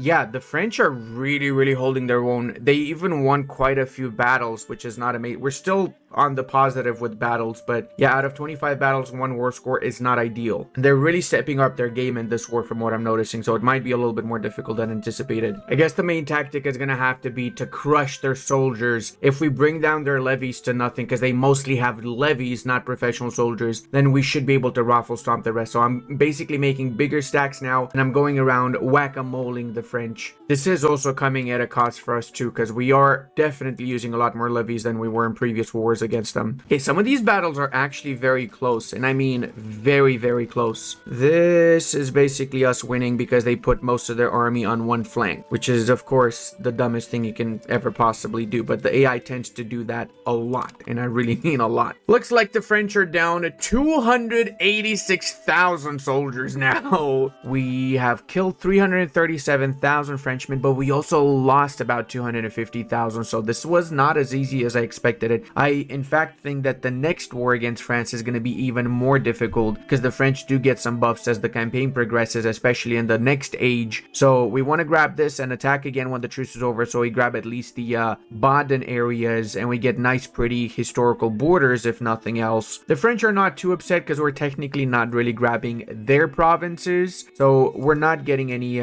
real antagonism with anyone, and we made some more progress here. Look at that, looking way better than before. I'm not sure if I should be worried about this or not, but my computer sounds like it's about to take flight. It's really loud right now. What I'm hopeful with this particular war is that after it's done and I grab most of the heartlands of Austria, the Hungarians are still going to be friendly. Like I said earlier, I'm not going to expand into the rest of Hungary, so I'm okay with just grabbing a tiny little schlibidib. One thing that I like at this point in the campaign is that I've basically ignored some of the early naval buildings too, not just the naval ships, and we're going to research naval batteries straight up. We haven't gotten any coastal forts, and we don't need to get coastal forts because the naval battery is the upgraded version of the coastal fort. Same here, we're going for the Pinas, which is the level what's that name again? I'm sorry. Is this actually what these things were called? Also guys, we will be embracing the Reformation right after the Hungarian War, so to make that transition a little bit smoother, what I've started doing is I've started converting our locations to Protestant. Doing it a bit before you actually make the switch is always going to be the smart approach. I have to say the Hungarians have folded significantly faster than the French have, so we're going to grab most of the Germanic areas actually. Only 88 antagonism, but that is putting us at 105 with Hungary, so I'm kind of getting the vibe that we're probably not going to be friends with Hungary for a little while, at least for 30 to 40 years or so. We're probably not going to be friends with them until we improve our relations back up. But look at that, we're actually getting the western borders of the Holy Roman Empire already under our control. There's just a thin strip of land here that used to belong to the HRE that we need to recover in probably one final war against the Hungarians, whenever that's going to be. And we actually can release Styria for that matter. You know what? Frack it, man. I'm actually going to release Styria. That's awesome. Styria also has more cores on the Hungarians too. It would be very ugly of me though to not give Vienna back to Austria, wouldn't it? Yeah, that would be very horrible. I mean, imagine. Yeah, I'm not gonna give it back. Since we got this as an incorporated city, I mean, why would I give it back? I mean, that being said, those Czech patriots, whenever they pop up, might give us a free sea beyond Bohemia. So after we do the Czech rebellion, we'll have Pax Germania. We also got the foreign cultural law, which is one of the better advances because we have a few options here. We can get cultural capacity +1, which allows us to accept more populations. If we were doing a world conquest, that would definitely be the choice, but we're not doing a world conquest. So cultural influence and assimilation is not bad. It means we're going to get more Saxons faster and more influence faster. Or we can go for the maximum tax +5 for peasantry, which would mean about 300 more ducats a month, which is a lot. However, I actually want to go for the population assimilation speed since I want to see everybody become one culture. Let me actually check how many Saxons we got right now. We got 4.8 million Saxons, and as you can probably tell, Saxons have, without me trying to assimilate too much, I've assimilated only a little bit here. Now, we can definitely push for 100% war score against the French. We've absolutely crushed them, although it was a lot more difficult this time. However, we got a big issue. We need to peace out. We need to peace out ASAP. That's why I'm grabbing these little provinces here. Not much antagonism overall. Again, it's mostly in Germany, so France doesn't get much antagonism itself. More importantly, though, we need to do this peace deal now because the Bohemians are about to disappear. I got the suspicion the Hungarians might wipe them out, and we don't want that to happen. Here's why. It's because of the Reformation. We need to click the prepare military escalation, which gives us a casus belli on Bohemia, with which we can do the religious superiority war that allows us to win the war of religions. I guess I'm gonna have to wait and see what the result of this war with the Hungarians is, because it's possible that Bohemia might still exist in like 1 or 2 locations, which is enough locations for me to get my particular war finished. The reason we're supposed to attack the Bohemians the second that the truce is over is because if we don't, they're gonna join the coalition, and right now the coalition includes Hungary and Milan. It will also include the French, so that's why I'm getting ready to attack the French. Wait, actually no, 39, never mind, it doesn't include the French. It will include the French after we grab the rest of Baden and the lowlands though. So then we're gonna have to have a few wars against Hungary, Milan, and France, which we're gonna be more than capable to do, so I'm not too worried about that. Wait, what? The Poles joined on the side of the Bohemians? Brother, you backstabbing little shits. Are you serious? Okay, I guess Poland out here defending Catholicism. Well, you know what, Poland? You're gonna get your ass handed to you. That's what's gonna happen. It sucks though, because that was like the only ally we had that we could rely on. And Poland is actually pretty strong too. They've got a decent amount of soldiers and tax base, more importantly. This basically means that within just 30 years, we went from having all of Europe allied to us against France and Bohemia to being surrounded by enemies in the center of Europe. Oh, come on. Are you serious? The freaking Hungarians joined too? How many? What? Oh, shit. I'm getting the feeling that the entire Catholic world joined in against us. 900,000. Okay. Check the diplomatic map mode. Oh, this is bad. This is really, really bad. I was expecting I'm gonna have an easy time here, but no. Fudge, man. I didn't know it's gonna be that bad. I thought it was gonna be like a quick war. No. God damn it. You guys decided all of a sudden you really want to defend Catholicism, huh? All these years of France wiping out Catholic nations, you didn't give a shit. Now you do. What is this, man? We got one of the most important moments in our Lutheran playthrough. We can choose finally the rights of the clergy. Now, pay close attention. If you stay as a Catholic, always go for secularization of the state, because then you get maximum tax for the clergy plus 100%. Remember, the Catholics have minus 100%, so this basically negates that at the cost of pissing them the hell off, minus 25% satisfaction. But by doing this, you can start taxing the clergy as a Catholic. You don't need to go for secularization as a non-Catholic, because then it makes no difference. You're already able to tax the shit out of the clergy. The problem as a non-Catholic, a Lutheran in our case, is that you don't have the satisfaction. So what we're going to go for is satisfaction, which is strengthened rights of the clergy. It also increases population conversion speed, which is another thing that we need. And we also can now get our possible aspect, or first possible aspect, Clicius Maximus. There's a lot of really good ones here. My favorite is, of course, proximity cost minus 5%. No brainer, guys. Going for this as your first aspect means that you're going to be able to have more proximity reach and as such more control over your country. Also, for those of you wondering, we're up to 7,000 tax base now with an income of 4,400 without sliding everything to maximum. Otherwise, it would be about 10,000.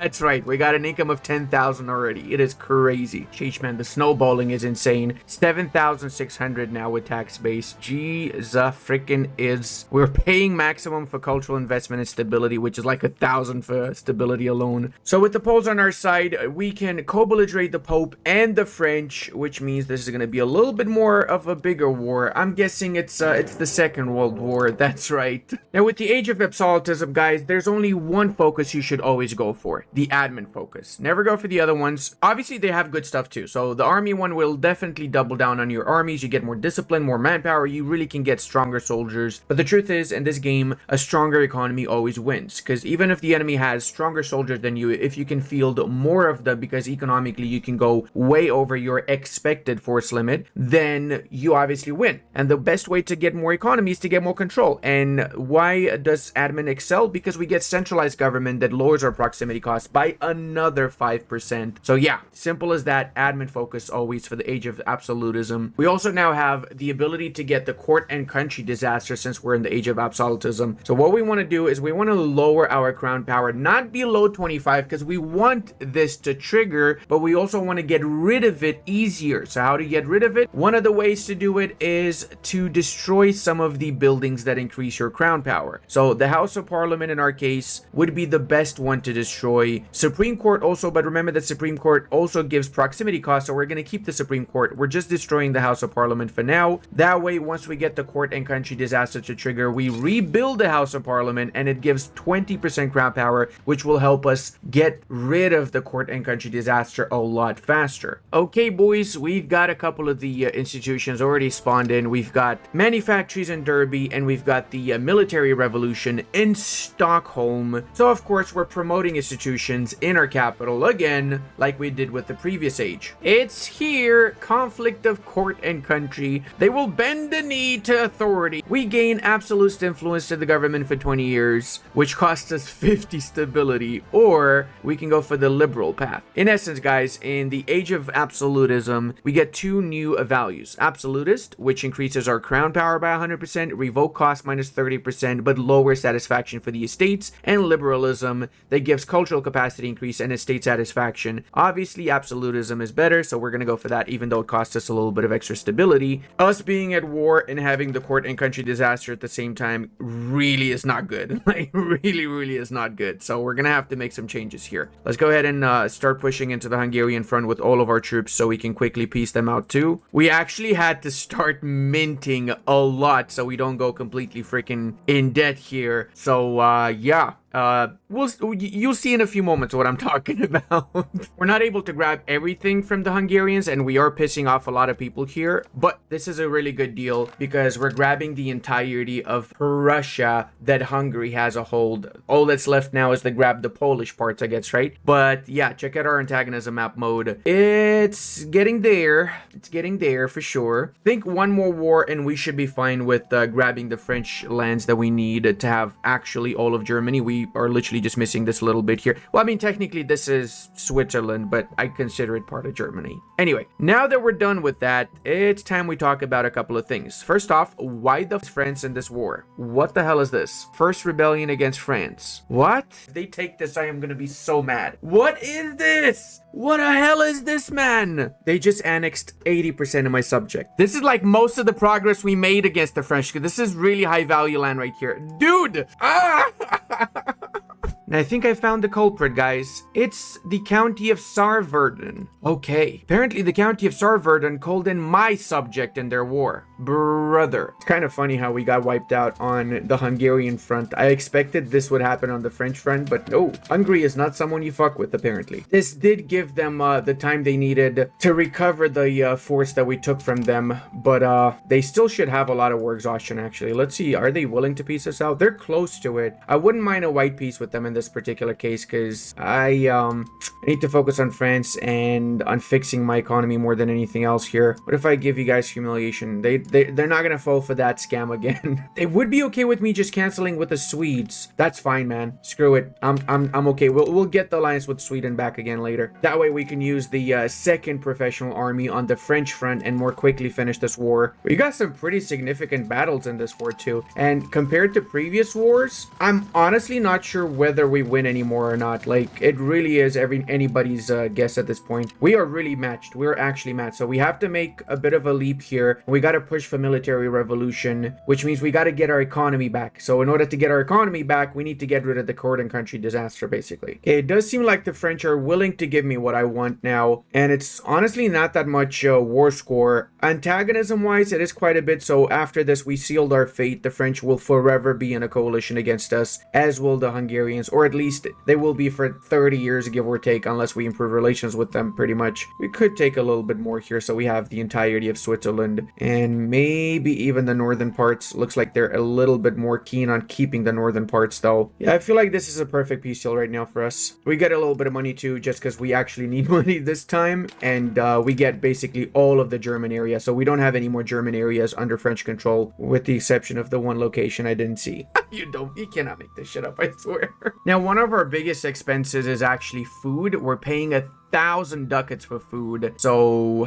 we are gonna need to fix that. The way we fix it is by targeting specifically food RGOs and upgrading those first off. Next up, we also need to make sure we max out our irrigation, and we also have to start lowering our inflation, which is at 21%. I am right now able to stop minting and not completely economically collapse, so for a few years we're gonna have to just not mint at all, unfortunately, which means we're gonna take a bit of a step back economically, but it has to be done. I'm not really happy with the Easterners attacking the Poles right now, because if I'm not careful, what's going to happen is they're going to take too much of Poland, so I have to take my Prussian lands from Poland at the very least. That's why I'm attacking. I wouldn't otherwise attack. I just realized they don't have bastions, they have castles. Just look how quickly our armies are sieging down castles. This is crazy. We started at like 7%. Hey guys, I want to see something really crazy. So getting all of these provinces here costs us 52 war score, right? Look what happens when we try to add Byzantium. 151, bro. What?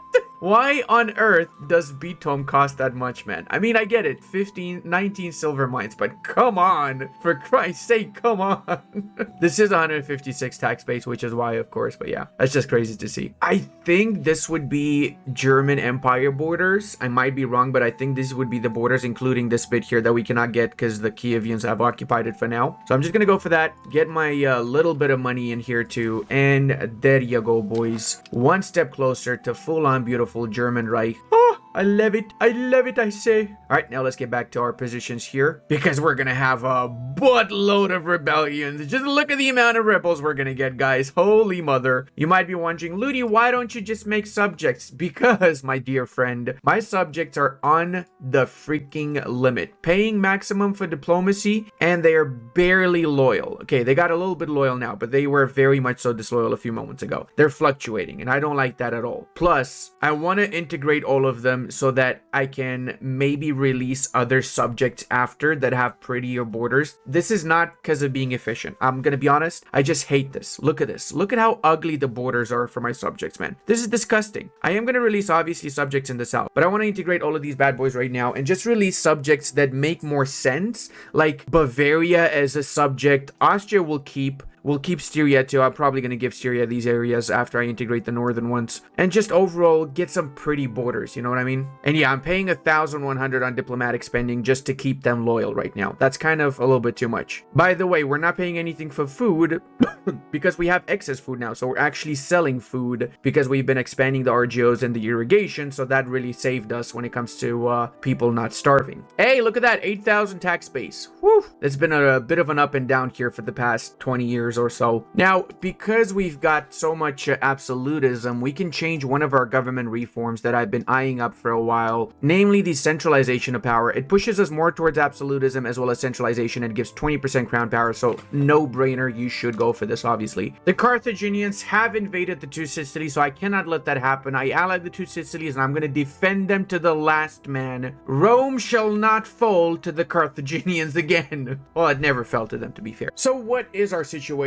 in 1676 as the Republic of Mühlhausen? Well, it's actually a bit of a complicated one. There's some really good things and some extremely bad things. Let's talk about the good things first. We've got 11,000 tax base, and we can easily push that up to 15,000 within just a few years. So economically, we're doing pretty good. We also have a fairly decent army, 250,000 standing army with another 230 levies. So we got 500,000 soldiers we could potentially field, and we've grown our population to about 8 19 million, about to overshadow the French when it comes down to pops. They're currently sitting at 32 million, but a big chunk of that is actually in their colonies, not necessarily in France itself. That's about where all the good news stops, though. There's a lot of really bad news. First off, we're in a war right now against the Hungarians because we like to get back some claims for our subjects, which, let's face it, we will definitely win. We've got a bigger army. Problem is that half of Europe has joined in on their side, and that is a recurrent theme. In essence, every single time I attack one of my neighbors, I'm gonna have to fight half of Europe to grab anything. It's not insanely difficult, but it will mean it will take a long time, and we will lose population and suffer economically a little bit during that particular period of time. So we're not gonna be as aggressive as we were earlier in the campaign. We have to tone it down because we need to make some massive internal changes. We've got a few extra vassals that are a little bit disloyal now because we have enforced religion on pretty much all of them. We want to make sure that Lutheranism spreads as much as possible within Europe. Currently, only a few nations are Lutheran, and we also have a few Calvinists. Our allies in the Italian parts have decided to go Calvinist, whilst the other two Italian nations have decided to stay Catholic. That being said, our allies in the south are in trouble too. They're fighting right now the Bulgarians, the Pope, and the Carthaginians, so I'm not sure how that's gonna go, but we will have to help them, especially against the Carthaginians, which are surprisingly very strong right now. We also still have some nationalist movements because we've got a lot of populations that we're not currently accepting, so we will have to focus a lot on converting a lot of these pops to our primary culture, which is Saxon right now. We've got a lot of regions that are also not integrated, so we will have to integrate. First off, we're integrating Prussia because we will form Prussia. Now, in the previous part, I said that I don't know how come I'm not able to form Prussia. I found out in the meanwhile. I went through the game files, and we actually have all the prerequisites with the exception of one. We need to have our capital in the Prussian region. So I'm going to have to change my capital to Marienburg. That means I have to core Marienburg. So we're integrating it. To become a core, we either have to make the Prussias or whoever culture is here an accepted culture. It is actually Westphalian, which I believe is an accepted culture. It is indeed one of our main accepted cultures. So once we've integrated Marienburg, we can change the capital there. However, because we are a very big nation, changing our capital costs 116,000 ducats, and we will have to change it back afterwards because we're not keeping it in Marienburg. That will completely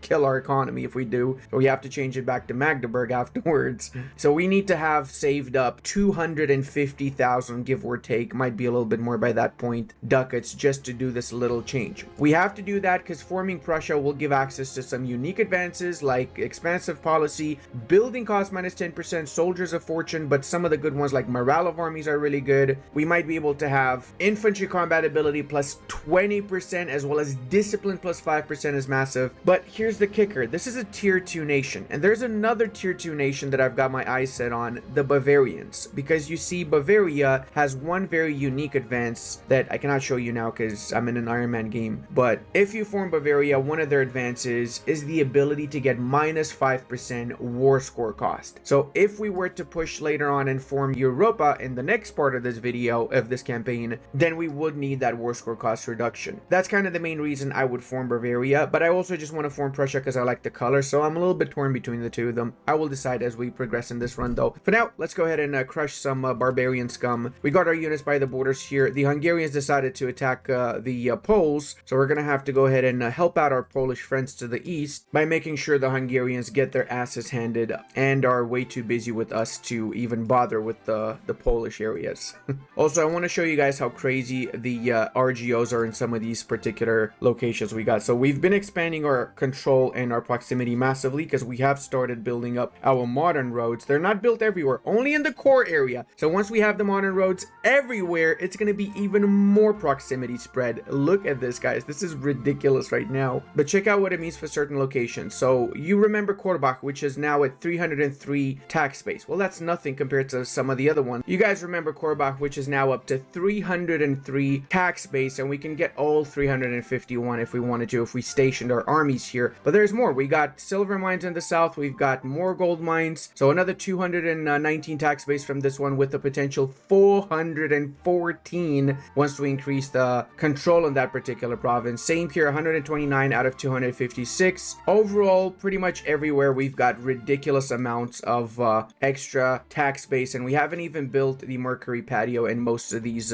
Silesian provinces because I didn't bother with it too much. I will be doing so now because we do have an increase in demand for gold and silver since we've been spamming jewelers guilds. So just to show you guys, I expect by 17 something, 1720 maybe, we'll probably reach close to 50,000 tax base with just the German areas. That is insane scaling, I know. Seeing as the French only have 150,000 soldiers, I will not be raising my levies. In fact, I will only use 2 of my armies, 60,000 strong each, to defeat the French, and the other 2 I'll keep on the Hungarian front for now. Because guys, we've got something the enemies don't have. We've got advanced units. We've got musketeers. We've got hunters. So any battle we have, we will absolutely stack wipe the enemy army. Look at the damage we're inflicting. We're inflicting 480 whilst they're doing 20 damage to us because of the difference in units. So in the 5th age, whoever researches the 5th age units has an insane, and I mean insane advantage. That is, we lost 600 soldiers. They lost 14,000. That's crazy. That's also why I attacked now, because I suspect the French are closing in on getting the same technology as me, and when that happens, which is probably going to be in 5 to 10 years, wars are going to be a lot more difficult. So we're just trying to take advantage of the little period in which we have that technology edge over the enemy. And it's going to go like this against pretty much any enemy army. We destroyed another 18,000 enemies whilst losing 700 of our soldiers. It is beautiful, and I'm all for it. I'm going to really enjoy this particular period. Look at that. We stacked wipe 11,000 and lost 0 soldiers. And again, we killed 9,000. We lost 700. That is delicious. Jesus, man, I'm really wiping the literal freaking floor with these dudes. 45,000 we killed and we lost 10,000, but that's not even our soldiers. That are ally soldiers. We lost like nothing ourselves. Look at the difference right now. We killed 400,000 enemies. They only killed 78,000 of us. What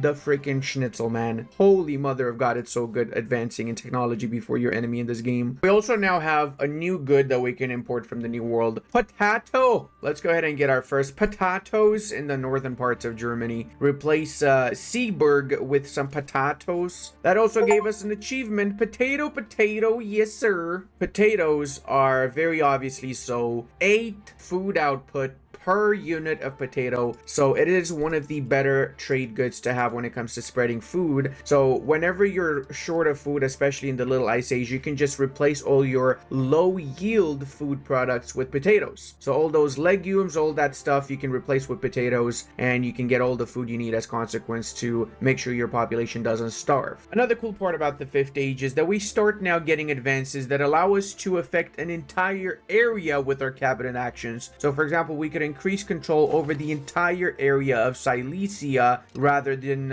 individually increase in each province. This is a massive deal because it means one cabinet member, it can do the job of 6 cabinet members, which is insane. Similar to increasing control, we have integrate area, so we can integrate the entire freaking group of provinces with a single cabinet member. Obviously, we have to queue this up too because it is a very vital advance for us. And the estate satisfaction means we can tax all of our estates 2.5% more, which literally equates to about 1,000 plus ducats. So I've realized that the French have gotten modern roads too. This changes a lot of things. This makes me think that they probably have already gotten or are super closer to getting the musketeers and the hunters. A lot closer than I really anticipated they would be. Which means after this peace deal, it's going to be a lot more difficult to grab stuff from them. We just grabbed the northern parts of the lowlands, which is pretty good value lands. Now we just have to figure out how we're going to grab this from our allies, the British, because I hate having this bit in smack middle of my country. It doesn't show the French casualties here, but we murdered probably about 800,000 soldiers, including the Ruthenians and everybody else. It is wild how many units we destroyed. Now, if you guys are also curious about how many soldiers we've got as prisoners, check this out. We got 8,000 prisoners in this army alone. You know what? We're going to be a good guy. We're going to ransom them. Why the freaking hell not. Wait, I just hired them as prisoners. I didn't ransom them, bro. So I could technically take a big chunk of the Hungarians, and I really mean a big chunk. But what I'm going to do is I'm going to take only a small bit of land, and I'm going to release Wallachia. I'm doing this because if I don't release Wallachia now, the Wallachian culture is going to cease to exist. If we look at the cultural map mode, Hungarians have already pretty much completely assimilated the entirety of Moldova. There's barely any majority Moldovan locations there, and it's happening in Wallachia too. Meteleu already is majority Hungarian. So the way it works in this game, if a location has a core of Wallachia, but the majority of the population there becomes Hungarian, you cannot release them from there anymore. So that's a bit unfortunate. We could technically release some of the smaller Moldovan principalities that are still kind of alive, I guess, in between alive and dead, I guess you could say, right? Crack it. We're gonna do that. We're gonna release a couple of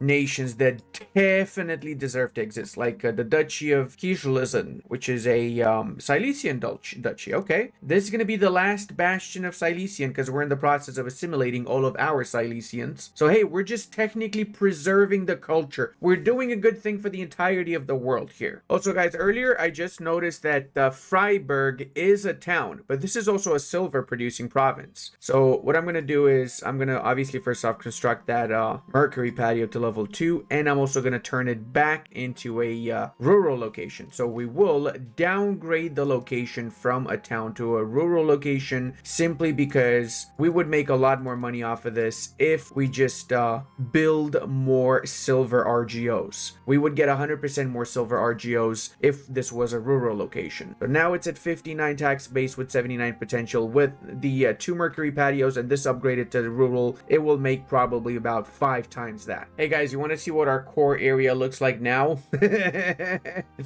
I'd say we're doing pretty good, aren't we, with that increased control for area cabinet action. It seems kind of powerful to me. Now guys, I'm also trying to get 50 prestige so we can advance our rank to a kingdom. That's basically the only thing keeping us from becoming a kingdom. But I'm not too worried because after this war with the French, courtesy of yet another rebellion against us, we're going to be able to grab enough provinces to form Germany. However, we still haven't moved our capital to Marienburg to form Prussia because I've been building stuff. So I need to stop myself from building stuff so I can actually get the money to change the capital so I can form Prussia and then instantly after form Germany. Oh, and here's another cool thing in the late game especially. Your units will have something called a uniformity the more discipline advanced they are and as you progress in the campaign. So now basically all of our units look exactly the same, have the same uniform, look like professional soldiers, whilst the enemies not so much depending on who we're fighting here. So you see these guys, the French that still have the old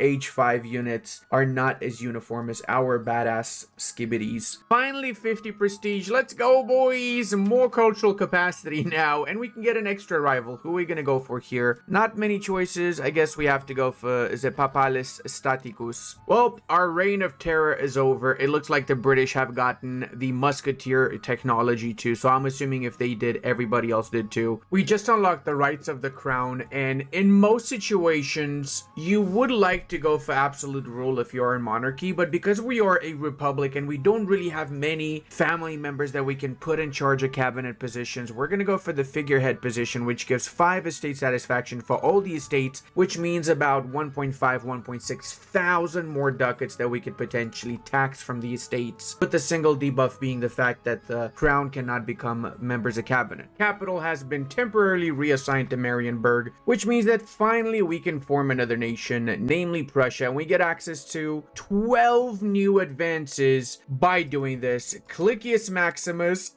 Look how beautiful we are, the Grand Republic of Prussia for that matter, because we are still a republic. We did not go down the monarchy path, and I'm going to stay a republic because I saw you guys commenting. Most of you want me to stay a republic. Now let's go ahead and move our capital back to Magdeburg, the best spot to have your capital in. Forming Prussia cost us about 250,000 ducats. Was it worth it? 100% yes, because look at this. We go back from the first stage, we got a lot of amazing advances bonuses, such as the Northern March that gives -10 building cost for all buildings for the rest of the campaign. Cultural capacity plus 20% is really good too, especially if we plan on forming Europa in the last part of this, right? The crown power is also going to come in handy always, and in general, every single one of the advance that we've got from forming Prussia, we're going to queue up right now, with the exception of this one. Soldiers of Fortune, in my opinion, is pretty much useless. Well, it's official. The Hungarians also have the same units and the French, so now we're actually going to have to recruit more soldiers if we want to win as fast as we did in previous wars. Oh my god, look at that! We have Prussian blue uniformed soldiers!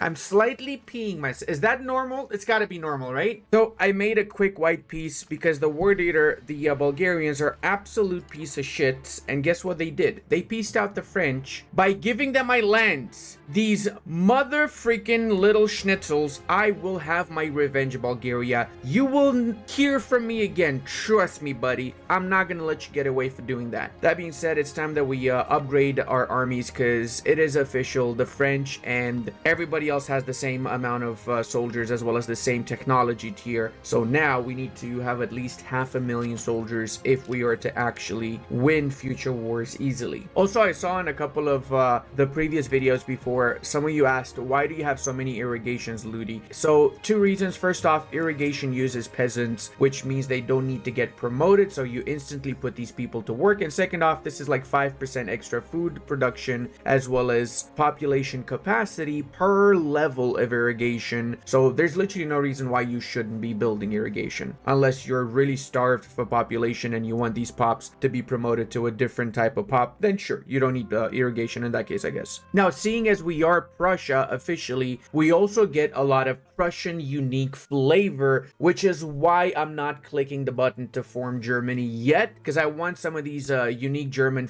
Prussian flavor events to trigger, like the Edict of Potsdam, which will give us a lot of pops migrating from other areas into our main Magdeburgian greater capital area. Hey, look at that! We can get our third religious aspect now. Earlier in the previous part I mentioned there's a lot of really good ones. I still stand by that. There really are an insane amount of super good aspects, like the Crown of Head Faith is huge too. Crown power, monthly control increase, centralization and absolutism, both of which we actually need. Antagonism received and war score cost -5 is also massive, especially if we are to go for Europa formation. Ooh, that really would help out a lot, actually. The war score cost I'm talking about. Tax efficiency is huge too if you want to have more money, which for us honestly right now is not an issue. The extra literacy is huge too. Income from minting and capital economy, I guess earlier on would have been a little bit better. But yeah, now I'm basically thinking between antagonism, war score cost, or the absolutism push with the crown power. So in my particular situation, justified conflict is way better, of course. And after we unpause, we should be getting an achievement. Yes, we did. Convert to Lutheran and unlock 3 aspects of the faith. Hala freaking lahuya, as they say, right? It's also a good idea later in the campaign to go through your laws, because some laws might be better changed. In our case, we've got quite a few that should be changed. For example, from Central Council, which was really nice early on because we got centralization and aristocracy, we could go for absolute rulership, which gives absolutism and crown power, or Confederate Union that gives a little bit of decentralization, but loyalty of subject +10 is massive, actually. Similarly, proximity cost -2.5 and centralization is likely the best one out here. So we will be going for unitary administration. We're now going to be focusing our attention to assimilating the entirety of Bohemia and Moravia to Saxon. We were previously doing it with the Poles. We're actually close to getting 50% almost everywhere, so maybe we'll do that change in a couple of months. Since we have a lot of Czechs, we have a lot of Moravians, we need them to become Saxons. We're not going to use up our cultural capacity to accept these two cultures. That being said, we do have cores in most of these areas because we've annexed subjects that made these areas cores already, so that's not the issue. The issue is that I'm not going to be happy with 1,000 nationalist rebellions every 5 seconds here. And seeing as we've got a little bit of pause, quote-unquote, time between attacks on France, we're going to be doing a cheeky little war against the Poles, just so we can grab the rest of the Prussian area, because they still own a few of these particular particular provinces. Oh wow, even Poland has professional soldiers now. Oh dude, this really changes things. Now, I'm not an expert, but I do believe that this is what the German borders should look like in the east. So I'm a man of my word. I'll be taking only those particular areas, nothing else. Now look at that. See, now we're proper. Oh god. Oh god. Byzantium. Of course it's Byzantium again. That's the issue.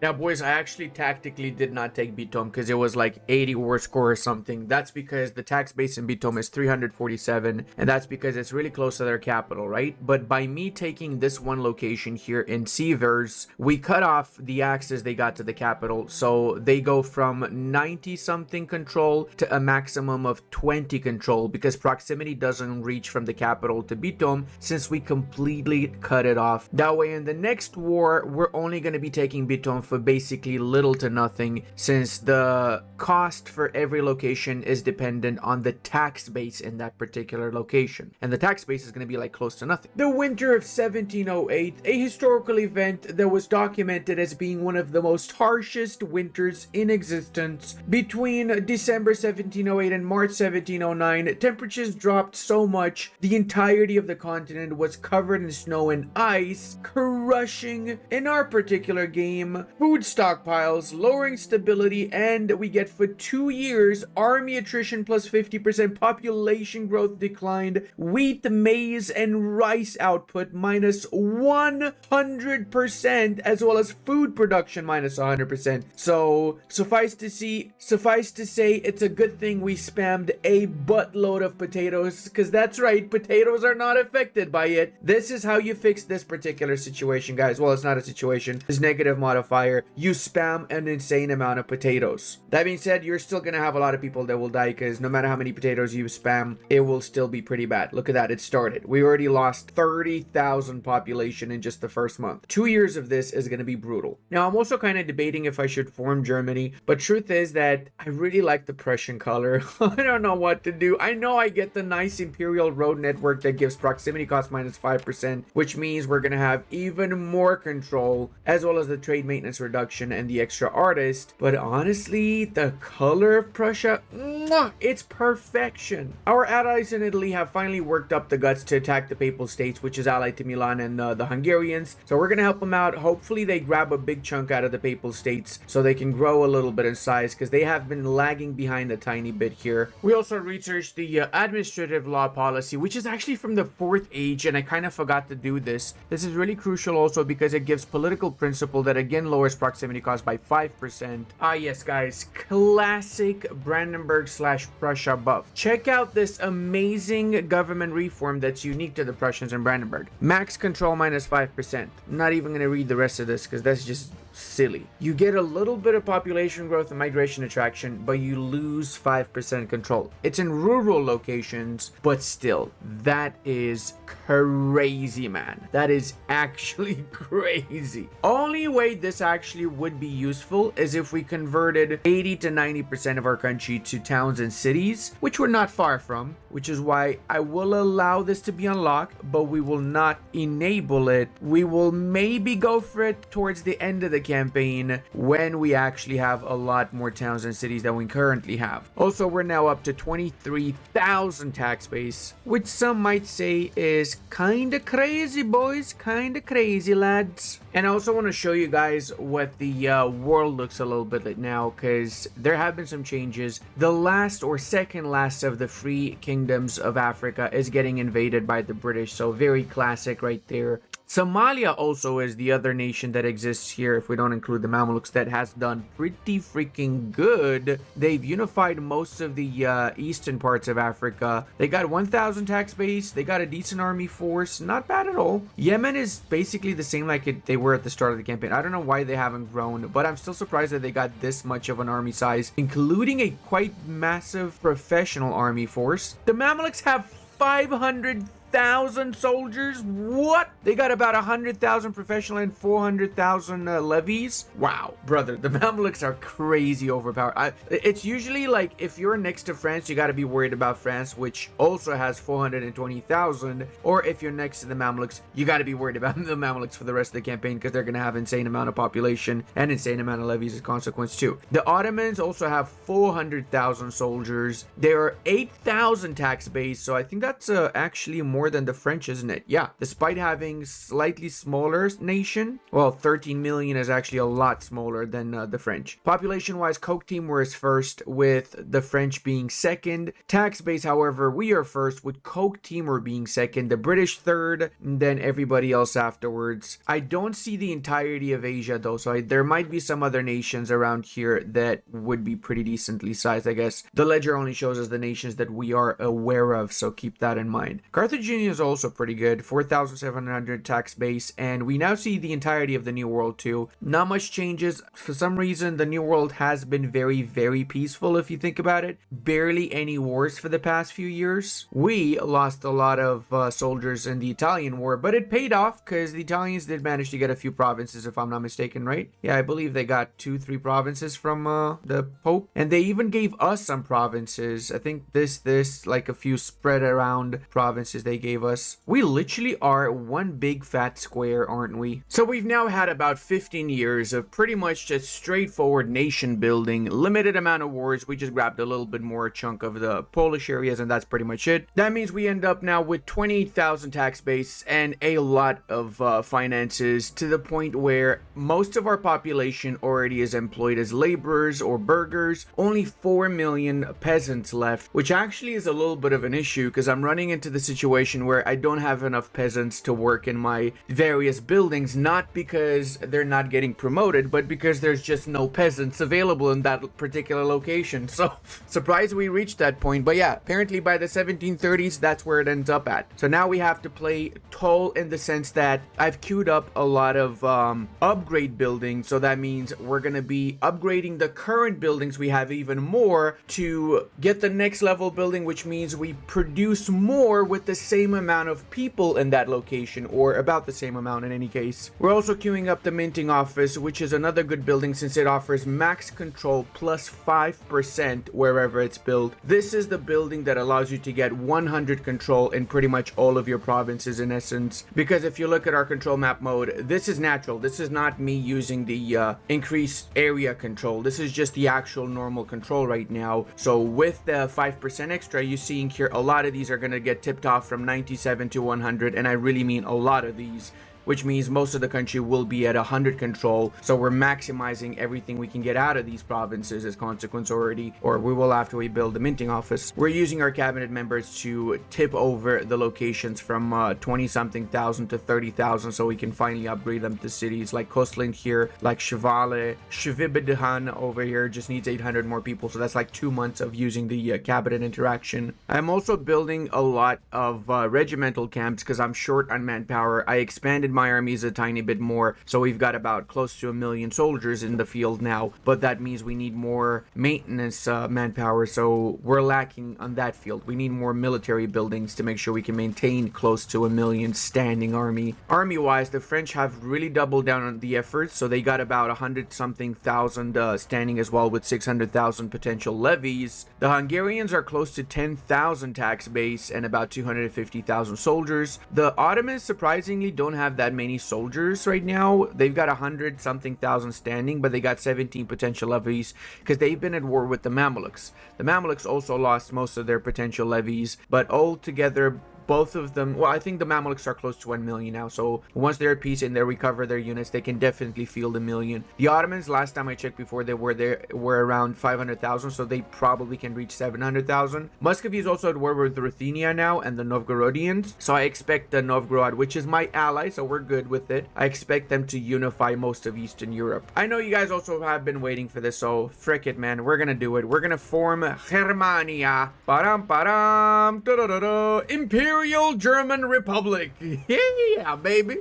Oh yeah, so now we can form Europa, or we can do the Roman Empire. Yeah, not in this playthrough. I'm gonna reserve that for my Trebizond campaign. That means we can have 4 rivals, so we're gonna add the Egyptians to our rival swarm. And because we are now also an empire rank, we have a 7th cabinet member, which we will be assigning to integrate the area of Greater Poland. Still waiting for the moment when Paradox is gonna make a button that allows you to upgrade every single one of that particular building to the next level. Seeing as manpower is going to be the biggest limiting factor for us right now, there's a few things we can do to fix that. First off, advances. In the 5th age in particular, we've got the War College. The War College gives 200 monthly manpower. It is built in your capital, and it also gives army morale plus 5%. So it's a really good building to have built as soon as possible. This is the equivalent of like 20 regimental camp buildings. The other thing we can do is we can change our recruitment law from expanded levies, which is a very outdated and old recruitment law, to the mass army policy, which is available in the Age of Revolutions, or to the early standing army, which is already available to us, and then we can switch this over to the mass army in the next age. Up to you if you want to do it now, if you just want to wait. For me, I'm just going to wait because we're literally about to reach the next stage in a few moments, so it's useless using up our parliament just for this now. Similarly, we've got the army doctrine, which we already have on a large standing army, so that's the best one to keep it on, because the extra 20% manpower will always outshine the infantry combat ability or any of the other modifiers. And I've made a few extra changes in the country. Of course, we got German court law, but now we also have something that I should have done earlier. Liturgical language is set to German, which has 100% power. Latin only is down to 42%, so because of that, we get monthly research of 3 Vlad, which is a pretty significant amount. In general, I recommend you do the switch to your own language around the moment you switch over to Lutheranism if you're doing that. Also, for those of you curious, this is what our proximity map mode looks like right now.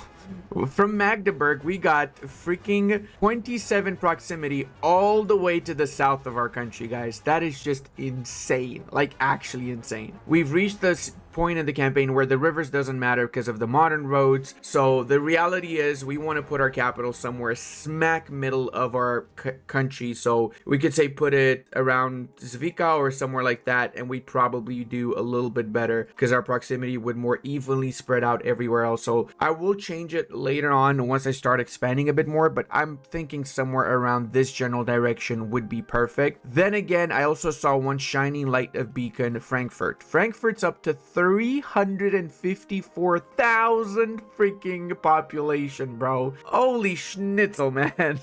I'm kind of thinking to switch over the capital to Frankfurt. Not yet convinced, but I'm genuinely debating it right now. Look at the freaking food productivity in Frankfurt too. It's 200% food productivity. Holy mother. I'm also gonna do the last war of the Age of Absolutism. We're gonna have better wars in the next stage, that's for sure. But for now, this war has to be done. We've got a tiny coalition of Poland, Hungary, and a few banking nations that we need to teach a lesson here. Now, we're also doing this super fast, so we are in essence barraging every single fortification we encounter. We've got more than enough soldiers to be able to barrage and move through every single defensive line, unless it's a star fort. But from what I'm noticing, there's still a buttload of castles here. Not as many star forts. They have any star forts? They got literally only castles in Hungary. That is insane. So we're gonna go like a knife through butter. Well, they got a couple of bastions from what I'm saying. But yeah, the ones that are castles are insanely easy to take right now for us. So it's literally no reason why we wouldn't just barrage the schnitzel out of these locations. My god, I just realized, did we invent the Blitzkrieg? Oh yeah, we're gonna really use that in the next stage. And we've just researched the minting office. Let's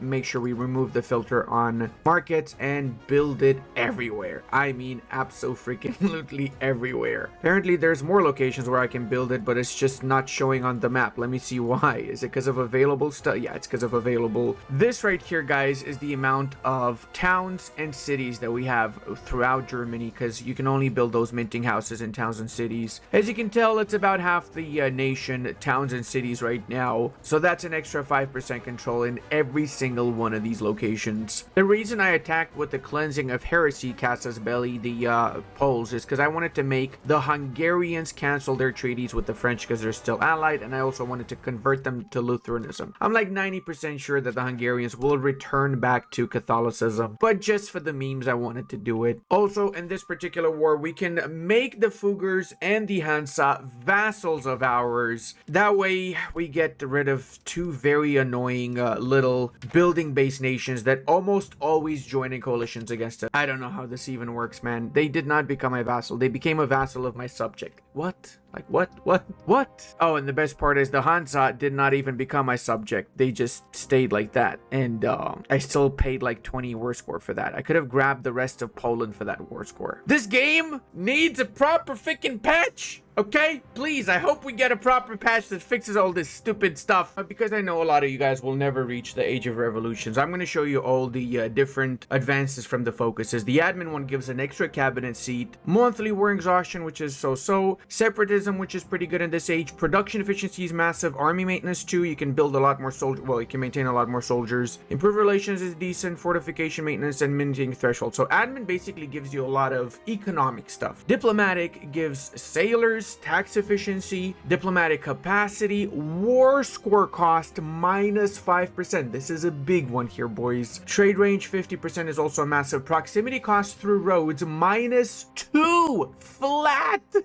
That is insane, guys. Actually insane. Loyalty is subjects plus 5, maritime trade advantages, and Seahawks. So far, diplomatic obviously wins out massively, but admin is not bad because you get the extra cabinet member. However, diplomatic is by far the best simply because of the war score cost, so we can expand more, the proximity cost, and the loyalty subjects plus 5 is really good in this age. Now, for the military, we get army initiative, recruitment speed increase, artillery combat ability, manpower plus 20% is actually huge. Reinforcement cost reduction, naval cost, naval morale, a little bit of logistics distance, some movement cost, and proximity cost through port minus 5 flat. If you were a naval power, this obviously would be better than diplomatic. But in our particular case, I'm going to go for diplomatic because of the war score and because of the proximity cost and loyalty of subjects. Now, I also have a bigger issue, namely my subjects are disloyal now. That's because in the Age of Revolutions, they get minus 30 loyalty, so I need to increase my loyalty with them. One way of doing that is, of course, by improving the relations with these nations, but there's other ways, of course. If we go to Styria, for example, we can support loyalists, which gives them a little bit more loyalty, and we'll do the same for basically all of our subjects. We lose 0.1 monthly diplomat for as long as this is happening, but they get 20 loyalty, so they're loyal enough for us to continue annexing them, because that's the big deal here. We're trying to annex all of our subjects. In this age, having subjects is a very big problem, unfortunately. Now, with this age, we also have some unique casus bellis, like the nationalist casus belli, which means we can attack the Hungarians and get minus 75% conquest cost, which, as you would imagine, is kind of insanely awesome. So we're gonna do that, of course. And we got the same with the French, as well as we have imperialism casus belli, which allows us to get minus 50 conquest cost. So we're going to be building spy networks in both France and the Hungarians, because the age of expansion is here. Now we've reached the point where we have to change over to the mass army policy, which means we're going to have more than 1 million manpower pool. Also, in this particular age, 2 of the 3 institutions spawned in Paris, and because we have it on historical spawning, as you probably noticed, overall 3 institutions spawned in Paris. So Paris as a city is absolutely overpowered. They get the birthplace of professional army, which gives them monthly manpower. They get birthplace of enlightenment with the unrest, and levy size from the birthplace of levy en masse. In general, I prefer not to keep it on historical, but for this patch in particular, I am keeping it on historical simply because there is a chance, if you keep it on dynamic, that certain institutions will spawn a lot later than they should. So obviously that's a big problem. We also upgraded a lot of the high population areas in Eastern Europe to cities, so we can again double down on more control in this lesser controlled area of our country. Right now we're standing at around 70 to 80 control in most of these, with 50 in the Prussian side, so we need to improve that. We're also using our cabinet member to promote institutions once more, so with a little bit of luck we should be able to embrace these institutions in just a couple of years, and then we should be able to push for those really high value advances. Some of these I have got my eyes set on, such as obviously railroad, which is going to lower the proximity cost by 35 flat. Remember, we also get the extra -2 proximity cost flat from the Age of Revolutions advance, so every province is going to have like basically no proximity penalty once we get these two advances finished and build the railways. So when that happens, literally all of Europe, or most of Europe, will be 100 control for us by the end of the campaign, which is insane. And yes, also fortresses are going to be super valuable because the amount of cannons you're going to be facing with, and the AI loves to barrage your castles, even star forts will fall fairly quickly. You need to have fortresses to have some actual defenses. Plus, obviously, we have to rush for the 6th age units, the sharpshooters, and then upgrade these bad boys to fusiliers, as well as obviously the cuirassiers, which is the best type of heavy cavalry. Honestly, all the freaking advances from this age are insanely valuable, and we need to get our hands on them ASAP. Oh hey, I just realized we've got the German flag, don't we? That's crazy beautiful. Oh my god, this is the actual German nation flag. I'm also building spy networks in pretty much all of my neighbors because I will be getting the imperialism casus belli on everyone. We're currently getting imperialism on both the Hungarians and the French, and with a little bit of luck we can do 2 separate wars. I hope they don't ally each other again. That would be very unfortunate. Look at the difference though. The English are 359,000 whilst the French are 765,000. Thank God for the alliance we got with Britain. Otherwise Britain would be gone a long time ago. Meanwhile, in the Middle East, there's been a lot more consolidation too. So we got the Mamelukes here in another war against Somalia this time. So they're pushing into Africa hard as well. Speaking of Africa, it's mostly actually African. Like we got the Kanem Bornu, we got the Mali, Jollof, Zazao Empire, whilst in the south we also have the Rosvi. We do have some colonial nations too, obviously Castile, Great Britain, Portugal, Vijayanagar, and the 2 Sicilies is basically all over Central Africa. They lost a lot of their connection here to the Emirate of Zazao. It's funny though, the highest population group in the Emirate of Zazao is Neapolitans right now. It's time for the very first imperialist war of the campaign. The war goal is to take France. That's right. The war goal is literally to take France. Take the whole country, bro. What?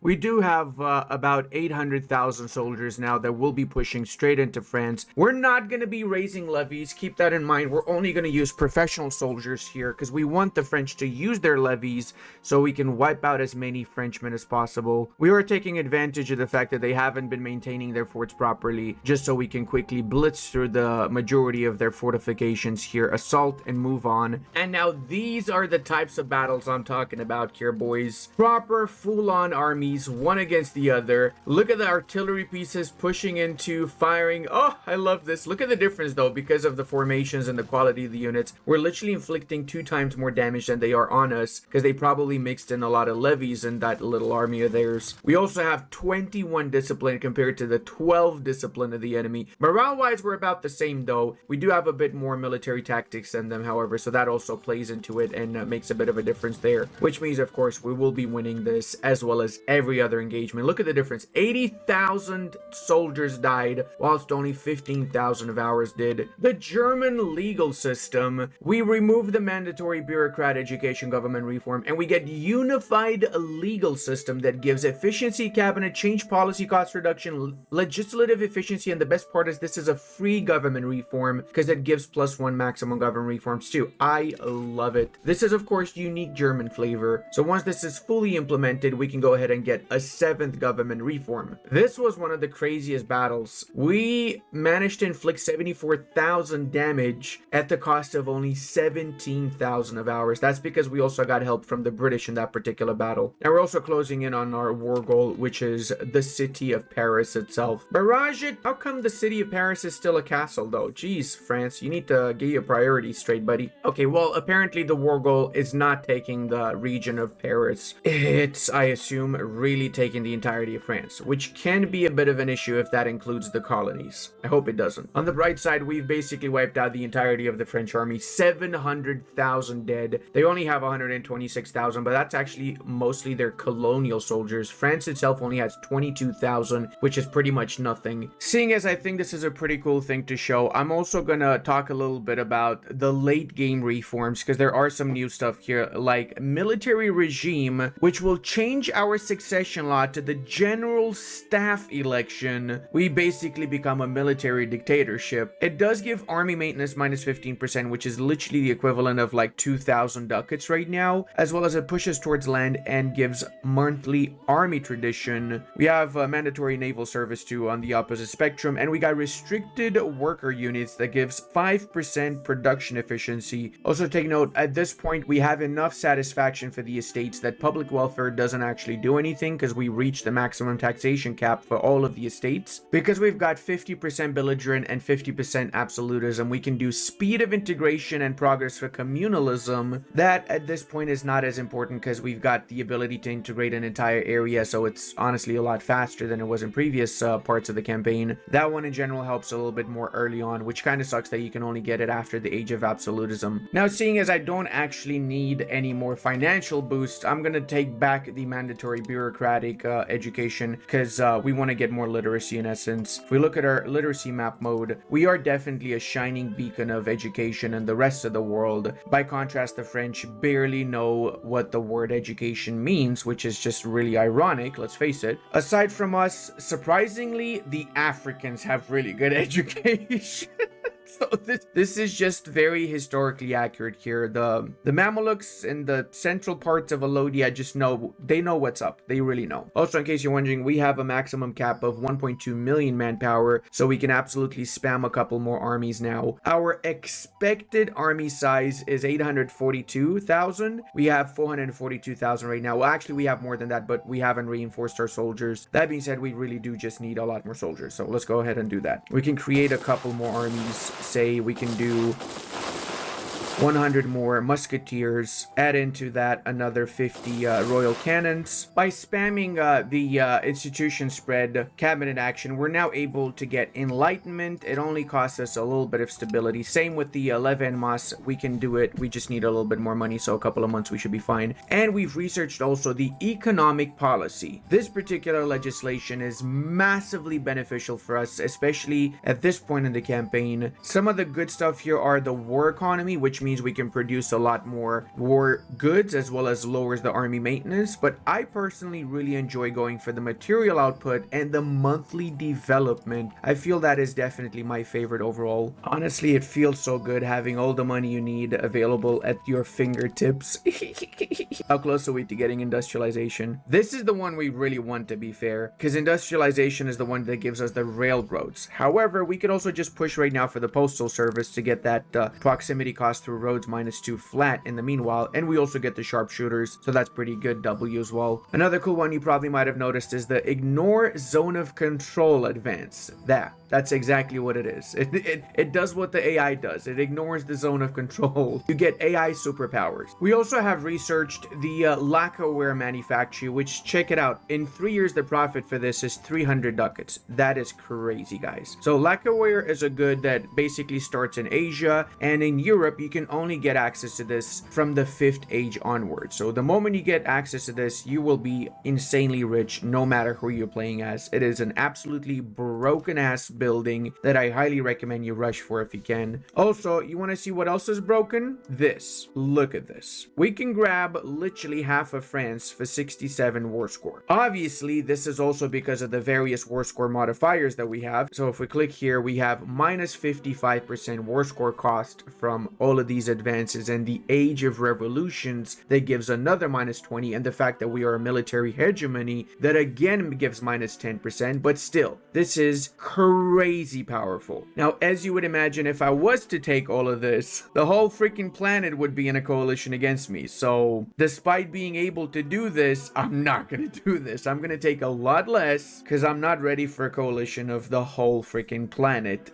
yet. Before we do any peace deal with the French, we will be straight up attacking the Hungarians with the imperialism casus belli too, because they're gonna join in a coalition regardless, right? And when it comes to the French, we'll take only basically the lowlands, and we're gonna surround the capital of Paris, as well as make a little thin line here that takes us all the way to Paris. Is this tactical? Yes, it's actually extremely tactical. Also, we've released most of their colonies. So yeah, we now have some independent nations. Colony of Northern Nuchu, Namadiji, and Nahuatl is all independent. The only one that's still under French domination is the big one, which is Raritan. So in the next war, we're going to liberate Raritan, which hopefully will become the United States. Now, antagonism-wise, we're still okay. That's because we've been improving relations with nations. So the only ones that hate us right now are the Italians and the Hungarians. So nothing new. That's been the case for the entirety of the campaign, basically. That's why I attacked the Hungarians, because I want to make sure I have a truce with them before I attack anybody else. Now, we do have a lot of areas we need to integrate, so we're going to have to ask quite a few of our cabinet members to focus a little bit on integrating. This should be, in essence, a priority. Now, you might have been wondering, why did you do this to Paris? So, the reason, remember what happened in the previous war with the Poles, where we separated Bitung from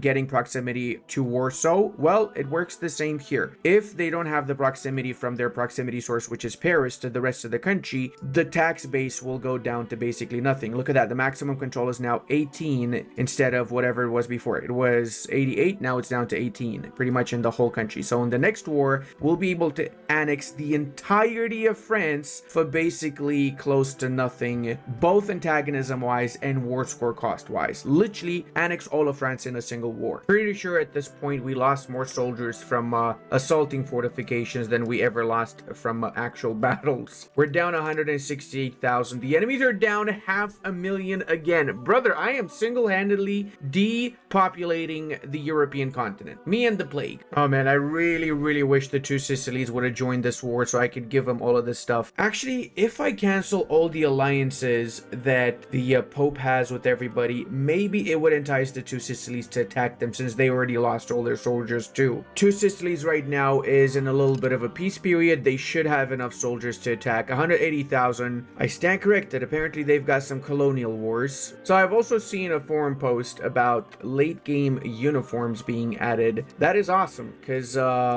this kind of 1500s clothing doesn't really suit the 1700s at all. I'm glad they're doing that. I just wish that, you know, that would have been added a little bit earlier, maybe before the game got released. Just saying. Oh yes, baby. Steel mill. That is how we're gonna get to 100,000 tax base, and I am not even kidding about it. That one advance alone is just redonkulous. Just take a good look at the amount of money we're making off of this. Profit is 12.04 per level of it. Okay, we are now at the point of no return, which is the fact that we're gonna get so much antagonism now that pretty much everybody around us will be able to join in a coalition. I could probably get 100% if I stayed in the war longer, but I'm done with this. Let's just do a peace deal here. So we finally now have a proper eastern border for the German Reich. Oh dude, this is just delicious.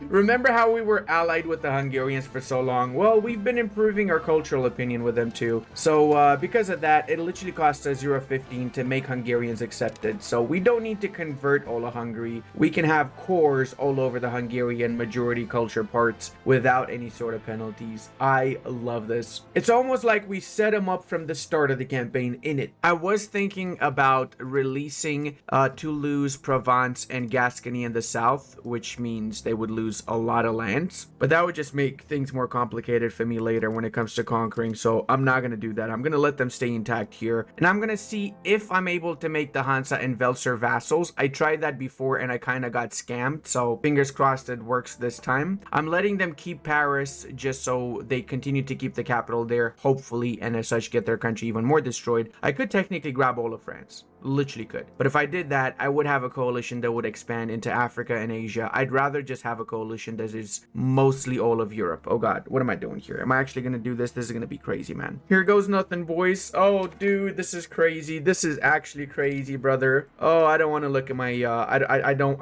okay, first off, this is beautiful. Holy mother of god, this really is beautiful. But I'm so scared to look at my antagonist map mode. Are we gonna do it? Oh god, oh god, oh schnitzel, oh this is really bad. Oh, this I might have made a mistake here.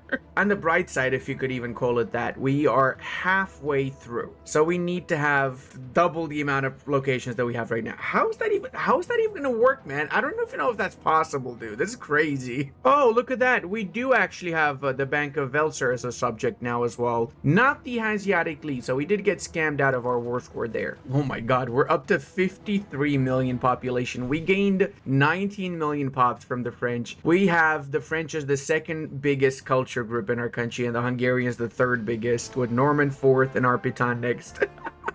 We got 40,000 tax pay.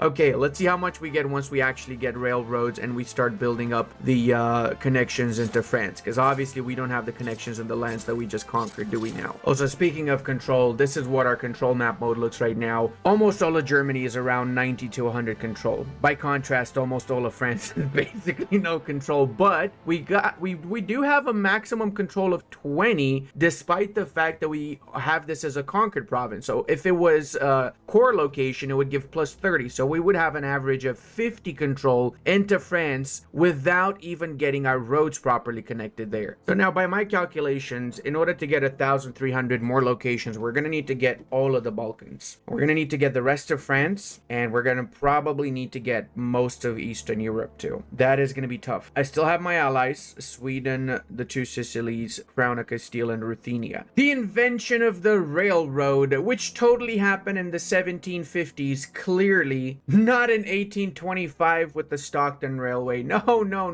We totally, yeah, no, we're about 75 years early, but that's fine because we're going to make insane amounts of money. I have no words to describe how freaking rich we're going to get right now. Now, all my armies are strategically positioned on gold and silver deposits, which is why, of course, we will be building our railways all the way there. However, you probably noticed something. There is no steel available in the Prague market. We need steel in order to build railways, so we can only build them in the areas where we already have steel present. That means we're gonna have to start spamming a few steel mills around the Czech parts too, and most of our country, because we don't really have that many everywhere. We removed some of the filters. Now we can actually start building these bad boys. Let's go, babe. So I guess we can just do 50,000 ducats into steel mills first, which should provide enough steel for the industry, and then after we can start spamming the railways, which is gonna make our country insanely overpowered, guys. I have no words to describe. Imagine this, in just 5 years or so, we're gonna have all of this at 100 control. And I know that probably at some point we're gonna get a coalition of the entirety of the planet, but you know what? I'm kind of ready for it. Oh, hey, Paradox, you forgot something. Basic roads technology in Age of Revolutions doesn't have the road cost reduction for railroads. That's literally the main point of this advance, and it doesn't have it. Now, I'm also gonna use my cabinet members to increase area control all over France, so we get it up a little bit faster, because we've got two rebels, the Catholic and the Francian rebels. The Francian ones I'm not too worried about. The Catholics are basically all of the French areas that we conquered, as well as most of the or some of the Hungarian areas. So we're using a cabinet member to crack down on these particular rebels, because they are actually dangerous. But by increasing control all over France and the other areas in Hungary, we should basically have no more rebels whatsoever afterwards. Part 1 of the railway expansion has arrived. Calicius Maximus Railwayicus Creaticus, as they say in German. This is going to be a legendary. Look at that. Hey, that's amazing. I'm curious to see afterwards what it looks like control-wise on the map. Also, check out the proximity map mode without the railways, right? So this is wild. Now, if we were to be efficient, of course, we would move our capital somewhere around here. I'd say probably Frankfurt, which has an insane amount of population too. It's got 341,000 population, guys. Frankfurt's basically halfway in the middle between the French and the German area, so you get a lot of proximity propagation all over Germany, all over France, all over the Dutch areas, and even more proximity over the Swiss bits. Magdeburg's good early on in the campaign, but at this point, I don't know. I'm still debating it, because changing our capital right now costs how much? 392,000 ducats. So do I even need to do it? I mean, we're getting enough money. I'm not too stressed about it. It's just like, you know, it's just a thing that we could do, basically. Boys and girl, the moment a lot of you have been waiting for is finally here. In one day, we're going to be unifying the German culture. Da-dum, da-dum, ba-da-da-dum. That's the national anthem of Germany, in case you're wondering. 21 million German pops in the world. Now, you're probably noticing that we didn't unify all the German cultures into German. Why is that? See, the way it works is the cultures that you have as accepted will merge into your primary culture if they are a part of the culture group. However, the ones that are a part of the culture group, like the Upper Palatinate, Southern Bavarian, etc., that we did not make accepted cultures, will just remain as separate cultures. So you need to make sure you accept the cultures, which means they need to have at least 1 million population or be 2.5% of the total population of your country. The case of these two cultures here and a few other German cultures, we couldn't do it simply because they were not enough percentage-wise or population-wise. Also, Low Franconians did not all get converted, only the ones that lived in our country, and even so, not all of them. You probably noticed in some little pockets here and there, we still have some Low Franconians. It's the same with all the cultures. It also says 12.62 out of 4.8, but that's going to change in a few seconds. After we let 1 month pass, it should be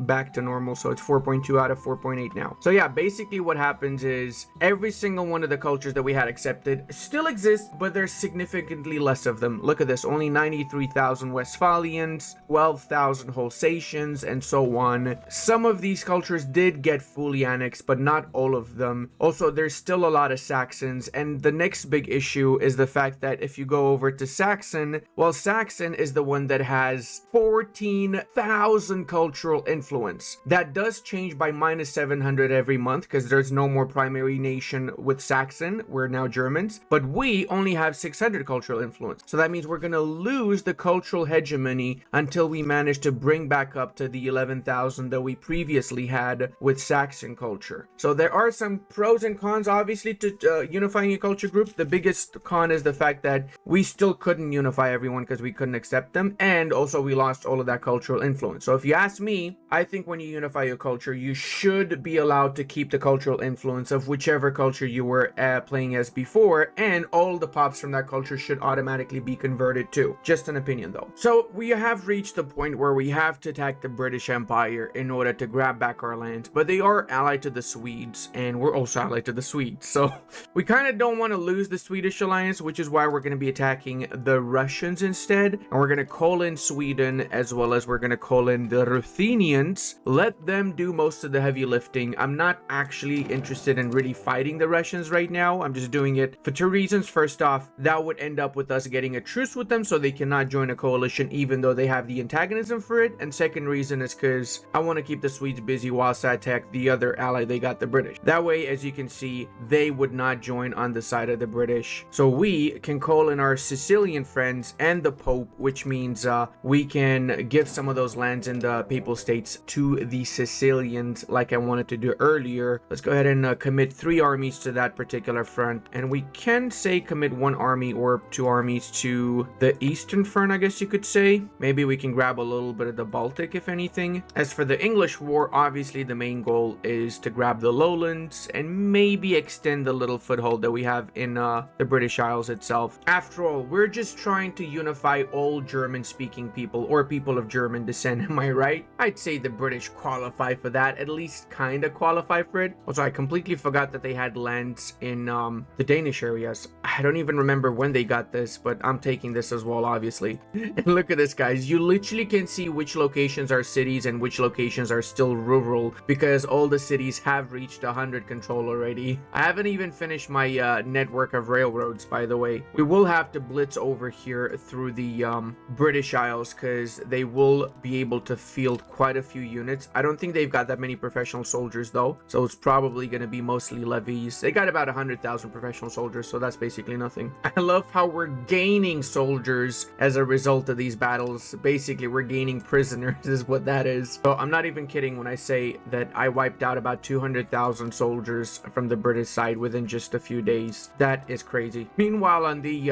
Novgorodian front, it's even easier. I think Novgorod's got like 100,000 soldiers or something, most of which we've already wiped out. So we're basically going through here like a knife through butter. This is a good way for me to learn a little bit more geography, you know, by occupying these cities in my particular playthrough. Like, for example, I never actually knew that Cambridge is located here. I don't know why I thought it's somewhere closer to Oxford for some reason. All right, that was pretty quick. We got our cultural hegemony back because we've got how much influence? We got 6,000 cultural influence already, guys. So that means we can assign our cabinet member to assimilate an entire area again. And I think I'm going to do it to the Slovakian parts. I don't know how people in multiplayers do this because, like, it's so freaking annoying having to take a screen on 3 separate parts of the map. Like, having 3 fronts on separate parts of Europe is not easy to handle, that's for sure. And I mean that from a logistics point of view, of course. We also got to keep an eye out on the French and the Hungarians. We got to make sure we have imperialism casus bellis ready before the truce is over with both of these nations, just so we can quickly attack them again and grab what's left of their nation. We basically want to fully annex both the Hungarians and the French. I could grab a bigger chunk of Novgorod. I just only want to grab the Baltic right now because I'm trying to also get semi-okay-ish borders by the end of this campaign. So I'm not going to go fully into all of Europe, obviously, just from that perspective. I love that we can force them to abandon colonial claims in the Kola areas and such, but these have already been fully colonized, so this is basically useless right now. Cannot really push too much here. I'm gonna be okay with 45 war score. That is more than enough for me. Look how pretty our borders are. Eventually we will of course backstab our allies, the Swedes and the Ruthenians, and fully annex both of them. I mean no, I didn't mean to say that out loud. Sorry, I meant we're gonna be good allies till the end of the campaign, and we're not gonna backstab anyone at any point. No, and we're especially not gonna do it just to get better borders. That would be just psychotic behavior, right? So I was all excited to peace out the Papal States because I could give all this stuff over to 2 Sicilies, and then I realized the 2 Sicilies actually peaced out the English and the Pope a while back. Quite a while back, apparently. They folded under 0 pressure, pretty much. I guess I could technically just annex the lands the Pope has over in the Balkans, since they don't really need that, and I'm not really going into Italy that way, am I? Not worried about the connections here either, because we're going to be attacking the Hungarians any moment now. I also have my imperialism casus belli on the Ottomans. I'm just not sure if I should attack them now or if I should wait, but oh, it's a slip of the finger. Oh no, I accidentally attacked the Ottobroskes. Oh no. So yeah, what I'm trying to say is it's better us attacking them before they attack us. Who's a good girl? You want to see the British Isles become German? Yeah? Is that what you want? Okay, we'll do it. You know, it just occurred to me, but the British really do have this massive sense of pride about themselves, don't they? I mean, they call their nation, after all, Great Britain. It's not fine Britain. It's not okay Britain. It's Great Britain. That also kind of sets up some really high expectations for them, doesn't it? You're like, oh, Great Britain is here. Oh, but actually, wow, they haven't even tried to defend their country. I guess they're not as great as I expected them to be. Time to attack the French. We're not gonna wait even for a second because we don't want them to start joining into coalitions. Do I have any armies around there? We've got these bad boys here. That should be enough to handle them. Okay, so after a little bit more carpet sieging in the Scottish areas, we're able to do a peace deal. I'm not grabbing too much, just the lowlands and Denmark with a tiny bit of Ireland, which surprisingly means we're not getting too much antagonism, but more importantly, we now got a foothold from where we can continue to expand into the rest of Ireland, grab the French holdouts in the current French war, as well as attack Connacht, which is a tributary of the British Empire, actually. Are they still a tributary? They are. Carcassonne is honestly the way that I describe France right now. It's basically just a carcass of what it used to be. Hold on a second. Eretnids, they landed here? Where did they even land? Oh, okay, never mind. They're probably in the area that we took from the Pope. See, they are in Karditsa. Whoa, is that the famous Eretnid mule army? I think it is, guys. Oh, no, the revolution has struck in Coke Teamer's lands. Well, I'm happy because that means we are not going to be struggling with the revolution. Navigating the revolution is a pain in the ass. It's worse than EU4, but we didn't do it in this campaign. However, when we do the next campaign, tell me ahead of time. Let me know in the comment section when we end up in the 1700s in probably the Trebizond campaign, or let's see which one. Maybe the Byzantine one, because I restarted one with the Byzantines too recently. Do you want me to go through the revolution to show you how it is? Because it really is pretty brutal, but at the same time, it's something different, right? Now, the People's Uprising is an actual situation. To stop it, we need to make sure the 5 great powers are not revolutionaries, which is not the case because Coke Timur is. And we also need to make sure no country is involved in the revolution disaster. So not just the great powers. It basically means nobody must be a revolutionary. There's a few interactions we got here where we can execute certain characters. We get the Crush the Revolution casus belli, which is the same like nationalism. So it's literally the best casus belli in the game. We got some value pushes too, and we can re-establish the parliament. We remove the absolute rule from the rights of the crown, which we don't want to do, obviously. Lose 55 republican tradition. Overall, not something we're going to be going for. And we do have a little bit of a problem with rebellions, actually. I just noticed that we've got pretty sizable Catholic zealot rebellion. We got a lot of Catholics now, so we're going to have to assign one of these bad boys to crack down on the zealots. We will also be changing this dude to someone that actually has a little bit more military ability. The only way to solve this is really to just convert everyone, but we've got like 60 years left, and do I really want to even struggle converting everybody? Like, holy schnitzel, man, that's a lot of people to convert. I will attempt to, maybe, let's see. Wait, there's a province called Albi in the south of France? Oh my god. Is that my good boy Albi? Is this where you're actually from, Albi? You lied to me. You said you're Italian, you little schnitzel. Jesus, man. I spent like 100,000 ducats already, and I've barely built anything. Look at this. This is like 5-6 railways we're building, and it's so freaking expensive. It's wild. But it is worth it because remember, railways actually have more flat proximity cost reduction than rivers have. It's minus 35. Rivers are capped at minus 30. So railways are insanely overpowered pretty much. So I've done a little bit of calculation, and truth be told, I don't really need to take any of the Russian lands in order to form the European nation. I just need to grab all of the Balkans, Carpathia, Ruthenia, Baltic, Scandinavia, North, South Germany, and France. That's it. So technically, I don't need to take anything from Muscovy then. If I take stuff from Muscovy, it's going to make even more the Asian nations pissed off with me because they're closer to Asia. So I'm not going to do that. I also don't want to fracture them. And yes, you saw that right. We could technically vassalize the entirety of Muscovy. I just don't want to grab 1.2 thousand antagonism to vassalize Muscovy right now. The faith of Ruthenia and Hungary is definitely not going to be as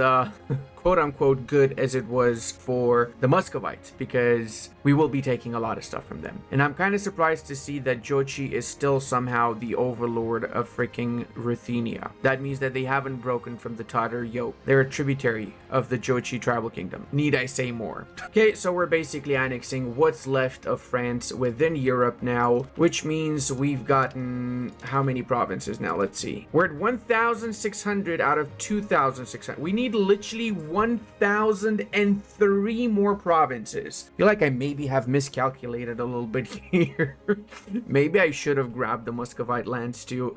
Let's see. That being said, guys, there are some things you need to know when you're in this kind of a situation. Obviously, most nations around us hate our guts right now, including our allies to a certain extent. But outside of Europe, it doesn't matter even if they do hate us, because check it out. What does it say here? It says Nemaji is outside our diplomatic range. So all the nations that are outside of the diplomatic range, the fact that they got antagonism makes not much of a difference. And speaking of, the New World itself does have a lot of independent nations, thanks to us, of course. And all of these independent nations are trying to murder each other, I'm assuming in the hopes that they get bigger and stronger. I don't know. Does seem like the British are very aggressive, though. They definitely have expanded in the previous French colonies here, right? There's barely any natives left in the New World, for that matter. Mostly in the Central American parts, pretty much. Actually, wow. The Aztecs are still around. What? I just realized all of the Aztecs are still around, and Maya. Yo, you know what? Kudos to the natives. Definitely kudos to them. They deserve it. Not gonna lie, I do feel very bad for the Ruthenians. They actually were pretty good allies for the majority of the campaign here. We had great relations. They defended my eastern front. I just wish I didn't need their lands, you know, to form Europa. But to be fair, what I'm gonna do is I'm gonna make sure Ruthenian is gonna be one of my accepted cultures, just to make things, you know, a little bit less horrible for them, I guess. So we've now at this point been in a state of continuous war for about 5 years, give or take. We're doing pretty good. We're winning pretty much everywhere. I want to talk about the fact that currently we got 113% cabinet efficiency, which means that we are insanely quickly doing all of the cabinet actions, including integration. So check it out. We've integrated almost half of France already, most of the eastern parts already as well in just a few years, which is wild to see. Also, economically, we're doing super good. We got the advance that allows us to mint even more, so we're minting more than 50%, which results in about 4,000 gold just from that. We're also taxing the absolute schnitzel out of everybody, with the exception of the patricians. Why is that? Well, because we have this sweeping governmental reformation, which gives minus 100 satisfaction for the nobles, which means that the nobles will likely rebel against us. And speaking of revolutions, that's one of the issues here. We got a lot of them. We have a buttload of them. Not just Catholics anymore. We got a lot of nationalistic revolutions like the one in Alençon that just triggered. We've got a lot of Orthodox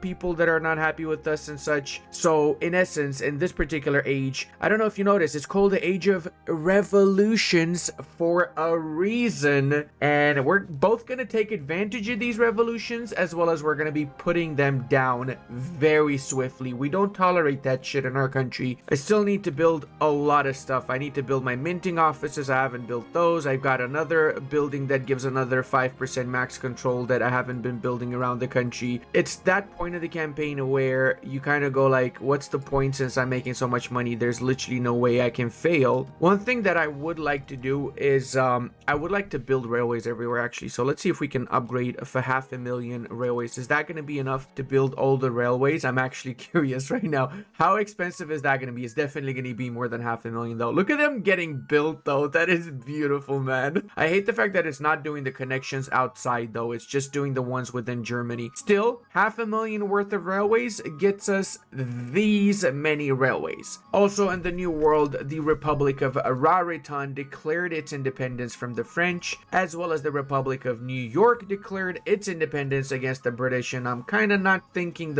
I think New York's probably going to lose this. Yeah, I don't think they got a chance here. That being said, for me personally, this is a godsend, and I am actually going to help out the people in New York. Maybe I'll send them a little bit of a gift here, 50,000 ducats gift. Why the hell not? Maybe that's going to help them out a bit. The Grand Republic of Itapucutucutu also is broke already away from Portuguese, as did the Grand Republic of Peru from the Castilians. And in fact, these guys already are independent. They're at war with one another right now. Another important thing I've been doing is I've been trying to stomp out different cultures. So basically, I'm trying to make sure I get rid of the little cultures first. That way I can unaccept those cultures and I can accept others with the cultural capacity that I got. So I can accept French and such, which would make it easier for me to core all of the French areas, obviously. And finally, we managed to get enough ward score with the Ruthenia to do a first peace deal here. And I mean first because you probably guessed it, we got to attack them a few more times. Check it out. The Ruthenian region is massive and we barely just scraped a little bit of it. We mostly took lands in the Baltic actually rather than the Ruthenian region. Not saying also that I'm taking a lot of pleasure in wiping out little nations like Epirus that managed to make it to the 1700s, but I am, okay?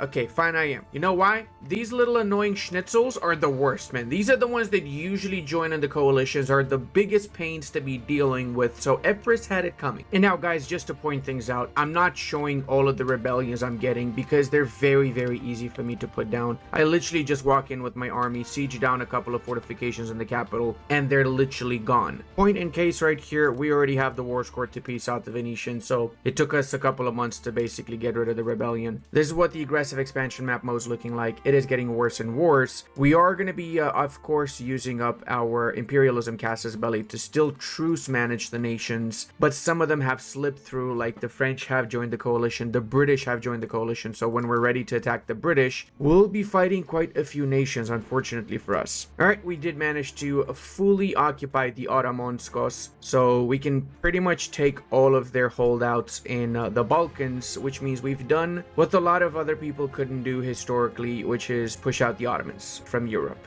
Okay, maybe not from all of Europe. They keep some holdouts in Chios. That is honestly fine with me. They can keep all their Chios holdouts. I don't give a single schnitzel. Look at how beautiful this is. Finally, the Balkans is German again. And we got another achievement. Pile of gold, 35 locations which produce gold and silver. Hell yeah. And also now we can do the peace deal with the Hungarians. I'm not even going to bother looking at the coalition map mode because it's going to be pretty big. Let's be honest here. It's going to be pretty freaking massive. Okay, fine. Let's look. Oh, God, the whole planet hates us. Literally the whole planet. What have I even done? Brother, I haven't done anything. What's wrong with you? Why you guys hate me so much? All right, time to get more imperialism casus bellis. We need to make sure we have these at all times, ready to go. And yes, Hungary essentially has become Romania. Okay, surprisingly, Hungarian is still technically the majority culture in Hungary, but Wallachian is right up there. And I mean, really right up there. All right, well, now we got a few truces we're going to keep an eye out for. But in the meanwhile, we still need to push in. And we're going to have to attack the coalition, unfortunately, because if we don't, the coalition might trigger on us. And then it triggers with the coalition casus belli, which sucks because with the coalition casus belli we cannot really grab as much land as we could with the imperialism CB that we've got. We only need 500 more locations in order to form Europa. Brother, we are so close. I'm honestly kind of shocked to see how close we are. I feel like if we grabbed the Muscovite provinces in the war we had earlier, we probably could have formed Europa by now. This is a lot easier than I expected. I'm not gonna lie. I feel like for the next time I'm gonna go all the way to 1836. What I'm gonna do is I'm gonna stack war score cost modifiers even more, because there were a few throughout the ages that I didn't go for it. A couple of focuses and some of the ages and such that would have given me more war score cost reduction and more antagonism reduction, so we could have had an even better situation expansion wise if we did that. But I just never expected I'm actually gonna go for Europa. That's kind of crazy. Guys, we started as freaking Mühlhausen, guys, which by the way just became a town. Let's make this into a city, because it's been a village for majority of the game. I think it deserves to become a city, doesn't it? And speaking of, let's upgrade to city, whichever other location we've got that's got 30,000, because I haven't been checking if I'm able to upgrade anymore for a while now. Oh my god, what? Eastern Roman Empire exists. Since when, brother? It's a rebellion. Oh, okay. Well, I hope the rebellion dies, even though I love Rome. But these sons of bitches, they joined in the coalition against me, you little schnitzels. How dare you not love the fact that I liberated the Balkans? I'm doing this for you, Rome. I'm doing it for you. Oh, you know what else I forgot, guys? I forgot to annex France's last province, Paris. So France is a city-state. They are the proud city of Paris. So we basically got 12 million population from annexing all of those provinces from the Hungarians and everybody else. That is insane, guys. That is actually insane. And now we're getting 25,000 population growth a month. Holy mother. Look at the map mode, dude. This is crazy. Most of the pops are Germans, 22 million, almost 23, followed up by French, Hungarians, and Greeks, surprisingly. Okay, there's still that many Greeks. I expected the Turks wiped most of them out, but no, apparently there still are some. There's 5 million Greeks overall, and Turks there are 18 million. Fair enough. There's also a lot of Greeks living in Naples, our good friends, that we will not backstab. Okay, just saying, we're not gonna this is the one nation we're trying to give the rest of Italy, but they just seem to not want to get it somehow. I am gonna first off prioritize railroads though. Let's get some railroads all the way into the borders with the Russians, and into the south get some railways so we can quickly march all the way to the southern tip of the Balkans. Because remember, it also makes our units go faster if they literally take the roads that have railways, obviously. So I have to report a bug. If you assimilate area after you unified your culture, it doesn't assimilate to German or whatever you unified it in. It assimilates because it automatically determines, right? But it determines wrong. So it assimilates to to Saxon. I was wondering why the amount of Germans is going down when I'm assimilating. It's because it's assimilating to Saxon. So I cannot use the assimilate area interaction. I have to individually go and assimilate to German every individual province now, which means I'm gonna really struggle to basically assimilate. That sucks. That is so silly. How is that a bug? Was late game even tested? All right, boys, the biggest war of our campaign is here. So most of the world is in this particular coalition here. There are some exceptions, but we're gonna declare the war on the English, and all of the people in the coalition are gonna join on their side. It's fine. It's not the end of the world, okay? It's just half of the planet against us. We'll be totally okay. Don't you stress a muscle, buddy boy. We will be tactically pushing for the weakest links first, of course. So we're basically rushing for the North Italians, as well as the one location nations, such as the French, because remember, the French are literally a single location. And at the same time, we're going to push hard into the British Isles. And we have to do a semi-decent peace deal with our old friends, the Swedes. If we manage in this war to at least grab a little bit of the Baltic area, then that is a win in my book. We can do a proper war against them later, but for now, I just want to grab all of the Baltic bits so I have nicer, prettier borders in the east. And also, there's a lot of OPMs in the eastern parts that have joined the coalition, like Bulgaria, like Wallachia. All of these nations, of course, are super easy to completely wipe out in this little war. So, of course, we're going to do just that. Podolia, Moldova, literally all of these nations are going to disappear afterwards. Carthage is going to be the big problem, as well as the Egyptians, because the Egyptians do have about 500,000 soldiers, but we have 1.7 million professional soldiers, so we're going to wipe the floor with them. Oh, I forgot Connacht's in this too. Okay.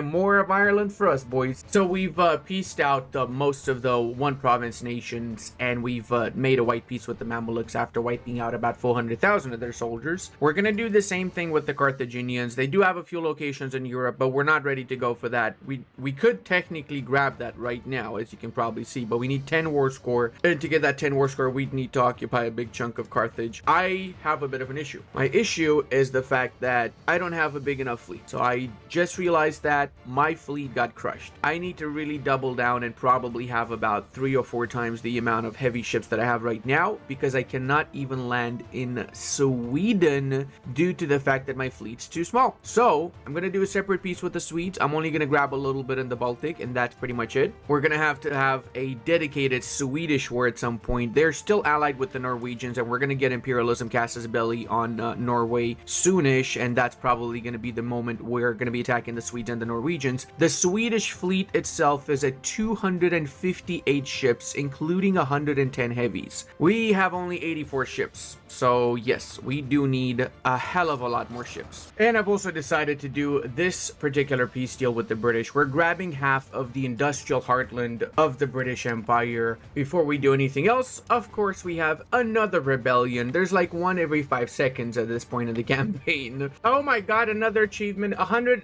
absolutism and centralization. Let's go. Also, guys, we now have 9 cabinet members, which makes it very, very easy to integrate most of the provinces we captured now with the integrate area cabinet action. Also want to mention that if we were to go monarchy, then we would have pushed for HRE emperorship, and then we would have had more cabinet members, because HRE emperorship gives you another one. I guess you could say we're lucky because the Aragonese have allied Great Britain, which means again we can attack the British without having to worry about anything, because the British being in a war against us now means we extend that little truce time where we got with one another. Wait, what? Andorra managed to get 12,000 soldiers? That is very impressive. The Imperial Eastern Roman Republic. They are a Sunni Greek nation. Oh god, is this majority Sunni area? It is. Oh no. I'm afraid I got bad news, guys. The oldest alliance in existence, the one with 2 Sicilies, is finished. My heart is broken, and I don't know where I'm gonna get my next shipment of spaghetti, but we'll have to figure it out. And we're gonna grab a tiny bit more from the British. We're not grabbing too much. We could technically if we push for it, but I don't want to bother too much with this particular war. I got bigger fish to fry in the northern and eastern parts of Europe, and I cannot fry them because I've got above 95% rebel progress for the patricians. That means I have to have this civil war with the patricians, but this type of civil war is not going to trigger until I'm at peace, so I have to make peace with everybody in the Aragonese side here in order to fight the patricians. So in the case of the Portuguese, we can offer them sound toll exception, which means they just don't pay the sound toll, and that basically makes no difference whether they pay or not the sound toll. My economy does not rely on the freaking Portuguese paying a little bit of tax when passing through with their trade. Now, in a weird twist of events, it's 102 to annex them. However, if we don't take Sedori, it's 7. Someone explain that logic to me. What is happening in this one little location that makes it so valuable? What the hell, man? It's the most random ass freaking province ever, okay? Alright, there we go. Oh, look how beautiful we are. We're literally already Europe in our hearts. We are gonna also do another cheeky war since the patricians have spawned their little civil war against Veliki Novgorod. We're doing this because Muscovy is in the coalition against us, and we're also attacking the Norwegians too because they're allied to Sweden, and we prevent the Swedes from entering in a coalition when the truce is over. Plus, we really just want to grab Sweden's land. We're warmongers, okay? Holy mother of God, how many rebels do I have, bro? I got like 4 separate nations that are trying to pop out all over my country now. Come on, guys, give it a break. Nothing's gonna happen. You're still gonna be German whether you like it or not, and for that matter, I'm gonna try my best here by the end of the campaign to see how much of my population I'm actually gonna be able to turn into German. That means that after we conquered a tiny little bit more of provinces to form Europa, we're gonna stop the expansion for 30 whatever years we're gonna have left afterwards and just focus as much as possible on conversion and such. We're gonna use all 9 of our cabinet members just for that purpose alone. Oh, and just because I know some of you guys are gonna say, Ludi, you're so bad at this game, I cannot believe it. You didn't even know this advance exists, Ludi. You could have used your cabinet member to alleviate concerns, which lowers antagonism. Yeah, I could have, but I don't care. I literally have taken the entire planet multiple times and still won. Sure, we could do this. If I was to super min-max, I could have done this earlier in the 5th age, and then we would have kept some alliances up until now. But look at this. Look at these beautiful men and cannons over here, okay? Do you think they want peace, or are they telling me, Emperor, time to conquer another neighbor? If we go for the first option, sweeping governmental reformation for 10 years, our nobles have basically 0 satisfaction. That's why we had 0 satisfaction earlier, but it prevents the disaster from happening for 10 years, whilst our nobles lose some dissatisfaction. Alternatively, we can do reform opposed for 10 years, and it makes it easier for the revolution to trigger that way. That being said, there is a workaround to this revolution: being at peace. My big brain realized I cannot have the revolution trigger if I am not at peace. Yo, we solved the world hunger right there.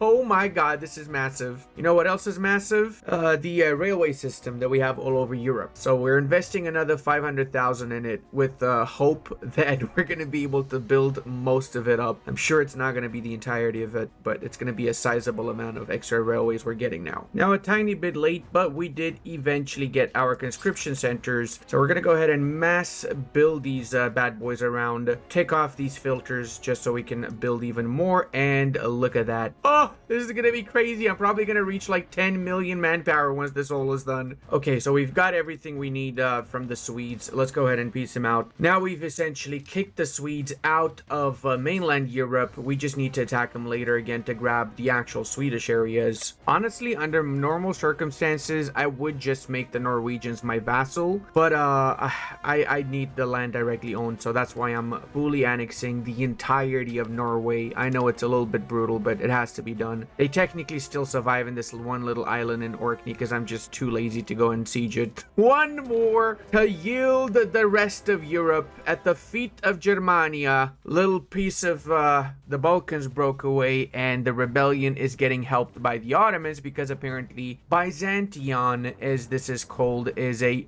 Turkish Sunni republic. I could use this opportunity to grab more lands from the Ottomans, but truth be told, I don't really care about Ottomans right now because they don't don't really have much left in Europe. Maybe I'll just grab these northern bits here by the Crimeans. Let's see. I find it a little bit funny, but I like this particular shape here because it looks like a tiny bit of a scrotum with a tiny little pee-pee sticking out into the northern parts of Finland. Okay, hold on a second there, buddy. Why is the Rebellion of Wales all of the British Isles that we own? And the only areas that are not a part of the rebellion are the actual Welsh lands. Are these people even Welsh? They're English. What is this scam? This is literally a scam.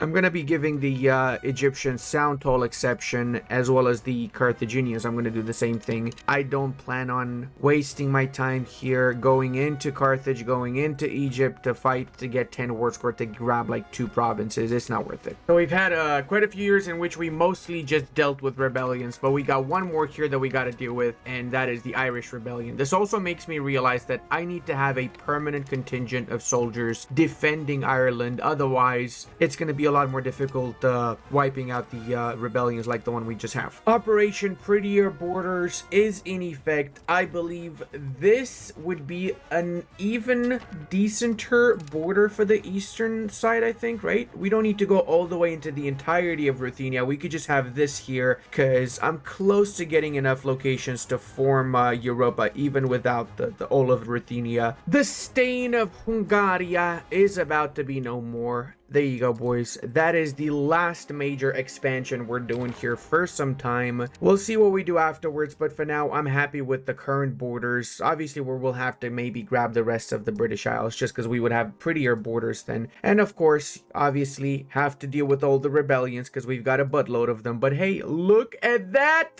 We can form Europa! Oh my god, I am in love. Oh.